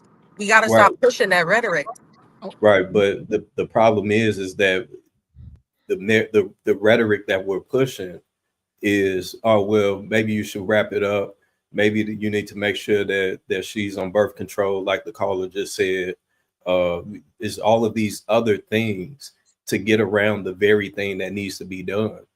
So if you're not creating and understanding and learning this person before you lay with them, then you're more than likely going to find yourself in the position that these people are in and that they're complaining about, or even marrying a person that you don't know. So I think if we spend more time talking about that, much rather than the what to do post it all happens, a lot of these conversations will go away. Or spend more time defining what marriage is. A lot of times we talk about baby mamas and baby daddies and single moms, but we don't talk enough about what the institution of marriage is, what the values are, what the standards and the expectations are, and how you can embody that individually as a man or a woman. Roles, responsibilities, not just a title, a ring, and a cake. Because that's more important. Danielle, here's the issue though. Where let's say we're talking specifically about Black people. If the issue was that we were marrying at an 80% clip, but all our marriages was falling apart, then we can have that conversation about how to stay married. Right now, we're in triage because most of the people are having babies outside of marriage. They're not doing it within marriage, and then there's issues arising. So I get what you're saying, that we got to talk about the nuances of marriage and how to handle that, how to navigate marriage. I absolutely agree with you. I think that honestly goes without saying, because I think most people's threshold for their choice to get married is a whole lot higher than their threshold for having children. And I think that's where Viz is pointing to, is that if you decide, if your mission is to get married first, there's already a higher threshold for what you're willing for marriage, that you would go through a lot more, at least a lot more checkpoints towards marriage than you would when it comes to children. A lot of people just have oopsie babies because sex is the precursor, and a lot more people are more irresponsible with who they have children with than who they decide to marry. That's because they've seen it before. That's what I keep trying to express. A lot of people never saw their grandma, their auntie, their sister, their mom be married. They seen them be mothers. So the threshold is so much higher because they don't know it. It's easier to have a baby if you've seen your mom have a baby.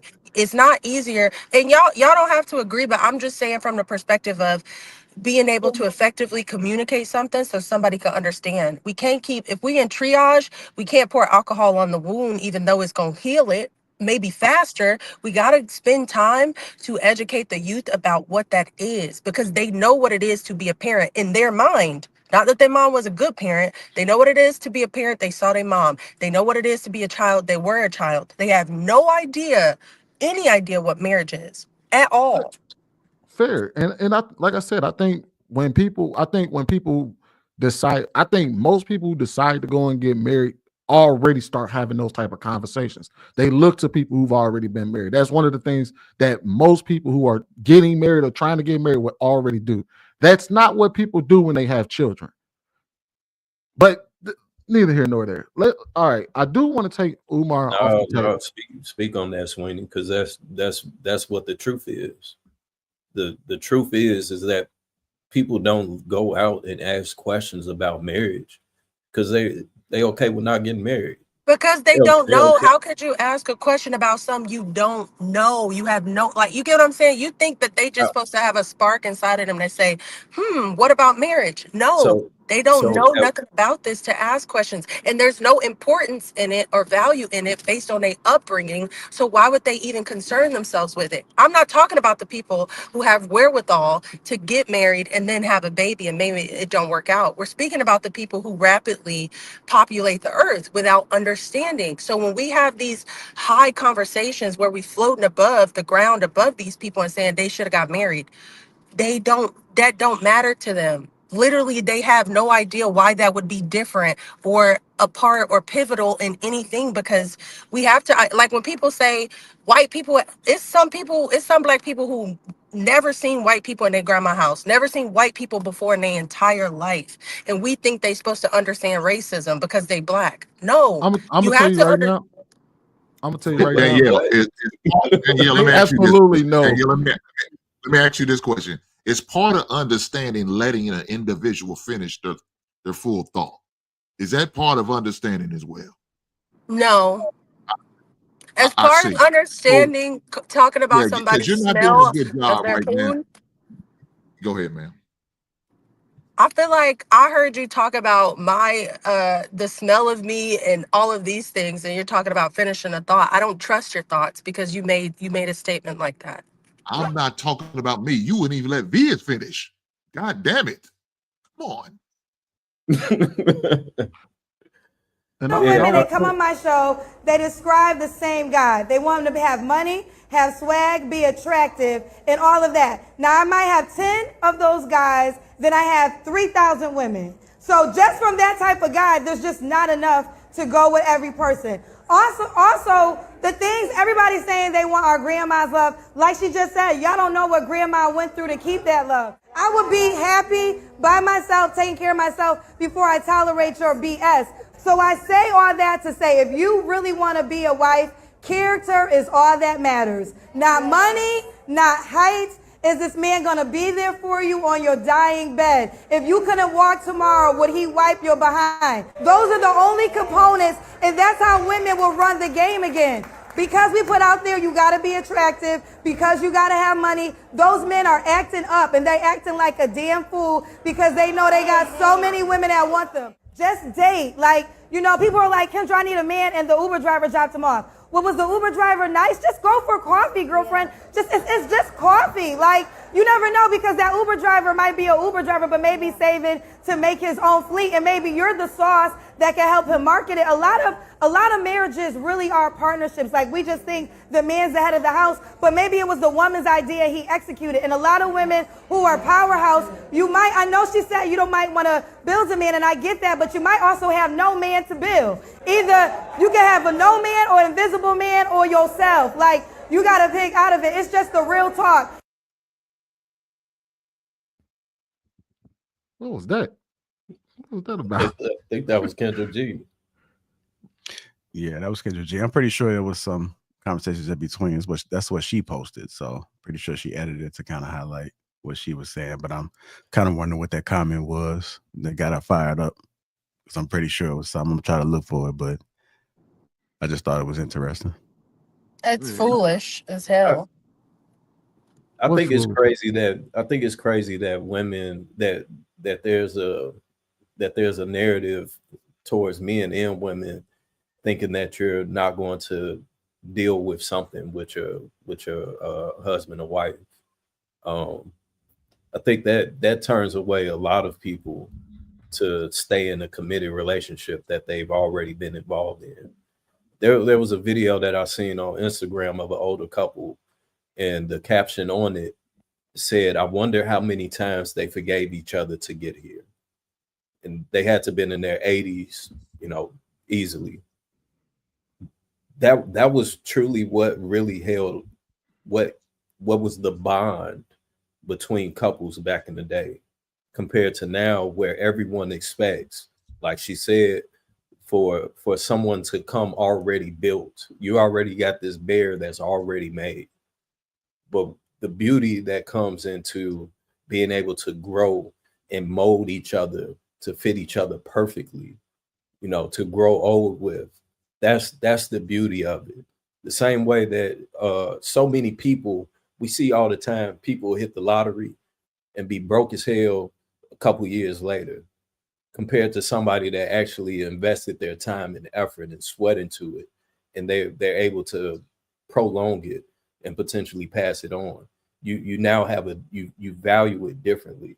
So I think that the narrative that on both sides that's being pushed is detrimental to having that marriage conversation, because instead of her talking about what she talked about, why didn't she talk about how they can be a better woman for a better woman to become a wife? That just may draw in your husband, but instead is date all of them. Is find the man that's gonna do this and do that for you. Okay, well, what can you do for the man? I think the narratives that's being pushed contradicts the very thing that all of these people say that they want.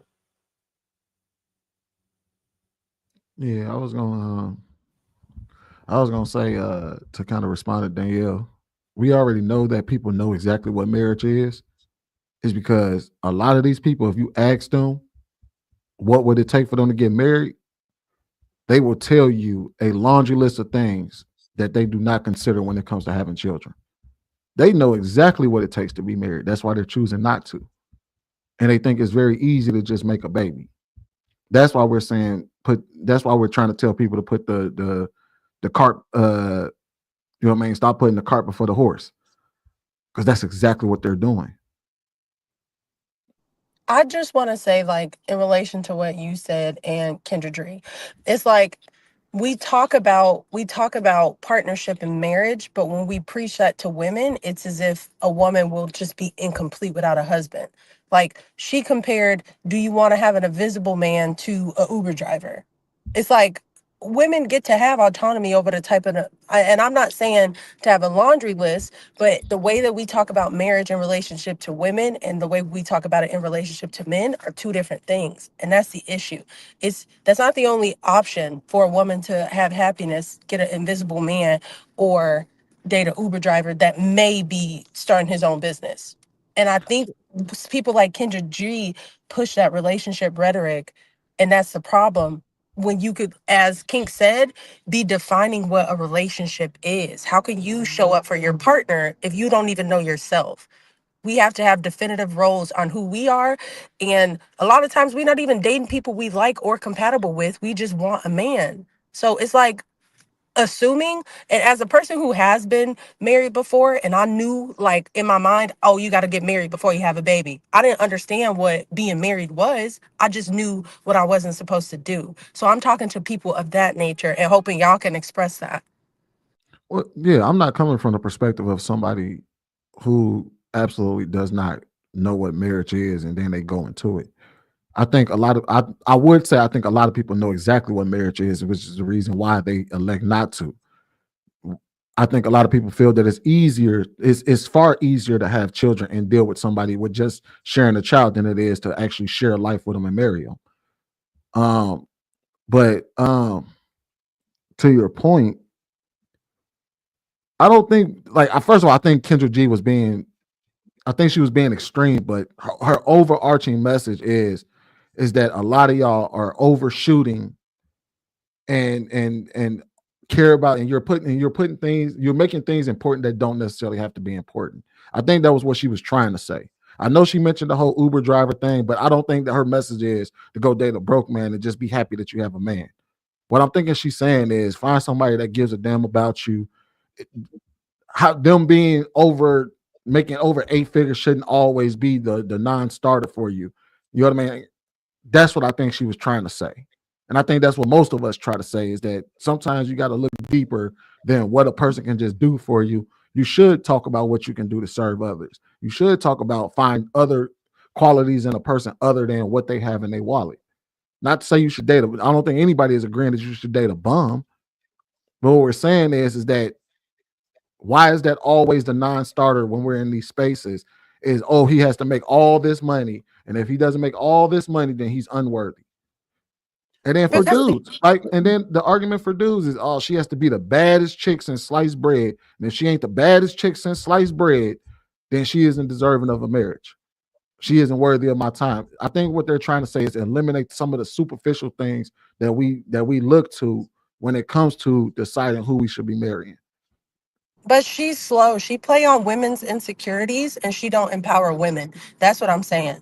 So I don't want to hear no woman who play on women's insecurities talking about how it is to get a man. You're not helping. You're just using stuff for clickbait. You have a dating show that's so superficial, and it's the same woman that make jokes about a man claiming he was great. So again, people like that who tell women to sacrifice what they believe their values are and need to be in a relationship and have that expectation to maybe possibly have an imagination about an Uber driver who might be starting a business. That's bullshit. Y'all wouldn't even tell y'all daughters that.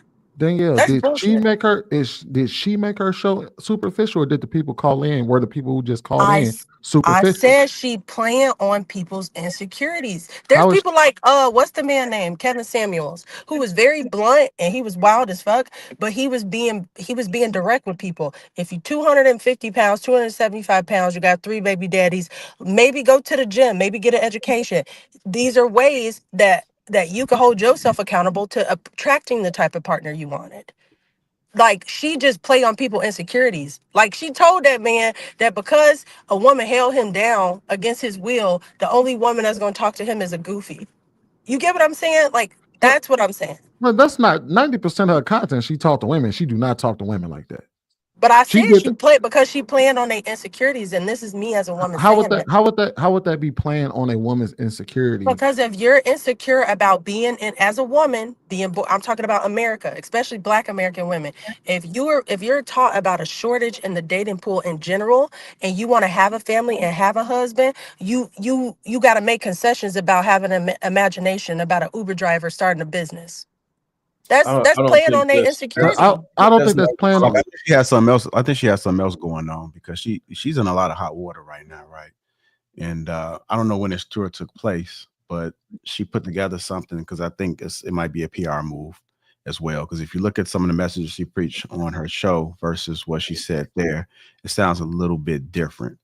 She's also just got out of a relationship as well, where I typically see like a lot of women have a moment where they reflect, and when they're not getting the results that they want, then sometimes you got to take a time of reflection. So like a lot of times I do see people have these high expectations, and then when it's not going their way, then they have to reevaluate how they're dating. So I'm not really sure if she truly feels that way, or if it was more of a PR move, or if she had just this awakening moment where now she's going to try to lower her expectations a little bit, maybe not have too many things on the list, and maybe start steering women towards seeing what that man is about and not judging him so much on his finances or these like superficial things. So Because how old is she? Is she Yeah. married? Does she have No, children? no. No, she just broke up with in a relationship. But what I was gonna say to Swinny about what he was saying about most people know marriage. Not Swinny, they don't. They don't realize how hard marriage and how much sacrifice you have to have or to be in a relationship or in a marriage. Most people don't know that. They don't know you have to work every day. They don't know you have to have a lot of grace for your significant other. They don't understand that. They can't fathom that. They don't believe in forgiveness, because there's going to be some things that happen in a relationship that you have to forgive your person about, and most people are not willing to do that. So no, they don't really know how hard it is to be in a marriage and how much sacrifice that you have to deal and have to give to the person you're with. They don't understand that. No, Reason Hank, why, let me actually, tell you, because go ahead, my bad. the reason why is because they're not even willing to do one pot. I push that on the regular. They not even, most of them say we're not even willing to do 50-50. See, that's a part of the sacrifice I'm talking about. Not everybody's going to be a six-figure dude.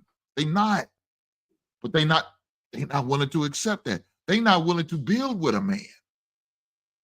So if your person's not willing to build with you, what makes you think you're ready for marriage? You're not, because there are going to be some peaks and some valleys in that marriage. How are you going to handle those?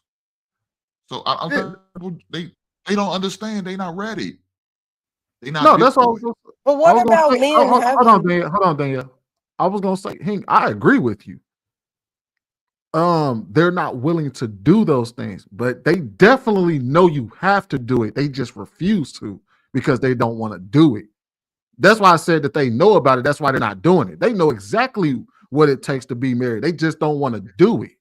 That's what, like, they know, man, I gotta compromise. Man, I gotta do this. Man, you want me to do all of that shit? Hell no. They know exactly Sweet, what it takes to be married. They just don't want sweet. to do it. They don't know. They don't know about compromise, because if you have a woman who's always got her way, she don't know what compromise is. If a woman No, always got her way, she has no idea what compromising is, because she always got her way. How are you no, compromising when you always get your way, what you want? If Truth had this woman and he's always giving her what he wants, he breaks up with her and now he moves on to Via's. And Via's like, all of a sudden she's hearing no. Oh, what you mean no? Well, she's not used to hearing no because Truth didn't tell her no. Her father didn't tell her no. Maybe her other boyfriends, all of a sudden this man is starting to tell her no. She has no idea about that. I think there's a missing translation of what I'm trying to say. What I'm saying is they know the dictionary definition of marriage. They know exactly what it takes. They know with marriage comes compromise. They know with marriage comes that one pot. They know with marriage comes all of these things. And what they're saying is, I'm not gonna do that. So they know exactly what it takes to be in a marriage. They just refuse to do it because they don't want to do it. So I think we are in agreement here. We're just talking about, we're just looking at it from a different standpoint. I believe that people know exactly what marriage is. That's why they're not doing it. They know exactly. They know how hard it can be. They know exactly, like, you know what I mean? It's almost like a person that knows the SAT is a hard test that you have to take and you need to do it to go to college. And they say, man, I know I got to take these SATs to get into college. I know what it takes to get into college, but I don't want to do that shit. So I'd rather go out here and work at McDonald's instead. It's a lot easier for me to do that than to go to college. You get what I'm saying, Hank? But what do y'all know? Do y'all know that you're supposed to be financially sound and not require a woman to have a hammer to come build with you on your dreams and expectations? You should have everything figured out as far as your age, at the age you are. Now, maybe if you get married younger, but a lot of times men get married and have these expectations of a woman. You're not even together yourself, so you shouldn't even be dating. You shouldn't even have sex. You shouldn't even be thinking about marriage until you get your shit together. And I think if we know what women should know about compromise and understanding and forgiveness, focus on what you need to know as a man to be someone's husband and to require and expect those things. A lot of times y'all be expecting that out of people and you not worth a damn. A lot of times y'all want people to follow y'all, but it's going to be off a cliff and they going to bust their head. A lot of times y'all expect submission and understanding, and you don't even understand yourself, your health, your family history, never talk to a therapist, don't have anything in order, and y'all have these expectations. So turn the mirror towards yourself and look at what, and embody and tell me what a man should be and what a man should understand about marriage. It's always about the other sex. Only I thing don't any of us, like when I hear men talking about a woman need to build with them. Nobody trying to build a porch with you. Build your own house. Do it yourself. So Go ahead, True. hold on, Drew. True. Go ahead, bro. I hate that come build with me. Build with your Yeah, business partners and your coworkers and your yeah. colleagues. Stop trying to make women be men. yeah. I love Danielle. She's been my girl the whole show. Like you couldn't be more wrong. You couldn't be more wrong. She been wrong on show. I don't know why she says she right. True. She been wrong on show. You just be co-signing on that bullshit. I'm saying for the most part, she been doing her thing. I know you battling on the light skin thing, Hink. I get it. She taking your shine, my brother. I'm not light skinned. Don't do that. I'm not light skinned. No, her skin tone ain't got nothing to do with this. She just been wrong with what she's saying. And so what she just sit there and said proves me, Sweeney again, they don't know. What don't you know? You always I've been saying this since I got on this panel. You always talking about what women don't know. What don't you know? Well, first, Danielle, when we talked about marriage, neither one of us mentioned what women should do. We just said what people should do when it comes to marriage. I said people don't know what marriage is, and that's why they elect not to do it. I never made any mention of any gender specific. Well, I'll speak to what I believe Danielle particularly was saying, because she definitely responded to the whole not building. And I think that's a part of the issue. Unfortunately, the women don't want to have to give up what they believe they own as far as autonomy. And they do. In a single state, you're autonomous. In a marriage, you are absolutely being acquired. You are absolutely giving up freedoms, rights, and certain privileges that you would have in a single state. To Sweeney's point, I believe they are aware of this. So I think two things are happening. I think that we still covet marriage as the standard, right?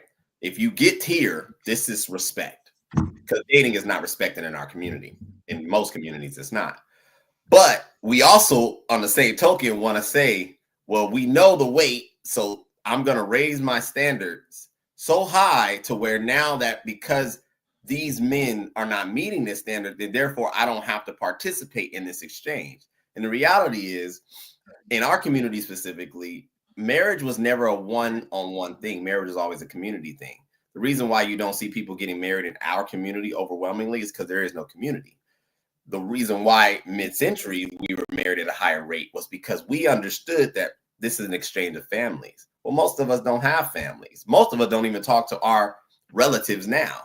So to push marriage, I think to Danielle's point, currently probably would be a little dangerous if you're talking about us specifically.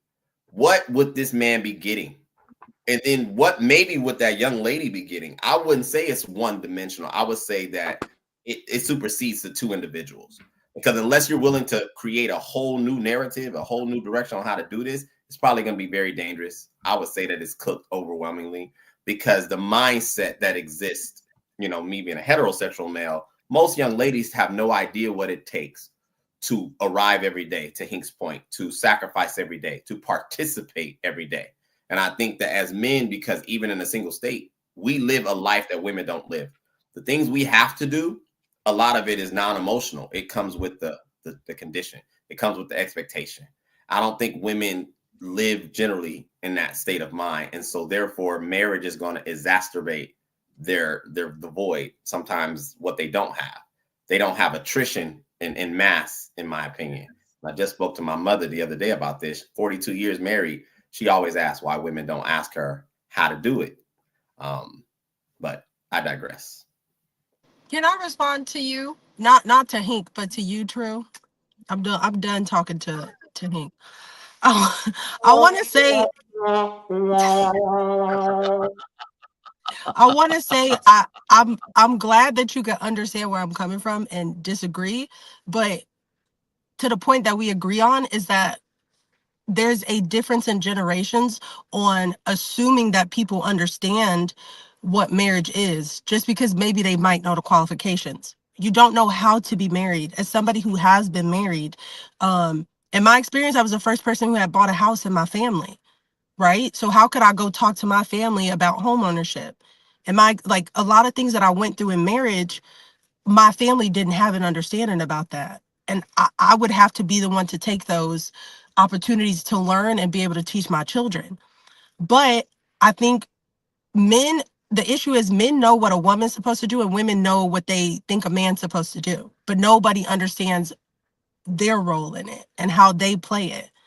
I don't have an issue with me offering guidance or allowing my man to come talk to me and speak to me and we put an idea together.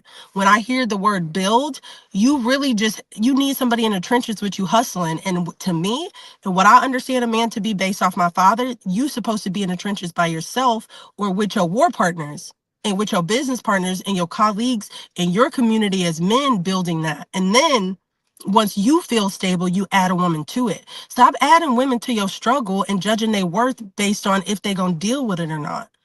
They should.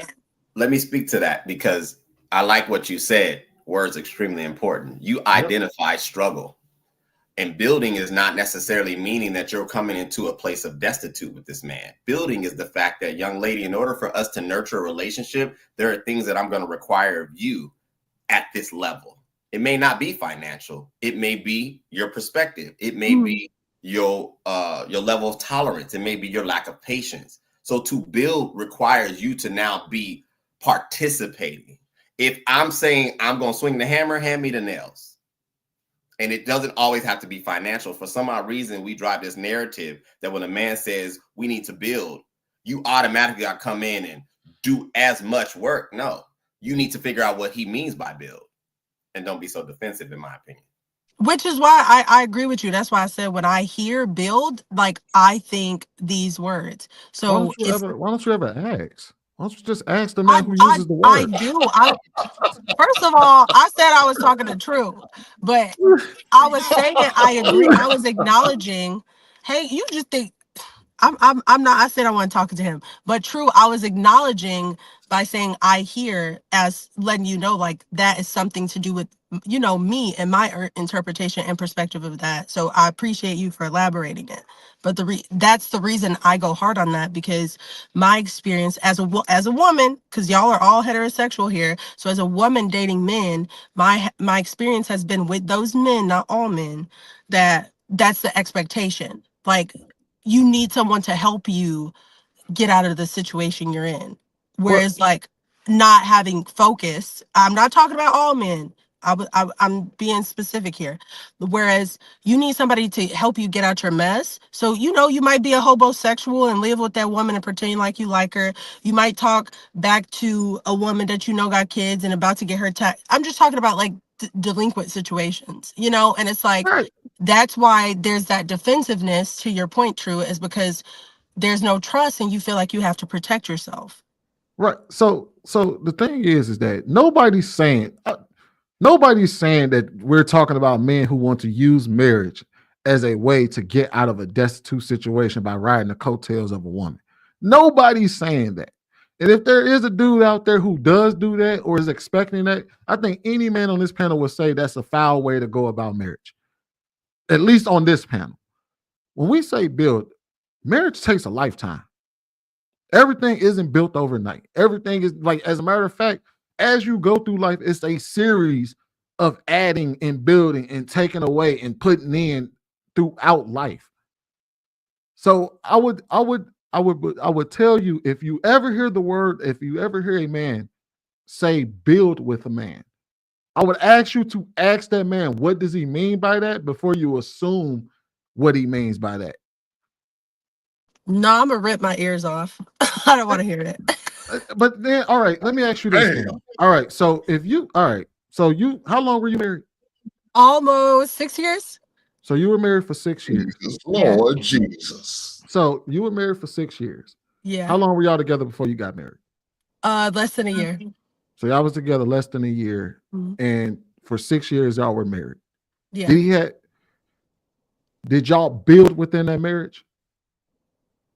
Yeah. Did y'all put in some work and get and acquire the things that y'all? True's definition, build, yes. If we gonna use that as the baseline, yes, I did. That's what we're talking about. So look at your own situation and see what you and your husband had to do to get through life. Would you look at your husband and say, man, you was just using me and trying to build with me and ride my coattail to the end of the? Would you look at your ex-husband that way? Because I know y'all got a divorce, and I don't want to get into why y'all got y'all divorced. I know there was some, but to speak specifically about building within a marriage, would you look at your ex-husband and say that he's the guy that you were just talking about, the dude that wants to live on a woman's couch? You wouldn't look at him that way, right? No, because I wouldn't, again, which is why I go back to my original definition of like, I'm in circles with women, I'm in women groups and not-for-profits, and I hear the way women speak and the way they receive information. I personally wouldn't ever date someone like that in general. So that's why.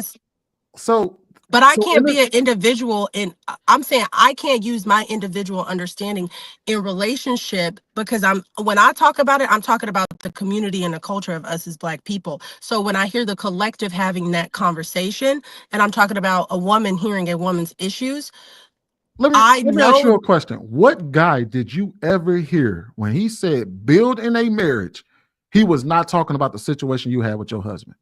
Oh my God, so many. What do you? I've heard. You saying that you heard a man say? You telling me you heard a man say, when I'm building in this relationship, I want to be the nigga on her couch while she does all the work. And they don't verbally say that, but look, this is what I'm saying. Hold on. I've told you that I do emotional processing consulting, y'all. So I do one-on-ones or I do groups, right? So I've done sessions with men and women too in a relationship. I've also done sessions with a group of women and a group of men. They're not saying that, but that is what's happening. And they think that they're supposed to be supported through that because, a woman's supposed to hold his man down. The ride or die complex. I'm saying it's being like conflated, and it's an issue that needs to be addressed. Roles, responsibilities, what are the expectations? Women think because they don't want to be lonely, that's one of the sacrifices they gotta do to build with that man to have a happy family. That's what I'm talking about. No, so in your own situation, has there ever been downs in your marriage that y'all worked through and grinded through, right? Well, what do you think? Outside, like, so say for instance, that may have been a drop in income, or y'all may have had an unexpected hospital bill, or you may have car broke down or something. Like, there's down moments in your life, right? Did you say, that motherfucker down, gotta go? No. Right. So in your not to my husband. Right. So understand, when we say build, you did build. That's what we talk about when a man says have her husband's back. We're talking about the situation that you found yourself in when you have the highs and the low of marriage, That is what we're referring to. So I would ask you, I would beg you. I would I beg you that appreciate you anytime defining that. That's not how they see it. I Swing, appreciate you defining that, but that's not how they see it. swing. What I see happen is something different, where it's like a man is down and a woman go get 2 jobs, and the husband is playing 2K and smoking weed. So you said that a Swinny, dude that you so was on Swinny, a panel with this is what somebody, it and a is. dude playing No, 2K. Swinny, let's What be you honest. say? Swinny, let's be honest, Swinny. Oh It's for God. better for her. It's for better for better. It ain't no better for worse. Because when it gets worse, she's bailing the fuck out. Peace. Yeah, if You ain't fellas, never heard if a you man meet an say, "I want to individual be on the like this, couch playing 2K." fellas, And she if you had meet 2 an jobs. individual with this type of mindset, you make sure you get a prenup if you even marry her ass. Make sure you get a prenup. Oh my God. A prenup I'm for not what? for They don't even prenup. have no money. For Why would with they an get a prenup? with an individual who talks like this, I encourage you to get a prenup. Matter of fact, I encourage you to run the fuck away from this F-up. That's what I encourage you to do. But for some reason, if she cons your ass into saying I do, make sure you sign a prenup. Why would I have to con She's for somebody better into for better. marrying? She's not for better for worse. Why? She's not If for better worse is for sleeping, worse. if worse If is it get worse, playing she's getting out of 2K, there. if worse is playing You ain't 2K never while I work heard, 2 jobs, then yeah, I want better or better. Danielle, you ain't never heard no man who speaks highly of marriage talk about, hey, look, in this situation, a man should be able to ride on the couch and play 2K while his woman grind and work 2 jobs. Like, that's not, even if, all right, I would even grant, maybe in your private session, you heard some bum ass nigga say that dumb shit. Possible. I grant you that. Maybe you did hear this from, but come on now. You're on a panel with me, True, Hank don't count. Viz, and JR. And I can guarantee you done been up here with us a few times. You ain't never heard any one of us when we refer to marriage and how to navigate marriage. You ain't never heard none of us say it is okay for a man to be sitting on the couch playing 2K while his woman is grinding her ass off and pulling him along. We ain't never described marriage that way. You haven't, but if we don't know who's listening to this or who's going to watch this, and if it's for an opportunity for education, you don't understand the way. Just because I live in a neighborhood where Black people own houses and they have careers and they not rappers or scammers, doesn't mean that that's not the reality for other people, and that that's not something we need to address. I thought we were pretty clear on what marriage is. Ma'am, I don't even think we left room for misinterpretation. I'm just saying he shows- it's okay for women to have expectations. ahead, And real quick, Kink, if I could just finish my point, because it's so rude to interrupt people before they're done speaking. Right. So that's why I stood down. Go ahead, ma'am. So I think it's important for women to have confidence in being able to have an expectation, and that not being with the man is okay if you don't feel satisfied in that relationship. And I was pointing to the Kendra G's thing. We're saying we gotta use our imagination and hope the Uber driver about to start a business. I think what is dangerous, and I'll just speak to even when I was dating at one point, to maybe your point, Danielle, a lot of times women say what they assume is reality in the landscape, and the reality is that most women are really not thriving as they try to create this narrative. So that's one. The other is that I think, even in my personal experience, there was times where I would interact with young ladies who assumed they were doing better in life than me because aesthetically they made individual choices to put themselves in debt, purchase homes, certain cars, or whatever it may have been. And just off face value, they assumed, instead of asking questions, that they were doing better. But when we pulled things apart and they started to realize that some of the choices I was making was based on my individual pursuit in life, and then that they went out and did what they thought was the right thing to do. And this is what I see a lot of young ladies do. They go to school, they rack up a lot of debt, they go get jobs, not businesses, not portfolios, not partnerships, jobs. Then they go out into the dating market and now they try to sell themselves to the male population that they're doing better because they work at Hewlett Packard or Johnson & Johnson, and he may work for Bobo's Furniture, hauling stuff. What the heck ever. I'm just creating a narrative, right? Instead of her asking questions, okay, I have a home, you pay rent. Because I've actually had these kind of conversations. You got homeowner or do you pay rent? And instead of her digging further, it's already when I return, well, I rent. It's not why I rent, it's the fact that I rent. If we want to really expand this conversation, this is what has happened, I think, in mass, is that a lot of the women are running on very fickle ego because they're participating in adulthood, paying bills, having jobs, whatever it may be. And to be honest, none of that stuff has anything to do with what men choose in a woman anyway. So if we're trying to deal with connecting, I think it would serve women better to understand where they are in life. Individual choices, great. And to Kendra G's point, it may not be an Uber driver, but expand your mind to where the man you may be looking for, he needs to have character. He needs to have the things that actually matter. Because I don't know if y'all have ever seen it. Fortune 500 companies fire folks every day. So if and when you lose your job, sweetie, then what? And none of that is ever occurring. I think that's my personal issue with it, is that there's this false sense of pride that you're better than the men in the community and in mass because you just so happen to amass a certain position, title, salary. And that's damaging. We need to dig deeper. And I digress. I Well, agree true. with you on that too. You heard what the For individual said sure. that she. I will Go ahead, I man. will Go mute. ahead. I will Can we just make up? Where's the white towel? I give up pink. You won, okay? We cool now? I'm not saying it. Go ahead, man. Go ahead. Go ahead.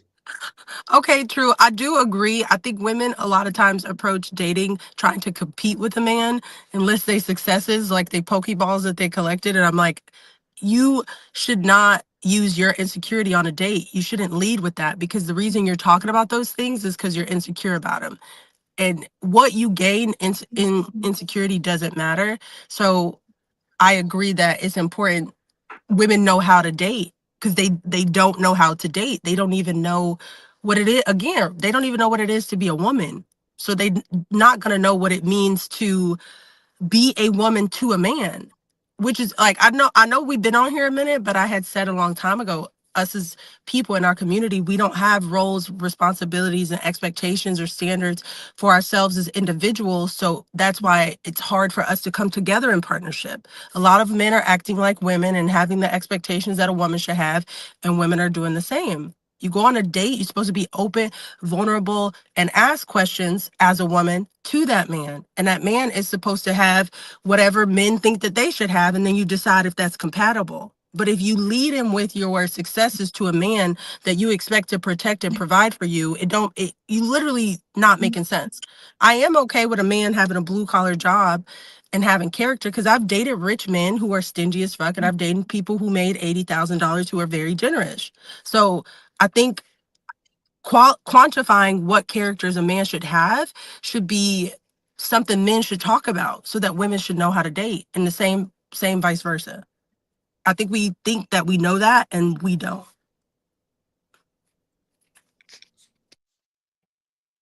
What on, Coyle?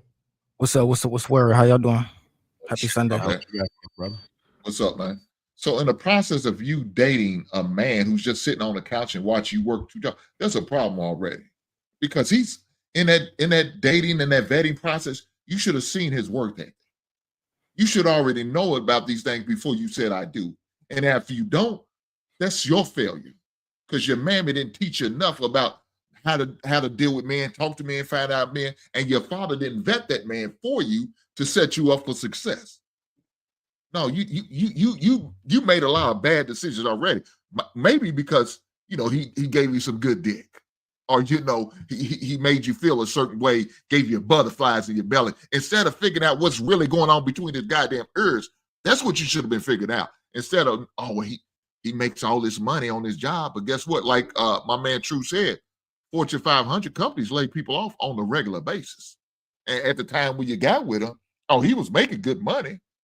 But for some reason, he got laid off. And now he said, I'm not worried about going to job fairs. I'm going to continue to collect this unemployment check. You know what I'm saying? While my wife still to go out there scrubbing and now she had to pick up a second job in order to maintain the home. No, you shouldn't be dealing with that.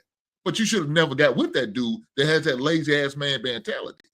That's your problem. When you figured out what you got, And like you said, you okay with a blue collar man? That man's working every day, 5, 6 days, 7 days a week, sometimes 14, 16 hours a day. Hey, he's willing to take care of everything. But if he's willing to do that, guess what you got to be willing to do? Make sure everything's taken care of and at home. See, I'm a man who believes in gender roles, right? I'm a man who believes in hierarchy. So my wife is up there cooking now. She just got finished cooking me some chicken and cornbread and some broccoli and sweet potatoes. But that's her job. But it's also her job to clean up. But you know what my job is? To make sure she's well protected, to make sure she don't want nothing, to make sure she don't have to worry about a goddamn thing. See, a lot of y'all women need to get a man like him.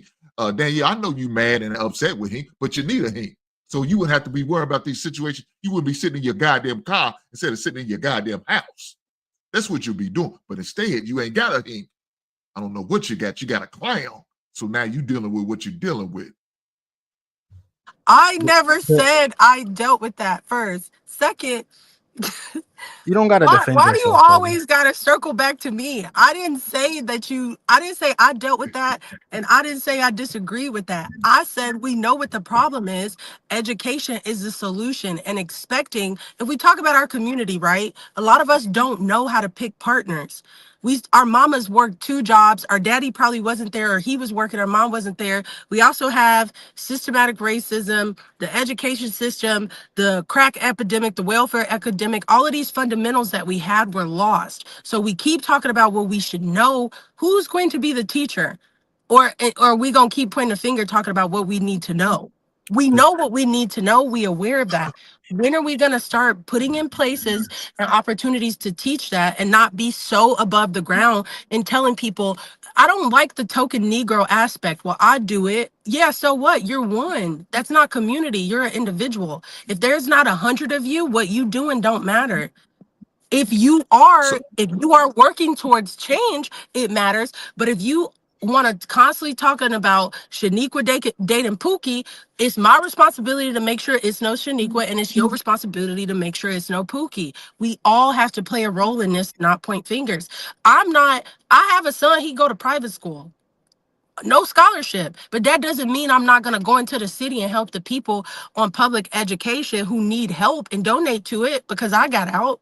I know it's not on them. I know what I've come from, and I know it's going to take all of us to put forth effort.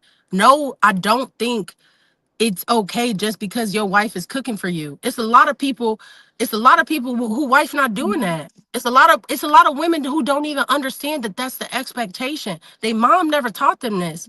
It's generations of women who never even had a man in their house. Do y'all understand this? The grandma, the great grandma, the mama was never married. And we expect these offspring to be able to conduct themselves in a way that helps your son. It's not going to work like that. Somebody has to take the onus of it. The problem is, I think I said this like shame on them for that situation, because guess what? You need to talk to elder women who need to be teaching these younger women on how to move and act and operate. But how can they teach it? My grandma, I give my personal experience. My grandma is 12. My grandma, hold on, Hank. Hold on 1 second. My grandma, one second, and I will yield. My grandmother's mother passed away at 12. She don't have nobody to teach her that. Her stepdad brought her to Chicago. She don't have no women around her. She had my mom at 15 years old. My mom don't have no men around her. My mom had me. So it's like, yeah, you need to do this, you need to do that. How would a 15-year-old know that? Whose mother died at 12? Specific to that, she wouldn't. She would have to figure it out and make mistakes, like maybe having a baby with Pookie and seeing that's not the right thing to do. So what I'm saying is, we know that this stuff is wrong. We know we know where it comes from, but if we keep being the ones telling people what the problem is without tangible, actionable solutions, then you're a part of the problem too. And that's all I'm saying. I'm not saying you're right. I agree with you. Mom, I have a daughter. It's my responsibility to teach her that. But I need to know that you too. Don't agree with me, man, because there's no way I would have said it. So you don't have to necessarily be your mother. It could be your aunt. It could be your grandmother. Somebody in your family could teach you. Guess what? We have people we call extended family. They don't have to be kin to you to help you. But I'm telling you, I gave my business to tell you that wasn't the case. I gave you my specific you have nobody situation. In your family. You have no. I am telling you that there was women. I am telling you, my elder was 15 years older than my mother, who had her first child at 15. So the elder is 30 at that point. Do you get what I'm saying? So think about what it means to be a okay, so if we talking about reality here, an elder is not 30. She's older, but my grandma's not no elder, and she didn't have no mom to teach her. And my mom had a baby at 15. We're talking about a 30-year creating two generations. My grandmother, her mother passed away, so there's no aunties around because all of her children were my great grandma's children were separated because nobody wanted to take on 4 children. So my grandmother was alone and had to figure things out by herself while having a child at 15. My mom had a child at 15. So yeah, there's no community because everybody's looking at my grandma like, you know, she fast because she had a baby at 15. Looking at my mom the same way, and everybody pointing their finger talking about what she did wrong. She know what she did wrong. Who's responsible of teaching the right way, setting that example? So I also gave you the example of somebody outside of your family that is still could be considered family. Whether you can have a neighbor, an elder woman that's a neighbor, she can teach you. But see, sometimes our pride won't or get in our own way because we feel like, oh, well, I don't want to ask her. She white. I will ask this white woman. This white woman can't.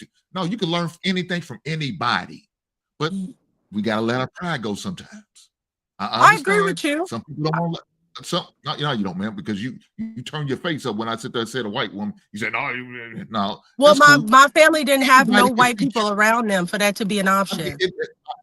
Look, ma'am, I just gave anybody can teach you who's older you, who's more experienced, who learned something. But that's why I always put out there, elder men should be teaching these younger men, elder women should be teaching these younger women on how to be married, on how to be ladies, not just women, because we know a woman is just an adult female, but how to be a lady, how to move and operate and carry herself as such. Just like elder men need to be teaching these young bloods on how to be men, how to move, operate, and talk and act and carry themselves.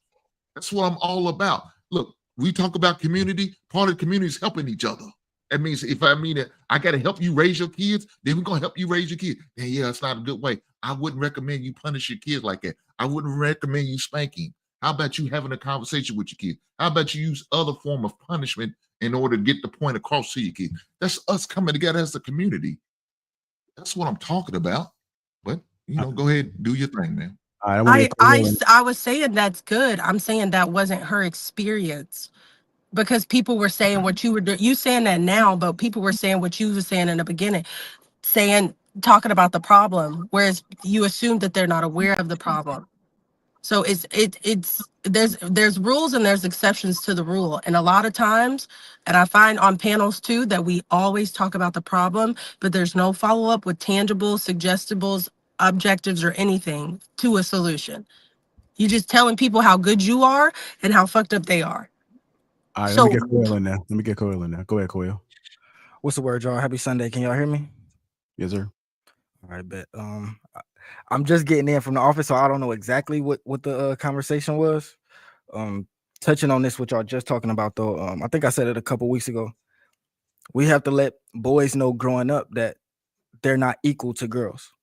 That's the problem. That's why you got these teenage boys becoming men, and they think that it's cool to have a girl paying rent just because that's what they grew up on. Like, they grew up learning that men and women are equal. So she can go to work, I can go to work, she can pay bills. If I don't got a job, it's okay. She can still pay bills because men and women are equal. We need to start teaching young men and young women that men and women are not equal. I don't want to say teach them that the man is better than a woman or the woman is better than a man, but we're not equal. The man has a job. Woman can't do the man's job and the man can't do the woman's job. It just has to be set in stone like it was 100 years ago, because people just too confused, man. These young dudes is too confused, man. They watching their aunties, their mamas do all the work, and they get used to it. They get a girl. You gotta think they may be 17, 18, get with an older girl or a girl their age. She might have an apartment, and they coming from their mama house straight to their girlfriend house, and to them it's normal. It's just normal. But in real life, that's just not how it's supposed to be. I think to your first point, Coel, I agree with you. because you said a very good precedent that we need to teach young boys that they're not like young girls. My only pushback with what you said is that, and you did say 100 years ago, things were like this. I think we still do not give enough credence to what it is now. What we have done ultimately from a business perspective, we've opened up the environment to allow women to participate in the workforce. That's what we've done. With that, because people are paid in currency, to say a woman does not need to participate financially, I think is dangerous. And I'm going to tell you why I see it this way. Women tend to only respect what they contribute to. And it does not necessarily have to be financial. But for a young man to engage with a woman, that woman needs to be doing something. In Hink's example, Hink's woman is upstairs cooking. That's her job. I think young men need to be taught what you need from that woman, because women need to have a job, a function. Her function may be financial. Her function may be nurturing. It may be a combination of things. But to try to create this narrative that current day, that men need to alleviate women of any financial responsibility, I think is dangerous. I wouldn't say alleviate them of their financial responsibilities. I would just say that they need to know that men are leaders. That needs to be taught, because it's not taught anymore. It's just like everybody can lead themselves, and you can do it. No, men are the leaders. You know what I'm saying? Because that will instill in young boys that, okay, I have to be ready to lead. Okay, I can't go get with this girl when I'm 17 and put a baby in her because I'm not ready to lead. You know what I'm saying? Like back then, there was certain things that you had to do before you were able to even get a girl. You know what I'm saying? Like, and that should still be the precedent. You know what I'm saying? Or if you jumped the gun, you was forced to catch up. You understand what I'm saying? Or you was just shunned, or you were shunned by the community. You know what I'm saying? It's just over for you. You know what I'm saying? You was not about to be just around here, not taking care of your kids, being a trash person. You know what I'm saying? That just wasn't going to be what it was. No, You know and that's what I'm why I say I'd agree with your initial point. I do think that we need to really instruct and give feedback to young men to understand what your function is.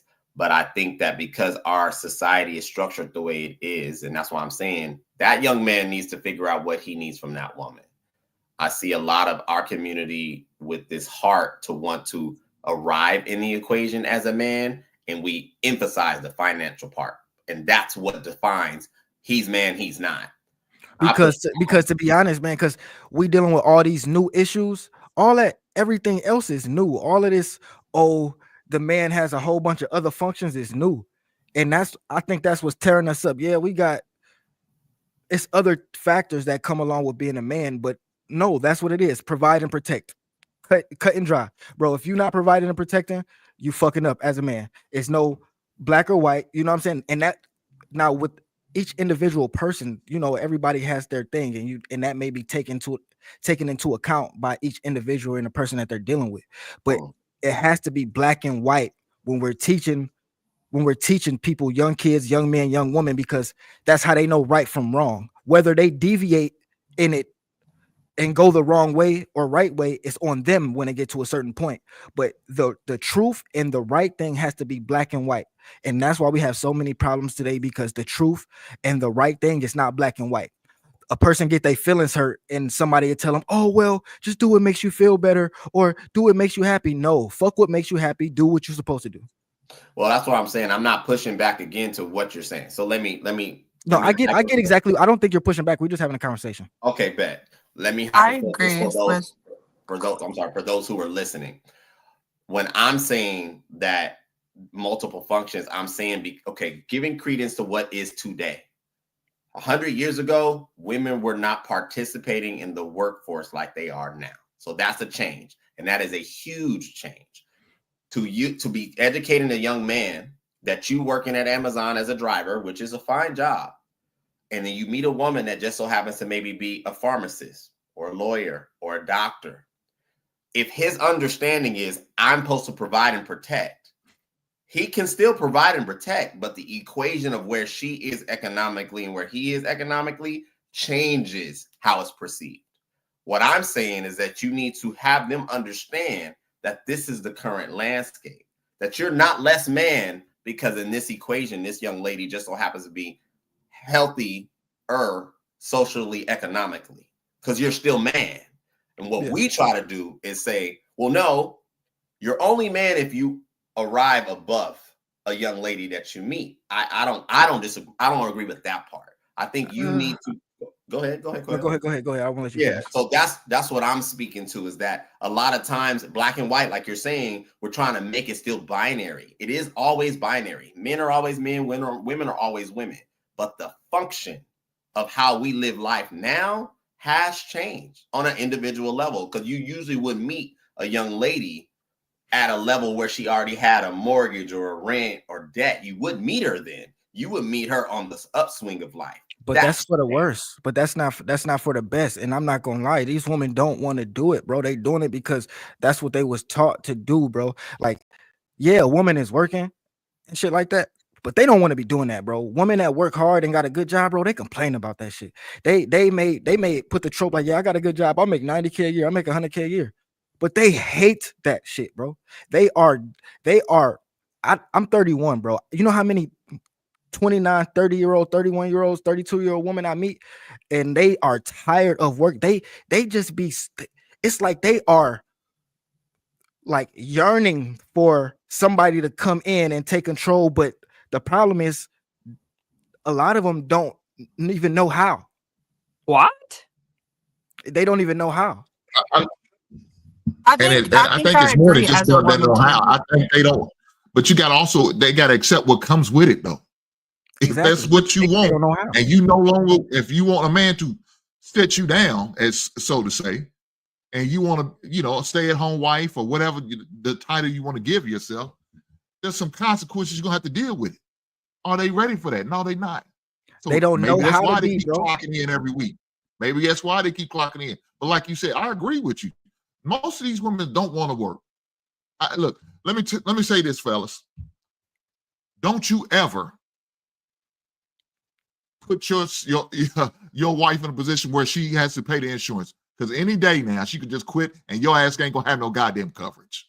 I tell men that all the time. She will quit and your ass ain't got no goddamn coverage. You try to go get some a checkup, you can't. Why? Because your old lady quit now, she unemployed. Now you ain't got no benefits, no goddamn more.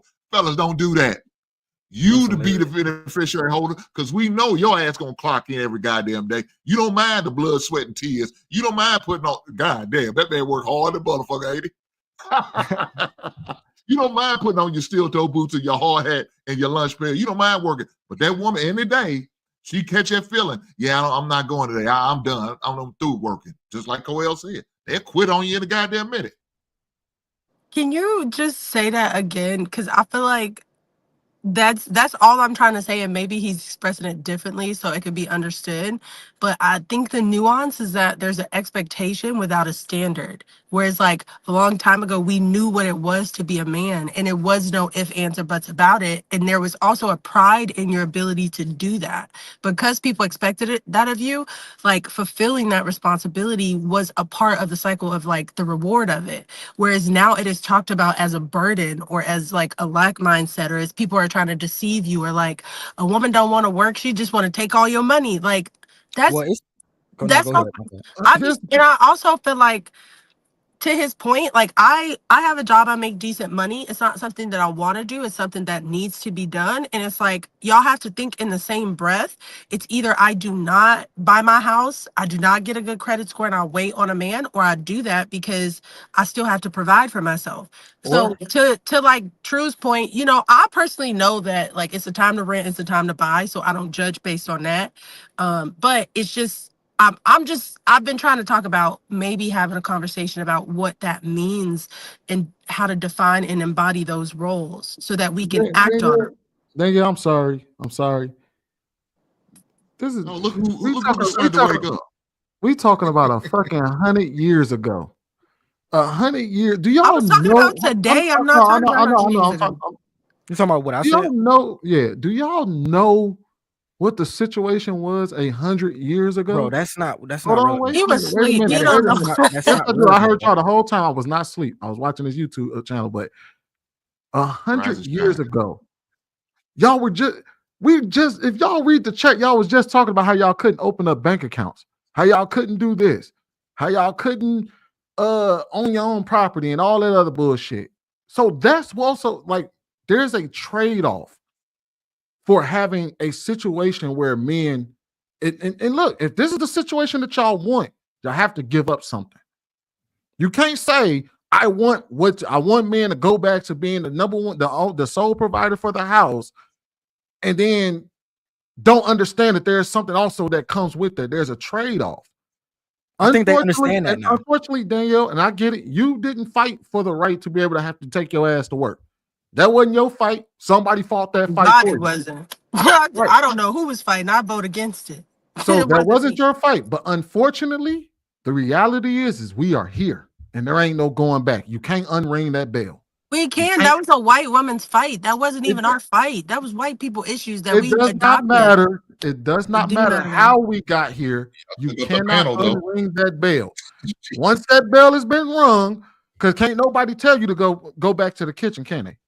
Yeah, Hell yeah. tell me Yeah, right now. they at that point. Tell me right now today. Some of them is at that point, Tell, bro. hold on. You asked me a question. If somebody, first of all, that Wait, I wasn't done. Can't nobody come in and tell you your right to vote is now revoked. Yeah, they Can't nobody come in and tell you, hey, your right to own property is now revoked and it goes back to the man. Can't nobody come and tell you, hey, the house that you own, we're gonna go give it back to your husband, and now you got to go work under your.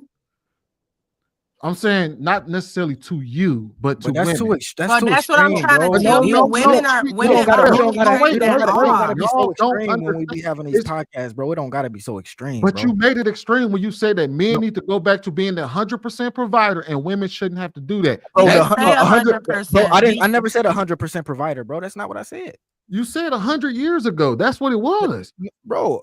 I said we need to teach men like it was being taught 100 years ago that they are the leaders and that men are men and women are women, and they are not the same. So what is this? So you said when you said that a woman should never have to pay rent. Are you saying just rent, or are you saying rent, electricity, the household, the food, the clothes, the insurance, that a woman should never have to pay any of those things? I mean that's going to every individual person, bro. I'm not gonna say no, a woman should never pay nothing, bro. No, I'm not gonna say that, but the man should take care of what? Most of the finances that go in the household. Now, if you meet a woman with a job that don't want to quit her job, bro, I mean, let her pay a light bill or something. That's cool. We're not talking about what I'm saying. Listen. So don't know.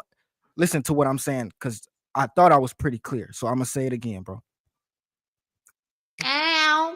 100 years ago, men were taught that they are men and women are women. Cut and dry like that. Men are leaders. You're supposed to protect and provide. Fair. It's black and white like that. Now, I did say this, in everyone's individual life, that may look a little different, and things may can be set up a certain way how the individual likes it. But for people to be taught, and so there is a standard, it needs to be black and white. Men are leaders. Men are supposed to protect and provide. Women are supposed to be nurturers. We're not equal. We're different, and that's that. It's simple. Right.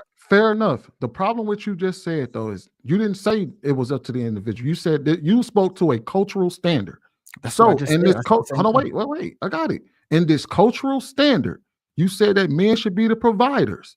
All right. Are we talking 100% provider, 50% provider, 75% provider, 25% provider? What is this standard? Financially? You talking about financially? Financially. In a standard, I would say 100%. If we just talk about the standard, 100%. So the standard should be that a man should be 100% provider. Yes. That comes with a consequence of that. A consequence for who? The consequence for the women. They could quit their job, bro. Right, but that comes with also the ability, because when you say that a man is 100% provider and that that's the standard, that means that you have to go back to what also were the laws at that time when that was. No, you don't, bro. Wait. Yes, you do, because otherwise, extreme, bro. It's also extreme to say that in today's time that a man should be 100% provider. But we didn't. That's not extreme. It is extreme. We live in a world where 50% of the population is women, and they work. Bro, I live alone in a two bedroom crib, bro, with a basement. My guy, listen, bro. No, listen, bro. I'm 31. I live in a 2-bedroom crib with a basement, bro. I got my shit set up. Matter of fact, I moved tomorrow to a whole nother crib bigger than this motherfucker. Excuse my language, but I got another room for kids. I got a room for a girl. I'm single. I can pay my rent by myself. If men really, if men really get their stuff together, bro, I can move a woman in here with no problem, bro. I'm not so saying that's what I'm saying, bro. I'm not saying we don't gotta go back. So we don't gotta go to. She don't gotta, bro. You talking about she gotta sell the house and she gotta get, bro. That's too extreme. And when it comes to podcasts, I hate when people do this extreme type of stuff. When it comes to slow down. women, With responsibility comes decision making. When you say that somebody is not the person, so basically, all right, let me ask you a question then. Since you pay 100% of the bills, right? You move this woman in, you pay 100% of the bills. You own 3 houses, you got all of this.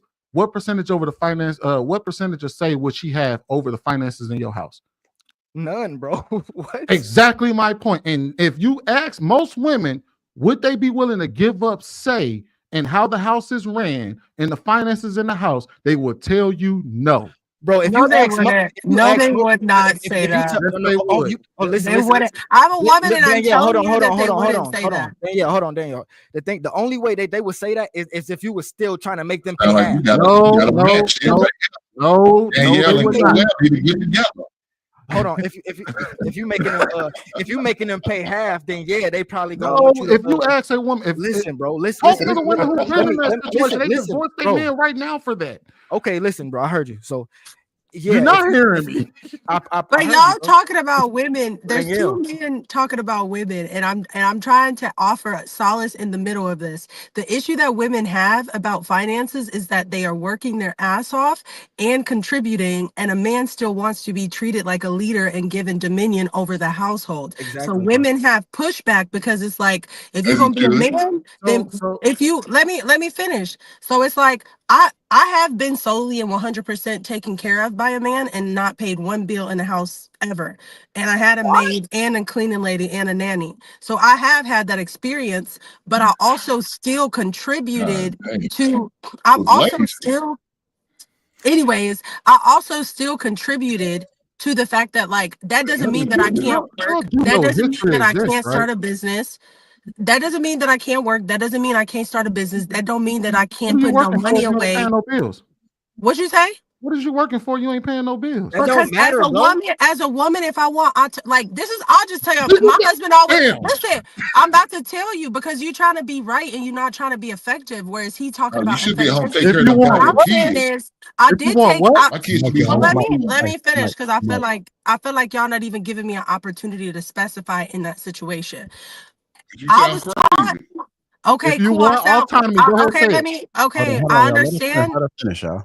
I understand that I sound crazy, but I will understand that there's this trope that True talked about where black men are seen as like the epitome to be able to overcome and compensate and get through hard stuff in the same way for women. Whereas like in my marriage, it wasn't no expectation of like, I gotta work my ass off. He say jump, I gotta say how high. He thought it was his responsibility, and he was taught as a man that he wants his woman happy and he wants his woman in a right mind so that I can be able to express and take care of him and my children without being stressed and postpartum and listening to a boss or bringing all of that drama and that energy home. So that was how he allowed me to do that. A lot of people have a problem when I say I had a maid or nanny because I'm a mom, but it's okay. It's okay to get It's okay to get help. And as far as like men who try to say like in this economy it's hard for a man to be a sole provider, it's not. But the pushback that men have, the pushback I will say from a woman's perspective who holds women forum and women one-on-ones and women groups, is the pushback is I gotta work, I gotta contribute, and you want to be seen as a leader but not embody what a leader is. Danielle, and I asked a very specific question. I said, you said that you wanted to be able to go to work. And I asked a very specific question. I said, what is the purpose of you working if you ain't paying no bills? And what was your answer to that question? My answer was that it's okay to put money up for a rainy day. And I'll say specific to me, I had my own business, and at one point I was making more money than my husband. You know what I did with that money? I remodeled our backyard, and one day he always said he wanted a walk-in closet, and I hired contractors to build that walk-in Why are closet. you paying for So that? He's supposed to pay for that. He's it's supposed not to. He the about what. man.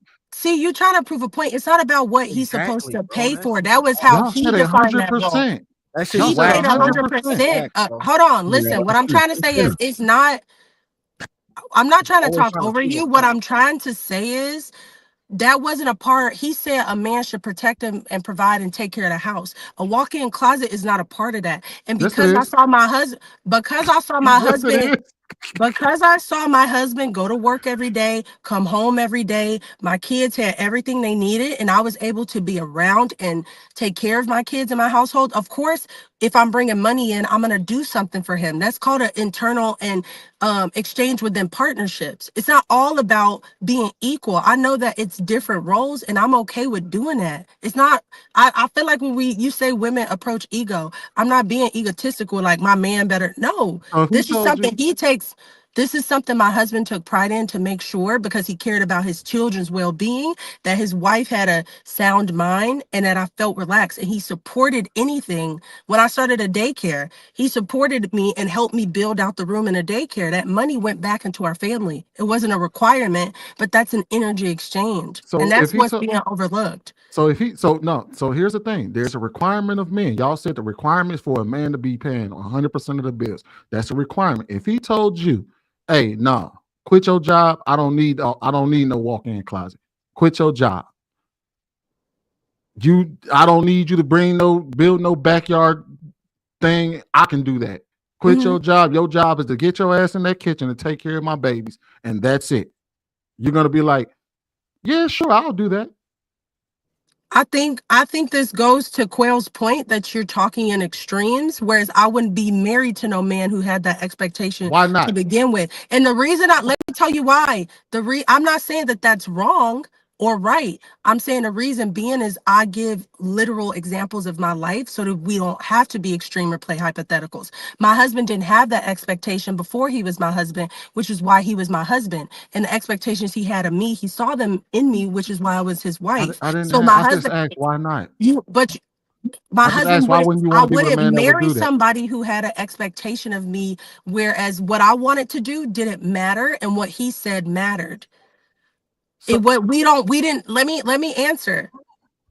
Would I marry somebody? Our volumes and our communication matters.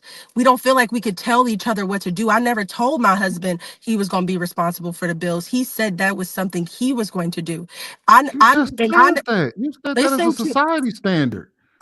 he said that. I said What's to the his, society standard for a woman? you have to, okay, Bro, why are you listen, trying to Because can you we're just, getting way why are too you off of trying to this. like slip her What is words the up, bro? That's no? whack, We bro. said what a no, society I'm standard for a trying to, man That shit's was. whack, bro. We asked I'm for. trying Let her to, finish, man. Go ahead, Is she man. gonna let her bury herself? Let her go. Go ahead, Danielle. Yeah, what she I'm is. You're trying right. to, Go ahead. Keep what burying I'm yourself. trying to express is I was speaking to his point about identifying the roles that a man should embody, and I used a real life experience to show that that was my husband's expectation from himself, and that's how he was raised as that's how he was raised up to be a man, and I just so happened to benefit from that as a byproduct because that was my husband. He benefited from what I was raised to be too.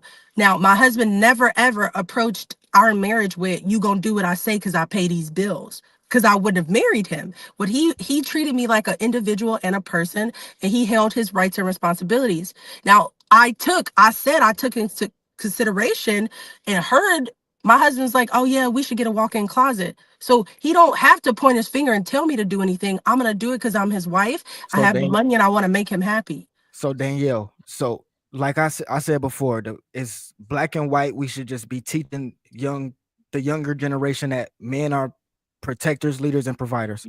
That's black and white. So can you tell me as a woman what should we be teaching younger women that's the woman's part, the woman's job, black and white, cut and dry? I think patience, understanding, partnership, um, and how to define character and values. I think I think that would it. That didn't have nothing to do with what you're gonna do for him. Trash. Oh, what you saying? I'm sorry. So wait, No, maybe I misunderstood your question. You That saying didn't I have should? nothing. That I'm didn't sorry. because the man protects, leads, and provides Okay. for the family. That's his role. Oh, That's you're saying what black should and a white. woman do for a man? For Like the man, what's the black and white part? Yeah, the man and the man, the family, the kids, her husband, all that. What is I her job that she misunderstood can't your- get out of? What's her job? Black and white. I misunderstood your question, so I do apologize. I think the responsibility and job as a woman is to love and take care of and nurture. That's what I think. I think those three have been, at least in my relationship and how my family taught me, I was responsible for being able to nurture and love, like the love, the nurture, the energy inside of the household. Can I add one more to yours and see if you how do can I add one more to yours and see if you agree with me? Can I add one more to yours and see if you agree with me? Yeah, you can. I would say you said be patient, but what about be a patient follower? Because men can't be leaders without followers. True. You know, and women are taught now that they gotta be leaders and lead themselves. True. So would you agree with that? I agree. A lot of women need to figure out how to, and I will say this as women, especially Black women in our community. I think a lot of times when we lead with fear, we're not trusting, and we don't understand that leadership takes trust and patience. So I have to be willing to have enough patience to give you opportunities to prove that I could trust you. And you might mess up along the way, but having that patience to understand that, it's okay. So that's why when you follow him, he got it, because it's trust in there. Yeah, because leaders mess up too sometimes. We're not always right. Let me say something, because what she's saying is, but like I said, it was crazy. But Quail, you defended that bullshit, said it's not crazy. It is crazy. It's a bunch of bullshit. It's not no bullshit. It's a bunch of bullshit. I know it. She said one of the things as a woman is to nurture. How can you be a nurturer when you got a goddamn nanny? How can you be a nurturer when you got a great question? You're That's not nurturing shit. You let another woman nurture your babies. How? So what the fuck is you? What are you doing? You're not doing shit for me, but being a goddamn burden, a financial burden at that. She buying I'm not going to get any money don't into the make family. Hold on. sense. That's what she did. He's trolling you. He's trolling you. He's trolling you. It's the internet. Hold on. Let me finish. Hold on. And you sound like a goddamn stimping ass motherfucking dude. I ain't no simp. Relax. Shit. Relax. God damn, you sound soft in a bit. I would like let me finish man, here. Relax, man. Relax, man. She's talking about nurture. She's not in agreement with much of what you say. She's talking about getting a nanny. How does she nurture my children? You getting a goddamn nanny. She's probably even breastfeeding my goddamn kids. She don't even want to put a goddamn kid in my baby's mouth because she's letting somebody else doing it. That's some bullshit. So you want to be a stay-at-home wife and you want to hire a cleaning service and a nanny. Do you even cook? Or do you sit there and order DoorDash all the goddamn time? I don't need you in my goddamn house. F you and your help. Couldn't afford to have me in your house. That type of woman is not beneficial to a man. But yet you sit there and say, well, I nurture for a man. You're not doing that because you're lying. You telling the man what you would do, but when that man says I do, and you tricked his ass into marrying your ass, you ain't gonna do none of those goddamn things because you're gonna add a added burden by hiring a nanny and hiring a cleaning service. But you're a stay-at-home mom to somebody who has the money. You're just broke. You watching a nanny take care of your kids. That sounds crazy to me. You watching a nanny take care of your kids while you sitting at home on the couch eating bonbons, watching Days of Our Lives. I'm gonna let you. Hold on, Quail. I just want to respond to that because that's a great question, and I want to tell women this. Because I had 3 children, so the reason my family could afford to get a nanny and it not be a financial burden was because of the fact that I wanted to show up for all of my children. When you have 3 children and they grow up and sometimes they feel like mommy paid attention to the youngest more and mommy missed my game because of this, we decided we could add a nanny in there. And that way when my son had a soccer game, I didn't have to focus on breastfeeding my children, which by the way, I breastfed all of them and they had vegan diets and they had organic food. And yeah, I did have people doing the shopping too, so that I could focus more on my husband and my children individually, so they didn't feel less than. So yeah, it's okay when you have a different mindset. It's okay. It's okay when you have a different mindset and a financial responsibility to do that. That's okay. And a lot of people don't understand that. But you can have help. All right, hold on, Danielle. True want to ask Coel a question. Go ahead. Yeah, Coel. Just curious. Mm-hmm. Your overhead, mortgage or rent. How do you believe they came to determine how much you should be paying for your overhead? I'm not gonna act like I know, bro. Okay, I asked that not to trap the question, because, and this is why I was saying what I said. To Sweeney's point, the reason why this narrative is hard to reverse or rewind is because we do not understand that we created a completely different financial ecosystem. What we pay now is determined by two incomes. Businesses, insurance companies, banks run numbers and test on economics on a daily, monthly, quarterly basis. Basically, you as a single man, like you stated, me as well, you can pay what you pay because of what you make. Vice versa. I just so happen to be a high earner. I'm assuming you are as well.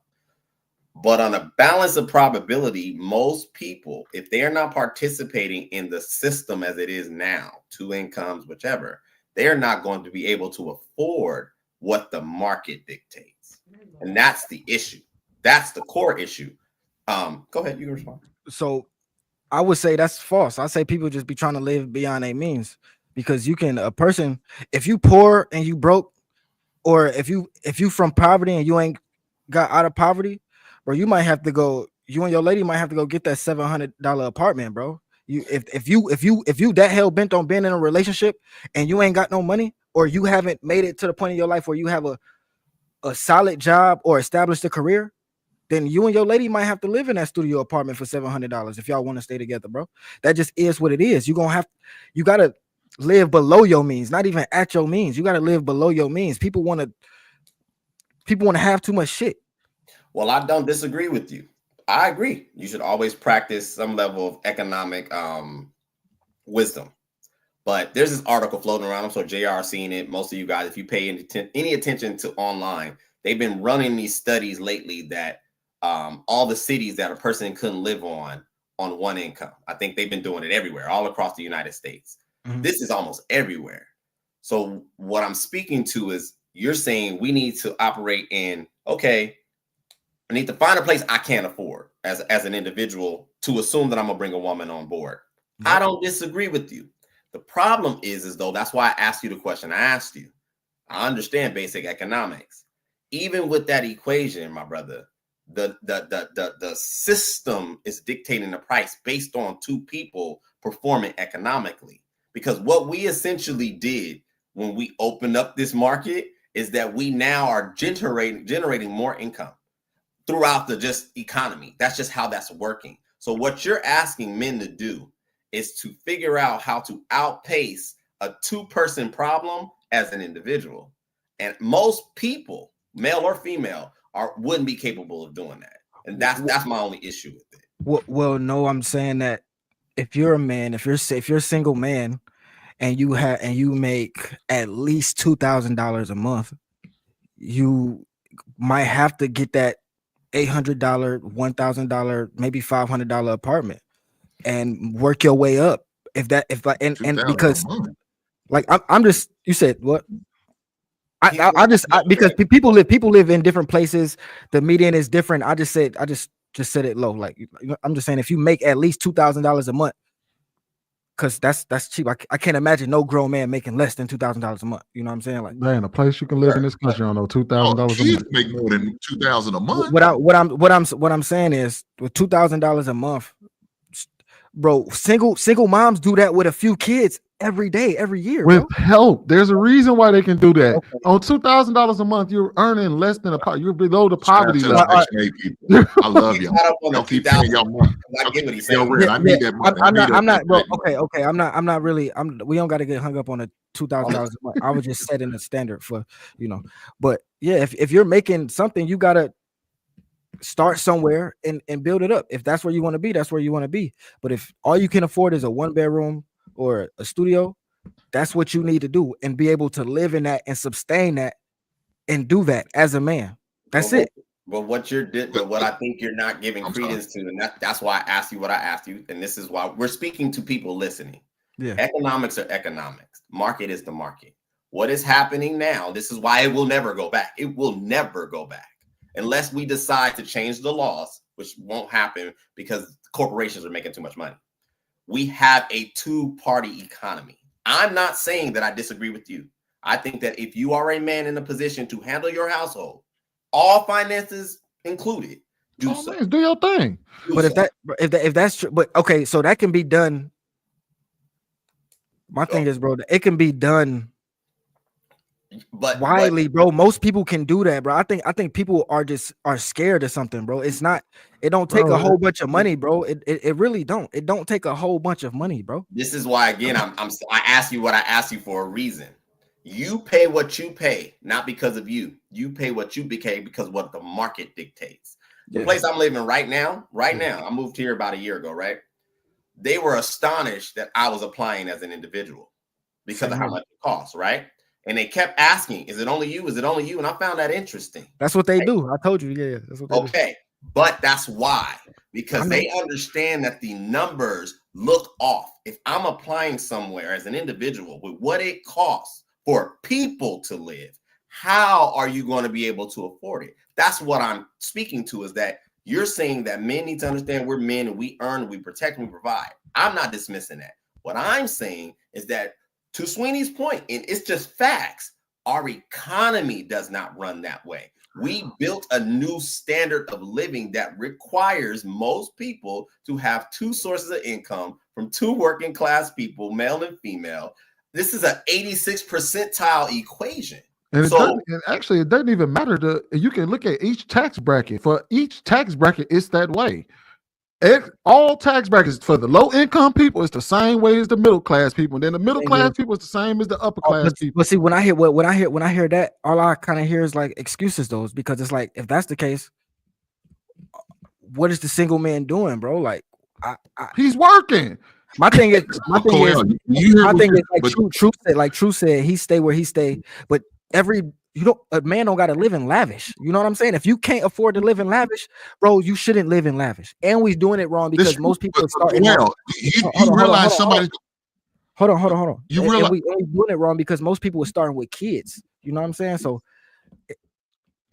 I agree with you, Coel. But a woman's gonna call that struggle love.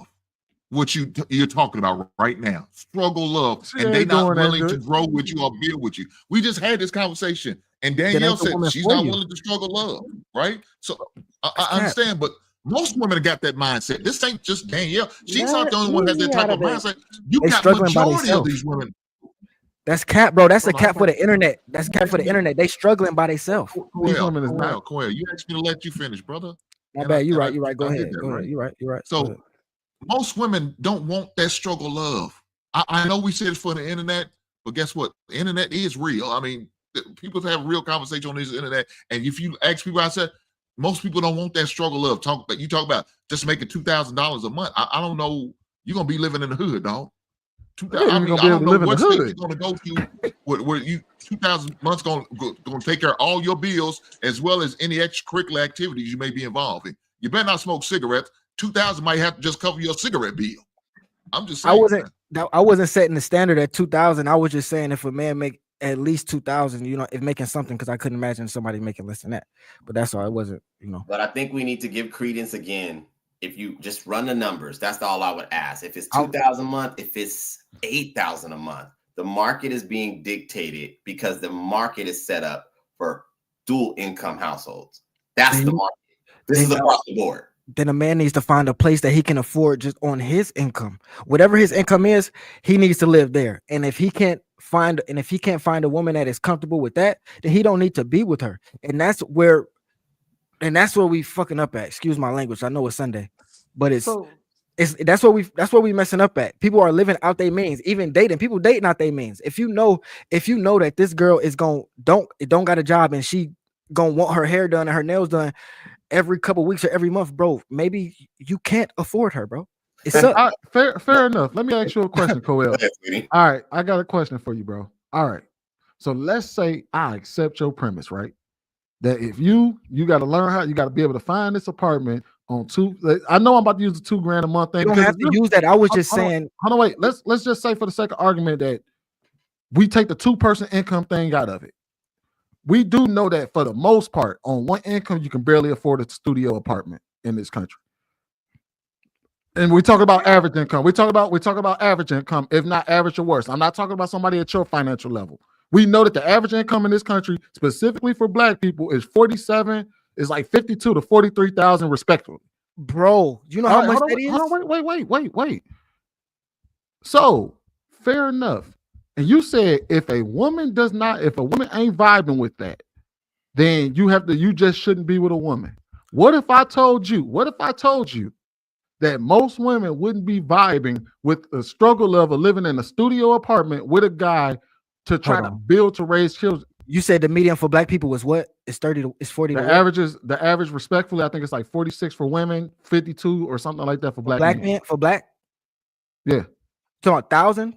46, 52, bro. And I live in Michigan, bro. I live on the outskirts of Detroit, bro. You can, for $1,500 a month, bro, you can get a 3-bedroom crib or a 4-bedroom crib, a 2-bedroom crib. If you got $1,500 a month and it's just you and your girl, bro, you can live downtown. Well, I ain't gonna say no, you can't do that, but you can live on the outskirts, right outside of downtown. You know what I'm saying? Or you don't even got to. You can live in the burbs for $1,500 a month, bro. $2,000 a month. That's what I'm saying, bro. Y'all tweaking, bro. Y'all are tweaking. You talking about $50,000? Yeah. Do you know how much do your bills cost you per month? Roughly about 30 to 3,000 to 3,500, roughly. That's before groceries and gas and all that, right? Or any vices you may have, right? Well, yeah. Now, I would say so right now your bill's just you by yourself, and that's just and are you including clothes, or are you just saying this is just straight up bills? No, that's just a month. I say 3,500 a month. Like this, you just talking like your insurance, your lights, your car note. I cap it at 3,500 a month. Everything. So 3,500. 35, 36. All right, so that's roughly almost $42,000 a year. So that's 42 just for you alone. Add in. But but listen, I already have I'm already paying for me in place of another spot. I got a room here for my kids, and then a woman I'm in my basement. She could be upstairs in a living room or in a room. Humans don't just come in and just don't cost. Like, that's not how life works. When a human comes in, there's more bills, there's more food, there's more extra couple hundred on some food. I'm gonna tell you right now, dude. I'm gonna tell you right now, family of 5 right now, and we spend about $700-800 a month. A family of 5, that's a lot. I'm not talking about no family of 5, bro. Yeah, of course. That's you're gonna be. Well, if you add your woman and your kids, that's a family of 5. That's a family of 4. How many kids you got, Coel? How many kids you got? I got 2 boys. Okay, well that's a family of 5. They don't live with me though full time. Oh, okay. Let's say all right, but here's the thing. All right, fair enough. They don't live with you. So that means if you move a woman in, are you gonna have more kids, or is it just gonna be y'all 2? Yeah, I definitely want more kids. All right, so you're gonna have. Do you want 1, 2, 3 kids? To be honest, in total, I want at least 5, the max 10. So yeah, I want more kids. All right. Now, so you want an additional 2 or 3 kids just in your house alone, at least an additional 4 kids. Of course, that's gonna up the price. I know that, bro. We don't gotta run it. I know that's gonna up the price if you got a whole bunch of kids. I know that. But even if you just add 2 more kids to your house, they cost money. Adding a woman to your house cost money. Not how people be trying to make it seem, bro. I'm telling you, if the shit is already there, no, they don't. No, it don't, bro. If the shit is already there, you mean to tell me your bills don't go up when your kids come to visit you just for that weekend or that week or that summer? No. Well, okay. You don't see an increase in your bills? No. I don't. Now you're not being honest, brother. I don't. I really come on, man. I promise I don't. I really don't. Your food bill here, you gonna tell me at least your food bill.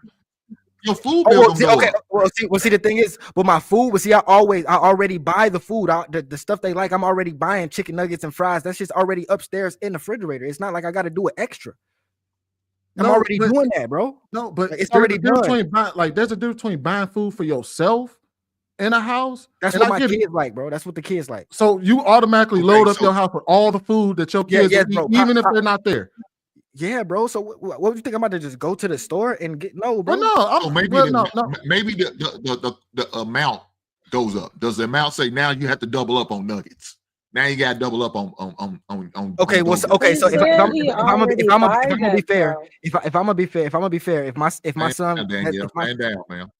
All right, hold on, y'all. Danielle trying to get in there. Go ahead, Danielle. I want to say that it's so interesting to me that there's a man talking about how he is going to protect and be responsible for his household, and that he's built his life on making sure that he can afford that, and how y'all are dismantling his argument. That's the first thing, because I think we should be given respect to the fact that he's even willing to do that, especially within our community. Second, I want to say, as somebody who was making, I have 3 children, so that makes my family of 4, and we live in an apartment. We live in a nice apartment, and at the time I was getting paid, I was making less money than my bills. So I was getting paid like every 2 weeks, like $1,680 every 2 weeks, which is below the poverty line, but less than the amount that y'all said was the average medium income. So it is possible, and I think y'all are trying to dissect his argument or his point, but what he's saying is that he made sure that he already has the space in the room and the income to pay for what's going on in the house. He didn't say all the other extra stuff that she want to do or that she couldn't pay for that herself. He said it's a man's responsibility to pay for those things, and he's already doing it, which means that if he wanted to get into a relationship, he could, because he's already provided those things. It is possible, and y'all are making every excuse in the book how it's not possible, while y'all telling him it's not possible. He telling y'all he lives that. It's not about the amount of money you make. It's about living within your means, which is another fact that he's trying to point to. And a lot of times we live outside of our means. Y'all keep mentioning vices. If you struggling, you shouldn't have no vice. That shouldn't even be a part of your spending plan. That's one. Second, as a person who has to budget for food, he told y'all all of it was $3,600 altogether. That means that he already calculated it. And that's more than what I spend. My bills come out because I worked with a financial advisor to create a spending plan. My bills are $3,246 every month, and that's with 3 children plus myself. And that includes my car note, that includes my rent, that includes my gas, that includes my lights, that includes our food, that includes our household items that we go to Walmart for, and I also, my son's he goes to a private school. So I think if somebody is showing you how it's possible, maybe y'all should listen to him and not tell him how it's not possible, and he's actually doing it. You right there. That's what I'm saying. You're right, man. He's a single mom. But let me tell you what he didn't include in. Like I said, he didn't include in, like I said, his extracurricular activities. So if he decides he does want to go out on a date, it's going to cost him money. He didn't include that in his budget. He didn't include he any, didn't like I say said, his budget. You asked him how much his bills were. Hey, ma'am, did nobody interrupt you, ma'am? Come on, you said bills. They asked me the bills. They asked me about bills. They didn't say my budget or how much I budget to spend every month. They just asked me how much my bills are.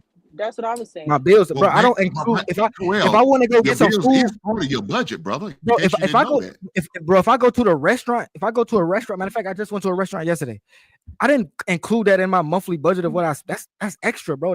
I'm talking about extra. That's not smart. All right, y'all. It's not extra. Hold on, y'all. Hold on, y'all. That's Hold on, not y'all. smart. Y'all Hold not on, hold on, sticking hold on, together. hold on. I see why we Now- struggle financially. Okay, now that we got clarity, okay, he said he was just talking about his bills. So do y'all want to reframe the question? Or I'm talking about what I have to spend every month. So Yeah, you have to. You have to. So guess what, Coel? You should budget your entertainment bill. That should be a part of your budget, dog.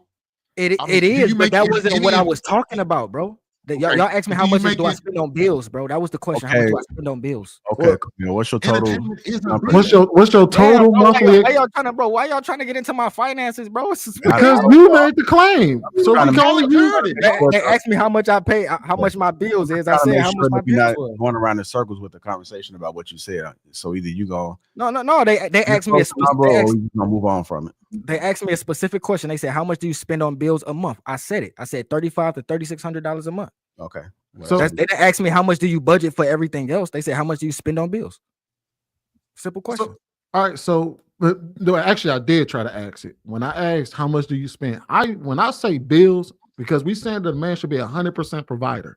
When I hear 100% provider, hold on, wait, hear me out. I'm listening, bro. I'm listening. When bro. I hear 100% provider, that means clothes, insurance, extracurricular activities, whatever you make, the lawn care service, the kid, your 401k, your health insurance, your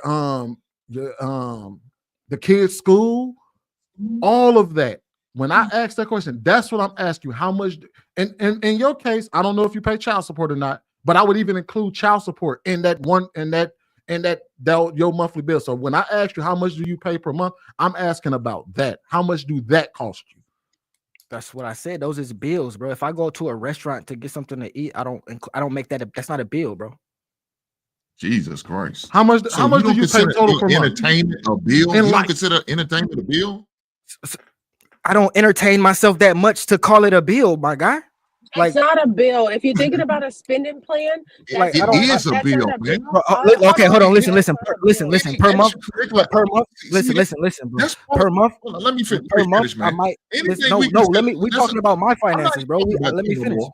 I'm not even talking about you. If we talking I'm not about, even if we talking talking about about you. I'm talking about per something month, different, bro. though.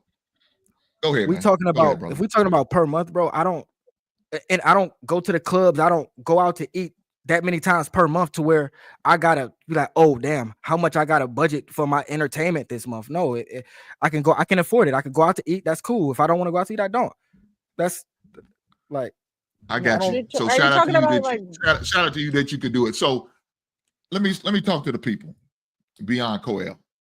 Guys, if you have any form of entertainment, whether it's going to a concert, on vacations, going out to eat, that is a bill, guys, and you should budget for that. This is what's wrong with our black people. We don't think that's a bill. We don't think we should budget our money. You should. They call it girl math. I didn't say not to. If I have, I if I actually have a respond dollar in to my that. pocket, it don't actually count. When I spend that dollar in my pocket, it don't actually mean anything because it didn't come out the account. Crazy, Can I respond to that? Because when I say, Yeah, go ahead, yeah. okay, so I work with a financial advisor and I have an accountant. So when we he's do ripping you my, off. no, he's not, because you don't even know how much he charges me. You just like to make You're right. blanketed You're right, man. statements. Go ahead, man. So You're right, ma'am. Go ahead. what I'm saying is, as someone who is Black and who doesn't have the problem that you say we have in our community, I work with a financial advisor who helps me with a spending plan, and bills are something you are required. Bills are a fixed cost. Going out is a variable cost. So bills are something you are required to pay monthly. Going out, you're not required to do. That's looked at as an extracurricular activity. Now, you should have how much money you want to put towards that within your spending plan and make sure you stick to it so you could stay on budget, but it's not considered a bill. So when I was responding to Quail, I was saying, if somebody asks me how much my bills are, I'm not going to say how much money I spend when I go out. Now, if somebody asks me what's my budget or my spending plan, then I would mention that. And everybody have a different spending plan and a budget plan. As long as they stick into it, then that's all that matters, not how much it costs. People have to figure out how to live within their means. If you can't afford food, you shouldn't even be thinking about going out. You should be thinking about that time that you could go outside and get in a section. You should have an overnight job, and you should be putting money up and doubling up. You shouldn't be thinking about kids yet if you don't have them. You shouldn't be thinking about a relationship. You should be putting your money up, investing, working with financial advisors, and figuring out how to get to the next level. That's the problem. Not that we don't know how to identify it, that we don't have an objective. So we worried about, you shouldn't even be smoking cigarettes if you got to look at how much cigarettes cost and it's gonna fuck your money up for the week. You should be focused on putting money up. Don't worry about vices, dating, sex, or anything. Put some money up and go to work. That's for women too. I tell women that too. If you don't have no money and you sleeping with men and you texting me asking me, can you get $20? No, get a job. Like, focus on putting money up, investing money, and having your money work for you, and then worry about a man, worry about him liking your picture, worrying about having sex. Put some money up and make sure you're okay on both sides, so we don't have to worry about this and have these childish conversations. Yeah, I can't take no financial advice from a woman who's ready to quit a job any given day. I would never take no financial advice from a woman that does that. I'd be goddamn. Shouldn't we be teaching a younger woman that not to so much focus on the job, but to focus on making herself the best woman possible, though? That's what my dad taught me. Because you don't want to, like, because when you teach them that they gotta work to get the job and they work to pay bills, they become so hardened, and that's why we got the problem we have now. So I think we should be telling the men, you gotta work. Women gotta work too, but it's a different type of work. That's all. My dad told me you need to have a skill. You need to educate yourself and have a skill. Learn how to educate yourself and learn how to have a skill. That way, when push comes to shove, you're able to leverage it. So it was always about being able to make sure you had something that was tangible to figure it out. But that wasn't my dominant role in my life and in my upbringing, because my dad told me, like, he's going to take care of me regardless. If push come to shove, I will be okay, because my dad worked hard and made sure that was going to be my life. So I think men should focus on that too, making sure women have the autonomy to go out and figure it out, to be good wives, good daughters, and good contributing members to society. Not try to be a man, not try to compete with a man, but what it is to be a woman and give them the room to do that. You guys are piece of the panel. You guys are really, really, like, messing the game up, and Hank has every right to be disgusted with what he hears being a successful man that is showing you that he has the resume and showing you what men are supposed to do. Even Sweeney said the numbers just don't make sense, and they don't. If you have two outside kids, if the numbers made sense, they would be with you. You understand? The average person does not live in a $1,500 a month apartment with 3 bedrooms. Quantify what the average person makes in the United States is under $50,000, top 15%. If I'm correct, Sweeney is over six figures, correct? Mm-hmm. Roughly. Huh? Wait. Are you asking for combined household income? Just say individual if you're going to do the 100%. Individual, you make it. If you're paying 100%, 15%. You to pay 100% of all the bills in this country, you need at least close to 100,000, anywhere from 90 to maybe 110. Thank you for confirming that. But now you have 2 kids. I read a stat to raise a kid to 18 in 2023 is $350,000. Let's slap that together. That's almost $750,000. You said something about chicken nuggets. I didn't hear anything about light. I didn't hear nothing about gas. I didn't hear anything about vehicle. I didn't hear anything about insurance.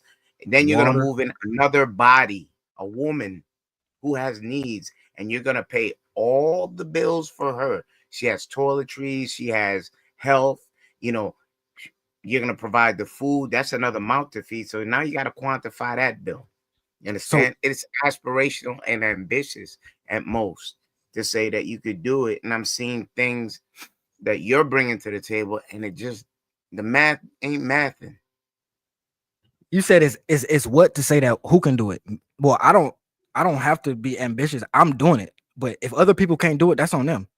So I don't. go But ahead. okay, so so what are you trying to get? What are you trying to say to me? Are you trying to say that Sweeney and Hank are right, and that men shouldn't pay 100% of the bills? Is that what you is that what you're saying? That's not what I'm saying. So what is the pushback, bro? Okay, the Are you just trying? dynamic. Are you just or are you? Did you just hear what I said and you just trying to find cracks in in me or what I Yeah. said? Because you ain't gonna find none. So you can keep going if you want, but that's cool. But what I'm saying is, are you? Because what's the pushback, bro? Men should be men. Men should be leaders. Men should be paying 100% of their bills, bro. So what's the problem with that? I want to know what's the problem with that. So you asked 5 questions and then you chose to answer 1 or 2 yourself, thinking that I'm up here to belittle you. Man, that's kind of what it sounds like. You come on, man. I'm gonna let you go. Go ahead. No, I gave the numbers. You went into your feelings. Stop internalizing it. I'm an older guy asking you, how do you intend to make sense of what you said and be gainful enough to take care of a family, and you're adding extra expense? If you move a woman in, you said you're doing it now, which was untrue because you said your kids don't live with you. So that's a falsehood. Did Well, you I'm not talking say about that? my life, bro. This is my life. I'm not. My kids don't live with me.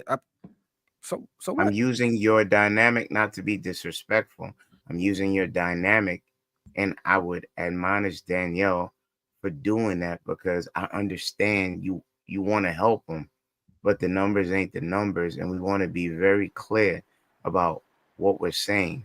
I Sweeney wasn't trying has to help him. I was Let just him trying let to him finish. say, Help me what? She don't gotta help me. yeah, I just okay. wanted to say, I'm not Help trying me. to help Let him. him I was finish, just baby saying, girl. Let him finish. Let him Hold on, finish. Daniel. Let Let him. him finish. Just gonna let them have that conversation. Okay, so the numbers, I'm just looking off head, and I don't have to be the top of the top financially. It just don't make sense. And then the bills that you have to add on when you add an extra person in your household. Not only one that accepts your 2 kids from 2 different baby mothers, now she has to fall under your covering. The only thing I heard you mention as for eats is chicken nuggets and stuff upstairs for the kids. She's not eating chicken nuggets. She's gonna be wanting for you to take her out. She's not just gonna be homebound. You understand? There's a lot of other quantifiers that come with that great financial expense. If you take it and internalize it rather than just look at it holistically, that's not a me problem, that's a you problem. But you're up on the mic and you're espousing certain things that just don't make sense to successful men. When Hank talks, you should listen, even though he may be heavy-handed. There's truth in that sermon that he's giving you because he's moving from success. When Sweeney speaks, he has success. He knows the number because he has a good sized family. And when he has to equate and okay, I got X amount of people I got to take care of. If we're going on a vacation, I don't know how much I'm paying. I got to see what rebates I could get, so on and so forth. And your dynamic doesn't match it because you don't have your kids with you. That tells me something. And that's not to be disrespectful. I don't know what's No, behind the curtain. that tells you what? That tells me that you're not what you say you are as for 100%. What do I say what did I say I was? You said you believe, you gave the dynamic that a man should be able to move in a woman and pay 100% of the bills. You said in a heated flurry about 2 minutes ago that you do that. You actually don't, because you said your kids don't live with you. If that was the case, and I'm holding you to your words. What did I say I was? Even if you had a woman right now, your 2 kids would be with you.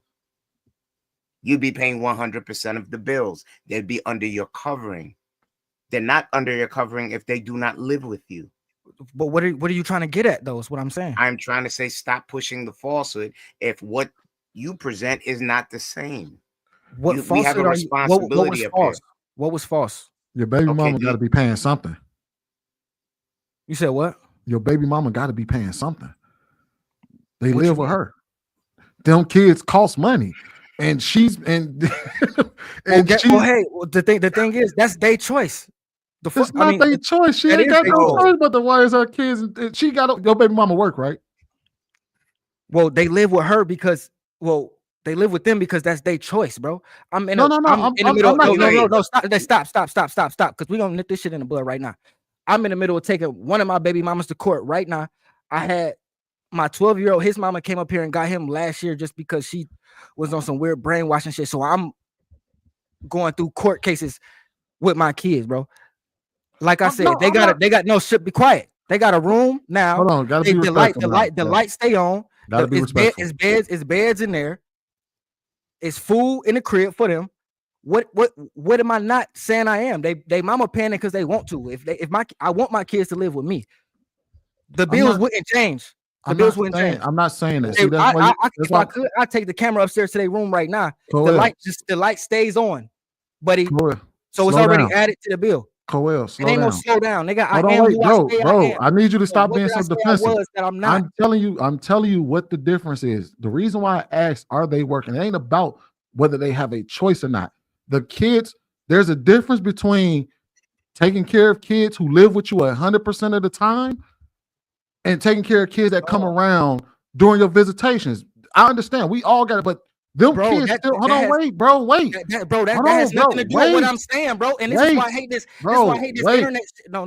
Joel, wait. This is why I hate this internet shit. You're getting defensive before you even listen. You're getting defensive. I'm not defensive. Exactly. So let me finish my point, and I got you. Slow down. I'm telling you, hold on, bro. Slow down. I'm trying to tell you what I mean. You got to let me make my point before you respond. Slow down.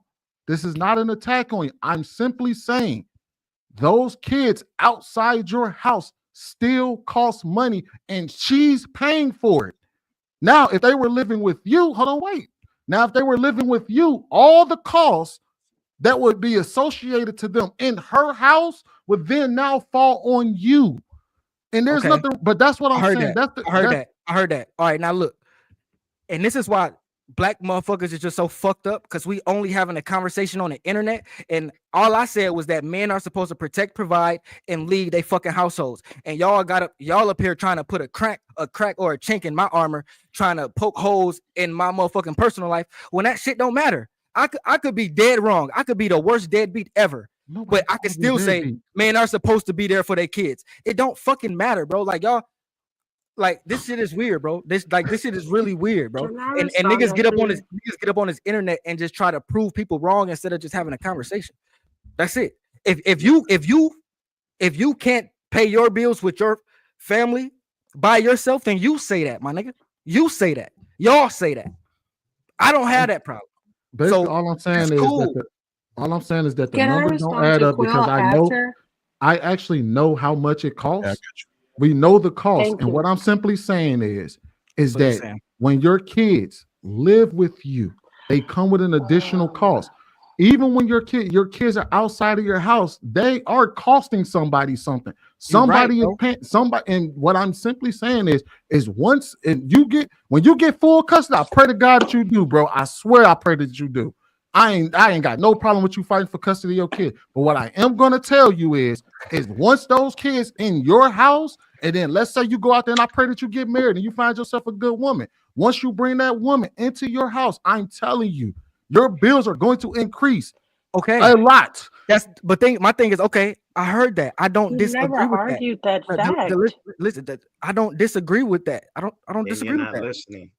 I don't disagree that if you add mouths to it, if you add a woman, it's gonna go up. Y'all ask me how much my bills are now. I didn't say I make 3,500. Hey, bros, I didn't say I make 3,600. Y'all asked me how much was my bills now. That's it. I didn't ask you your bills. I'm not talking about you. I'm talking about Sweeney. That's what Sweeney asked me. Sweeney asked me how much was my bills, and that's what he's basing this conversation off what he just said. That's what he's saying. I'm basing it off of logic, and you internalize it, and then got upset. I'm sorry, Danielle. Hold on, Quill. Go ahead, Danielle. Can I just say that this man is saying we were talking about a conversation, a collective conversation, and then three men went into. He even let y'all know how much he spent in bills, and all of y'all got up here and talked about his personal life. He never argued the points that y'all making. He agreed with it, and he never argued against it. What he said was, "I'm a man. I have a household. I take care of all the responsibilities in the household. He never even in that statement said bills don't change, they're not going to change, if he going to be able to afford them if they change or not. He said as a man, things need to be black and white based on leadership and based on the fact that he needs to be able to be responsible for the bills. That was his original argument. Y'all then started to prove him wrong and said, well, bills going to go up and that's unrealistic and look at the numbers. Okay, but he never argued that. What he is trying to say is, y'all are pointing fingers saying he internalized something. Yeah, I'm going to internalize something if you saying to me stuff that I didn't say. And then when he gets an emotion behind it, it's like, calm down. No, I'm telling you, let me finish. I am telling you, if this man has figured out a way to live within his means, still be able to go out and eat when he wants to sometimes, still be able to afford his household bills, whether they change or not, and still be able to have a space for his children, even though they don't live there full time. They have a room. He has a basement. He has a job, so much so he could be on the panel for some time. Y'all have to understand that that is something that we should be talking about, not trying to poke him and be like, well, make sure you think about this and make sure I'm telling you, what about your vices? None of that shit matter. And that's coming from a woman who y'all called lazy, but I'm divorced now and I pay 100% of the bills in my household and I can afford them. And they less than his, and I have more children than he does, and my kids live with me majority of the time, except when they with their father. So it is possible. So maybe instead of looking on the internet and Googling what statistics say, you got a real life case study in front of you where you could ask questions and say, well, how did you come up with that as a black man in America? How did you figure out how to be able to afford a household? Y'all trying to say, well, no, what y'all trying to do is say out of y'all mouth, oh, well, an apartment not going to cost this much. He told you how much they cost in his neighborhood. Oh, this how much this going to cost. He told y'all he buying his kids food and this the kind of food they like. And y'all keep talking about some fucking chicken nuggets and fries. Danielle, He you buying, are so I'm off not base done. right I'm now. You not know that, done right? talking. You're totally I'm off not done, base. and I'm not done talking. Well, you're telling us what we're doing. You're But I'm spinning the not. same I'm point. not. I'm not spinning the same point. My next let point is her talk. Let her bury herself. Again, moving forward, I'm not spinning the same point. Maybe my ideals are making your head spin, but I'm not spinning the same point. So moving forward, his ability and everybody else's ability in America is not on your computer. I live in a really nice apartment in Chicago for $1,650, but I used to live in an apartment in Chicago for $4,100. It's based on how you could be quiet and let me finish talking and then ask. Jesus, land your plane then, please. No one said that to you. Why do y'all feel Yes, like y'all could? did. I got cut off for that. Go ahead, Danielle. Go ahead. Moving forward, I think this is what Quayle's initial point is. Men knowing how to speak to women, how to be a leader, and having those roles be definitively responded. Y'all told him to calm down and not be emotional, but y'all are projecting emotion right now. So I think y'all two who are showing that y'all can't be disciplined and be quiet when somebody's speaking, those are capabilities that a man should embody. So if y'all are making valid points, but that's not his point, and y'all are using those valid points to dissect his original argument instead of staying on What was his original argument? His original argument is a man should be able to, in his opinion, let her go. A man should be able to, in his opinion, protect and have responsibility of 100% of the bills in his house. Now, how much those bills cost are up to that man and how he decides to lead his household. My bills are going to be higher. I had a nanny, I had a cleaning lady, I had people come shop for me and shit like that. But that's how my husband leaded the house. How he leads his and how he takes care of 100% is his fucking business, not y'all. Now, if y'all like to land my plane, if y'all can't afford for y'all wife not to work a job and help y'all with bills, that's on y'all, and y'all should have conversations about that. Not on me. Now, here's the problem. Here's the problem with what you just did, right? I don't want to hear no problem. Oh, you wanted the grandstand and bounce? Fair. I don't want to hear no problem. Here's the problem. Here's the problem with she can leave. Here's the problem with what Danielle said. Here's the problem with I'm talking to women. Just stay. Let them talk. Here's the problem. Here's the problem. What you just said. I'm about to walk you down the conversation that we just had. He made a statement that a man should pay 100% of the bills. True told him that is not fiscally possible in the current economy that we live in. He then responded by saying it's because people live beyond their means. That's how we got on the conversation about how much he pays for bills. And when we said, hey, look, you don't have 4 people living in a house with you, I don't think that I think on the income that you're on, the type of bills that you're saying that you're paying, it does not add up. That's how we got here. It was never an attack on him. It was never an attack to say what kind of man he is or any of that. All we were telling him is that you live in a 2-income society, and the ability to pay all the bills in this country, you cannot do that on $52,000 a year. He said you could. Now, I would argue, I would argue, I guarantee you, Coel, do you at the end of your budget, when you budget out all your money, at the end of your budget, after all these stuff that you pay, do you only wind up with $733 a month? It don't matter. Danielle, I wasn't.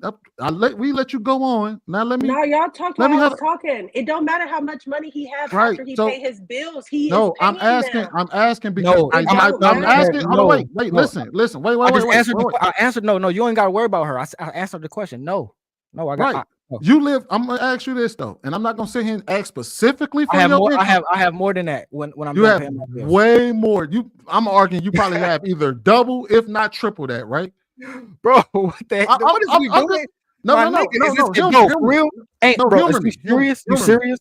You serious right now? I'm bigging you up. Humor me. I didn't gave out where I'm at. You asking me how much No, listen, bro, chill.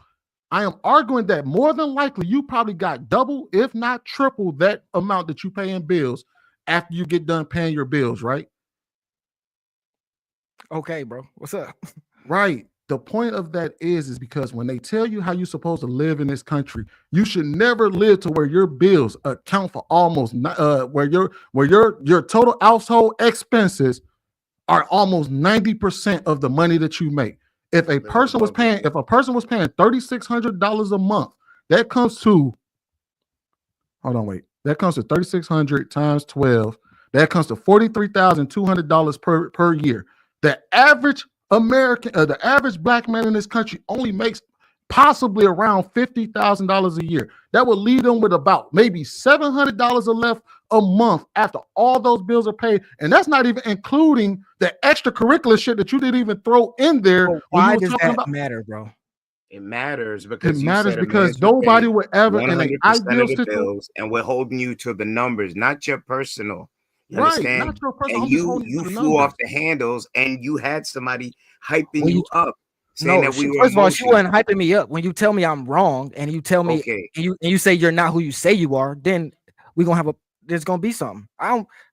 She could have. Never mind. It's okay. It's the numbers. Yeah, I'm going at your numbers, not numbers. First, I'm going at your numbers. What numbers? I said how much I.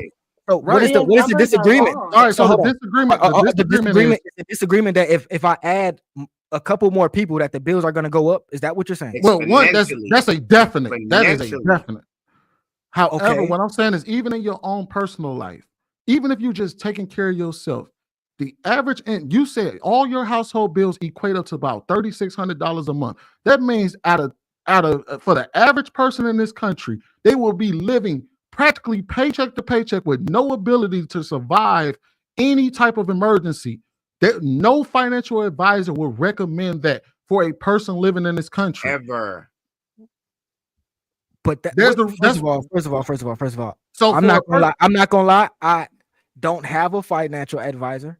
I do deal in finances, but that's not the you don't. I get what you're saying, but like I said, bro, I don't. Different people live different places, and maybe if some people's rent is $3,500 or $4,000, I get what y'all saying, bro, but. If you live in a middle class, bro, and you really living in your means, bro, you could get a straight spot, bro, for anywhere from $1,000 to $1,600, bro. Where? And that person, you said where? What do you mean? I live in the suburbs. I live in Oak Park, Michigan, bro. I'm not gonna tell you my rent, but it's less than $1,600. What are you saying? You said rent, though, man. You didn't say a I house had a payment. You said mortgage. rent, right? I had a mortgage that Well, was I don't so own my it's a house. You could do it I don't too. own I my had a house. I pay mortgage. rent. I pay rent in the It's a crib. 1 second, I had Cordell. a mortgage for God damn. 1170. This is crazy. 1170 is a mortgage, and I had a 4-bedroom, Okay. 2-bath house, and it was 4-bedroom, 2-bath, two-car garage with the driveway, 2,600 square foot lot, and all of this was 1170. Okay, so Okay, it's I got you. you can't rent shame somebody or house Nobody's mortgage rent shame. Who is I'm not shaming saying him? I'm Who not is saying shaming y'all anyone? don't have I'm just trying to understand. I'm just trying to understand Well, what hold is on. the Well, hold on 1 All right, second. y'all. So what's the We're not- goal now? Because we're about to transition what's out. the thing? Okay, so real quick, Danielle, you're doing a disservice. We're not trying to shame or berate the man. We're not trying to tear apart his life. He quantified certain information that we didn't ask for. We stuck to the numbers. We did not internalize it. You said you make a good living. Would you move a man in and pay 100% of the bills, Danielle, being that you're non-traditional? Would I move a man in my house? Yes. And No. okay. So you know what? This one you need to stay on the sidelines and stop putting your 2 cents in, because now the dynamic comes to men and leadership and how they go about things. I believe Coyle is a leader. I believe the numbers don't make sense. And he said it himself. You know, I didn't add all that in. I'm just going on the fly with it. You have older brothers up in here that are telling you that's irresponsible for you to do. We are not trying to tear apart your life, your personal circumstances with your kids or the mothers of your children. We're going by the numbers. And we've done this a billion times. The numbers do not make sense. I don't care if you live on the outskirts or you live in a main city with a high cost of living. No financial advisor would sit in front of you and say, live above your means, knowing that I can get the numbers because I don't like going off of people talking. I like bringing up the numbers. If the average kid is 350 to raise till 18 and you have 2, that's 700K, almost 3/4 of a million. We're doing the 19,000 a year numbers. just on Okay. kids alone. Okay. We're not bashing you.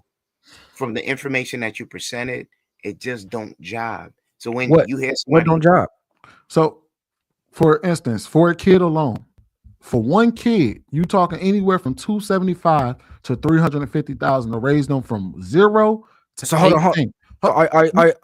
I'm maybe I'm getting it wrong. Are you saying that I'm lying about how much I pay? No, I believe you. I believe you. That I'm not telling you. Look, I believe So how what do much you mean by pay. the numbers don't match up? What I'm I'm saying confused. is that if somebody live, if the average man try to live in and you said you live in a reasonable place for a family of 3 or 4. You say I got a nice little 3-bedroom apartment and everything. And No. say, You know, she got a 3-bedroom oh apartment. no, you got 2. I live in a crib. I got a 2-bedroom crib with a basement. 2-bedroom house, 3-bedroom. You reasonably, if an average person took on your life, just yours alone, they would almost be living up to 90% of their income just on bills alone. Then they can't do it. Right, but that would mean that for a man to take care of a family of 4, this is the average family. The average family size is 3.75 to like 4 people. There's a wife, husband, and 2 kids. If they lived in this household, it would cost him north of at least $80,000 a year just to even live your life. I'm gonna tell you this, bro. My homeboy, he knew I was looking for another spot, right? So he told me the other day, he was like, you know, my baby mama, she just moved in this spot. Actually, it's in a good area, literally right around the corner from me. 2-bedroom. She pay like 9 something a month. I can't live in an apartment though. I need a basement. I need some more space. 9 something a month. A man can literally get a small apartment, 1 or 2 bedrooms, $800, $900, $1,000 a month. And be humble, bro. Get a car, get a car during tax time, we or never challenged I don't that, know. Coyle.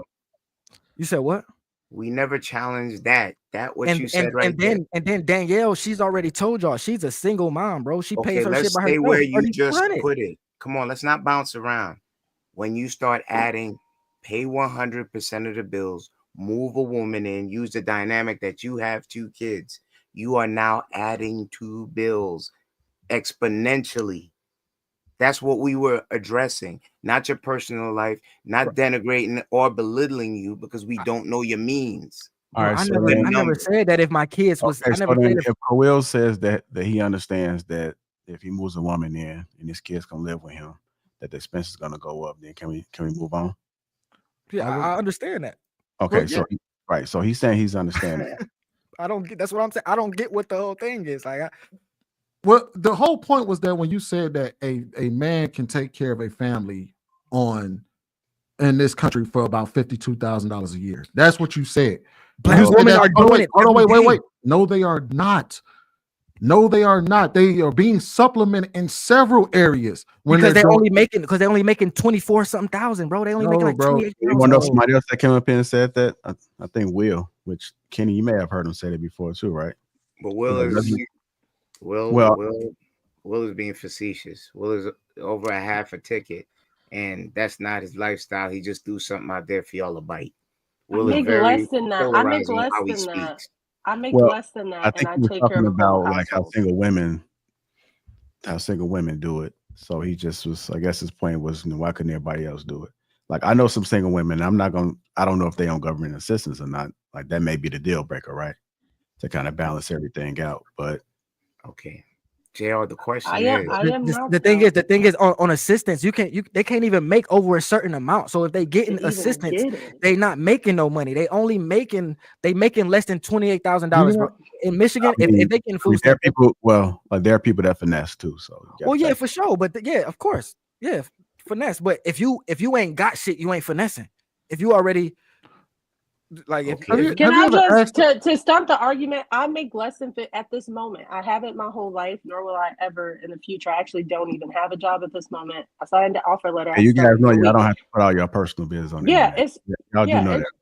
Okay. I don't mind it because I feel like I don't like when we go. I'm just saying. I mean, I've heard people say they don't mind, and then they come back and they mind. So no, this is your fault, JR. This is your fault, JR. I blame you.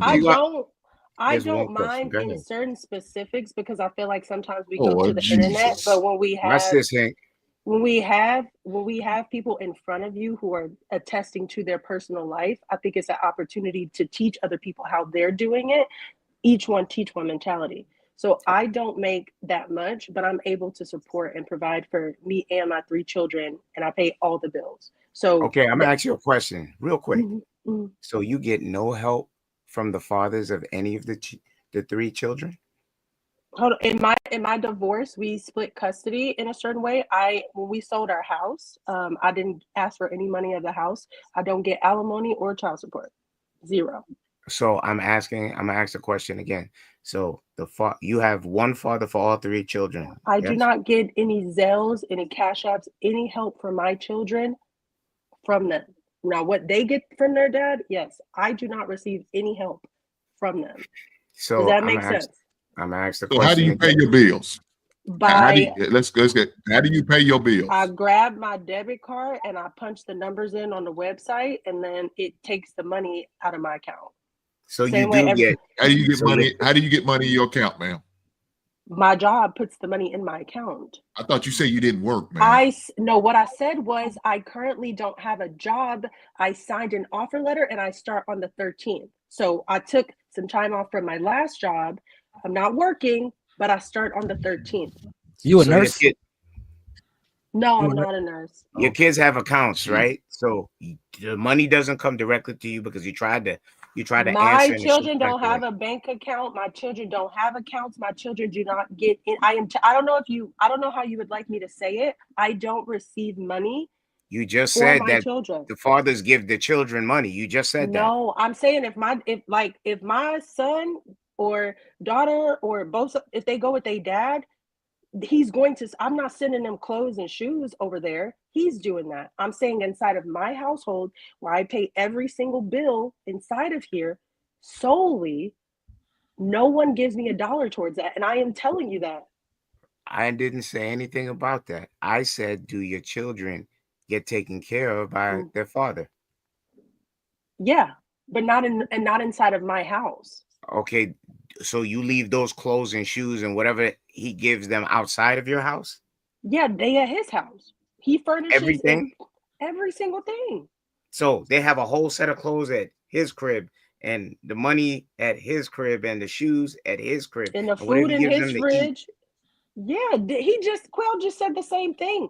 I don't have Okay, to no, pack we're my talking about kids. you. We're not talking about Okay, Quell. I'm okay, holding I you to don't what have you to said. pack my kids a lunch or food to go to their daddy house, or shoes or socks or underwear. It's at their dad's house. Just So he like he does don't no have to do it part. for me.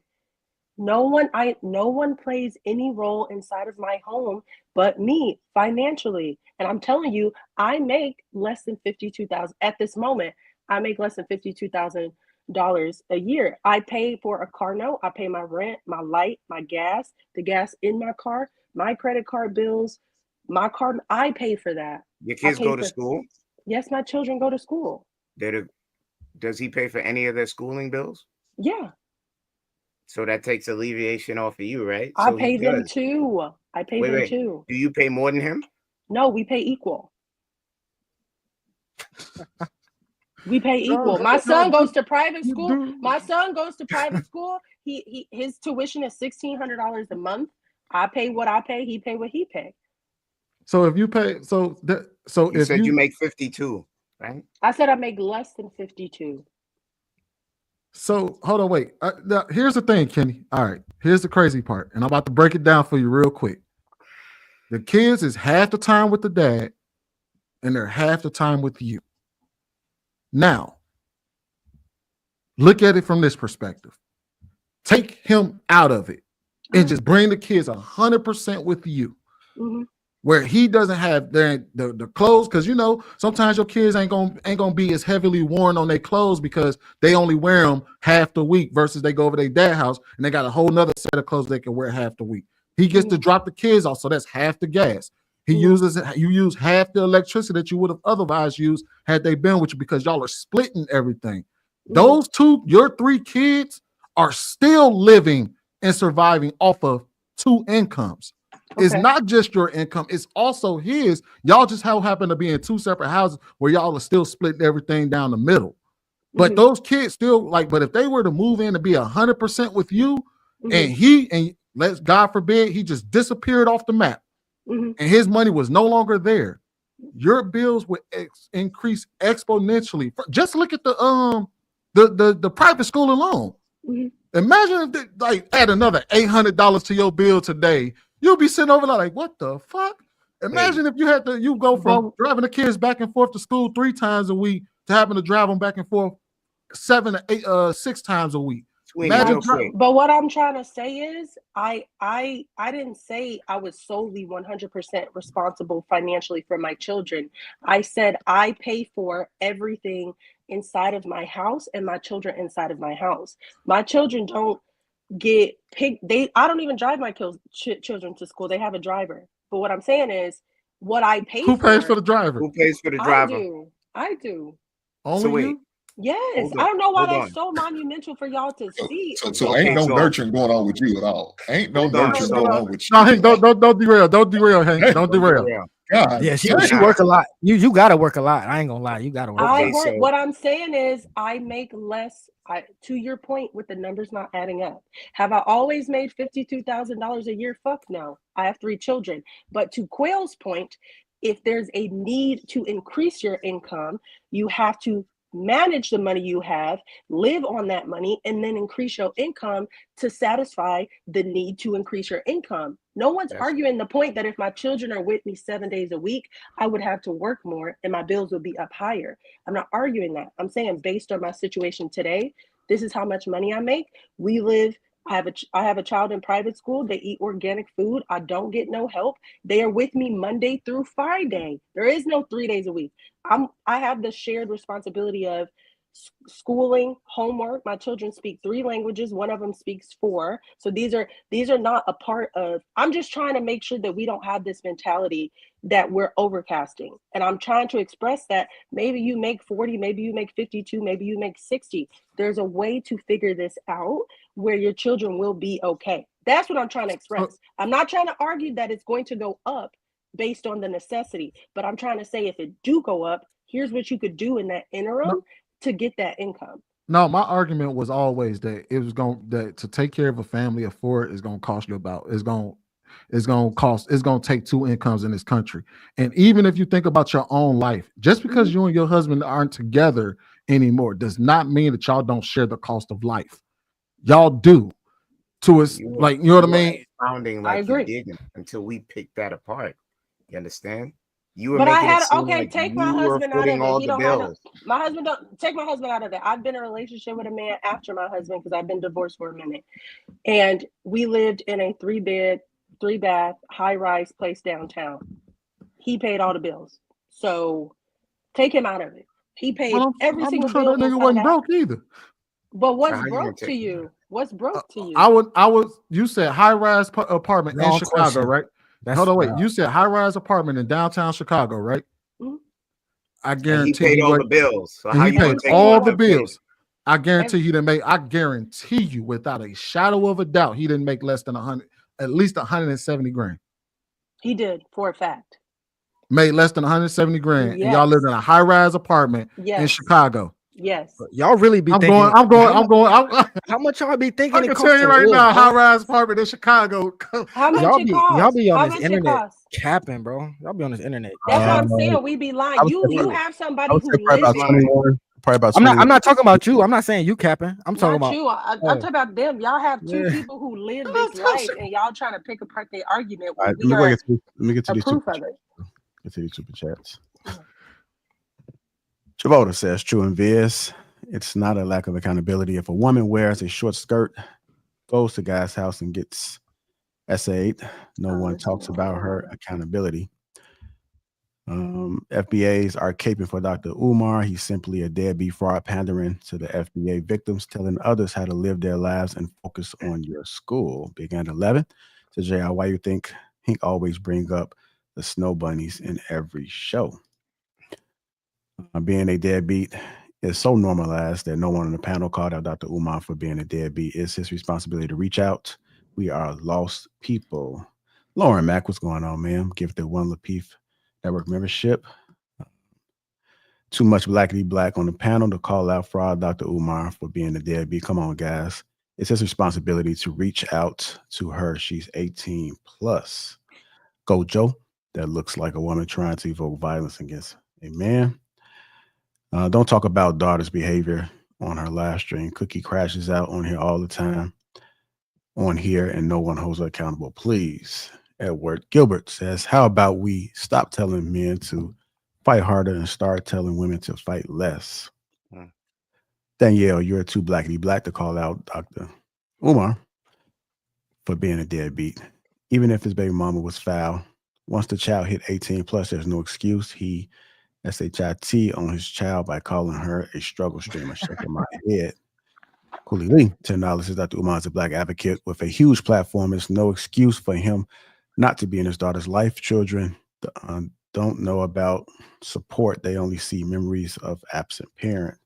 Bruiser, what's going on, brother? $10 says marriage is always to keep family, to keep you from fornicating. Don't necessarily need to be emotionally connected. Keeps you from BS, from busting it open and being sexual deviants. Angela Swift with the 1999s. Likes up. Thank you, Miss Angela. Meal 636, $2. Best panel shows on BlackTube. Salute JR, especially Thursdays. Thank you for that. Prime, $5 says notice the demographic complaining about 50-50 and building with a man are the least married and most divorced. Earl Grey, $2 says age gap dating then. Earl Grey again. By the time we are rich, you lot can't afford to carry healthy children. Big Ann 11, $10 to listening to Danielle is the main reason why we need to bring back the Players Ball and Player of the Year. We didn't have all this confusion when Huggy Bear was rolling in the Cadillac. True is 100%. A lot of these heifers are broke SF, but they are better than a plumber. Most of these heifers are broke SF or selling lashes. Earl Grey says you need a man like me. Earl Grey says she got them excuses. Successful MD, women want to be feminists but want good men. Mr. Travolta says women don't respect a man when she's paying the bills, no matter how much they earn, they still want a man that earns more. We're denying their nature. Successful MD, $2 says she's speaking on the bums and pookies they prefer. Prime V8, $75, every other race of women work and contributes financially in a marriage and aren't online carrying, shaking my head. Black community is cooked. Chris Reed, $5 says, is that the reason why good times couldn't get out of together because they was living outside their means. Trevor, 125. Danielle, don't let them shame you. There's nothing wrong with a nanny. We had a nanny so my mom could do the accounts for my dad's business. Different roles. We got Mr. Trevor again. So respectfully, when men complain about being 100% provided, they are simply broke, regardless of what your woman earns. Bills are men's responsibility. Got family business with the cookie bar. Thank you, LD 199. Call sensitive baby. Earl Grey, $2 says, but you couldn't look after a man too. This is Trevor. The biggest expense is rent. If Coyle is paying rent for a 3-bedroom house now, if you add 3 more people, the incremental cost isn't much more. If only broke guys that complain they shouldn't pay 100%. Mr. Volta has no idea what the hell he's talking about. Exactly. Earl Grey, Coco smarter than this, I hope. And Mr. Javota, embarrassing to see men talk like this. I was looking for their vaginas. Men should pay 100% of the bill. Stop shaming Coil and Danielle. They gave numbers. Earl Grey says he a big, strong boy. And Hink, $2 says, great show, JR. Thank you, Hink. Enjoy the rest of your evening. I want to thank everybody that's contributed to the platform thus far. Thank you, KP, Cookie, Hink, True Blue, Sweeney, Danielle, Coil, and Viz. You know, Viz is with us in spirit and has been with us for spirit for the past few hours. I didn't expect to go long. My kids are going crazy. I got to cook them dinner. So y'all enjoy the rest of y'all Sunday. Thank you guys for tuning in. Can I say this real quick, JR, before you close out? Go ahead. All right. Here's the reality. For a high-rise apartment in Chicago, you're looking at a rental price of at least anywhere from for just a studio, you're looking at about $2,500. For a 3-bedroom, you're looking at north of $5,000 or $6,000. That means that a man will have to make $15K a month because normally landlords require 3.5 times the rent as an income requirement. So when I said that guy had to be making north of $170,000, I wasn't guessing. I know that for that amount of money, for that amount of rent, you're going to have to make at least $160,000+ a year, because that's what Chicago requires when you're talking about paying $5K or $4,700 a month in rent. They're not like, and especially downtown Chicago, they're definitely fickle about how much money you make when you're talking about downtown Chicago. Man, you know, people make documents. Niggas say they make this, man, bro. Oh my God, nigga, niggas. So now you're talking about fraud. Man, hey, niggas do it as long as you can pay the money and shit. I just like man, I don't. I'm not different, going. man. I'm not Downtown, going. you can have a high credit score downtown and still not get approved. Oh yeah, for sure. What I'm saying is, I think we should ask. I think we should ask the people who have experienced it and lived it how they did it, not tell them that it's not possible. Who said it's not possible? See, there's a big thing that we need to do up here. Okay. Listen with intention.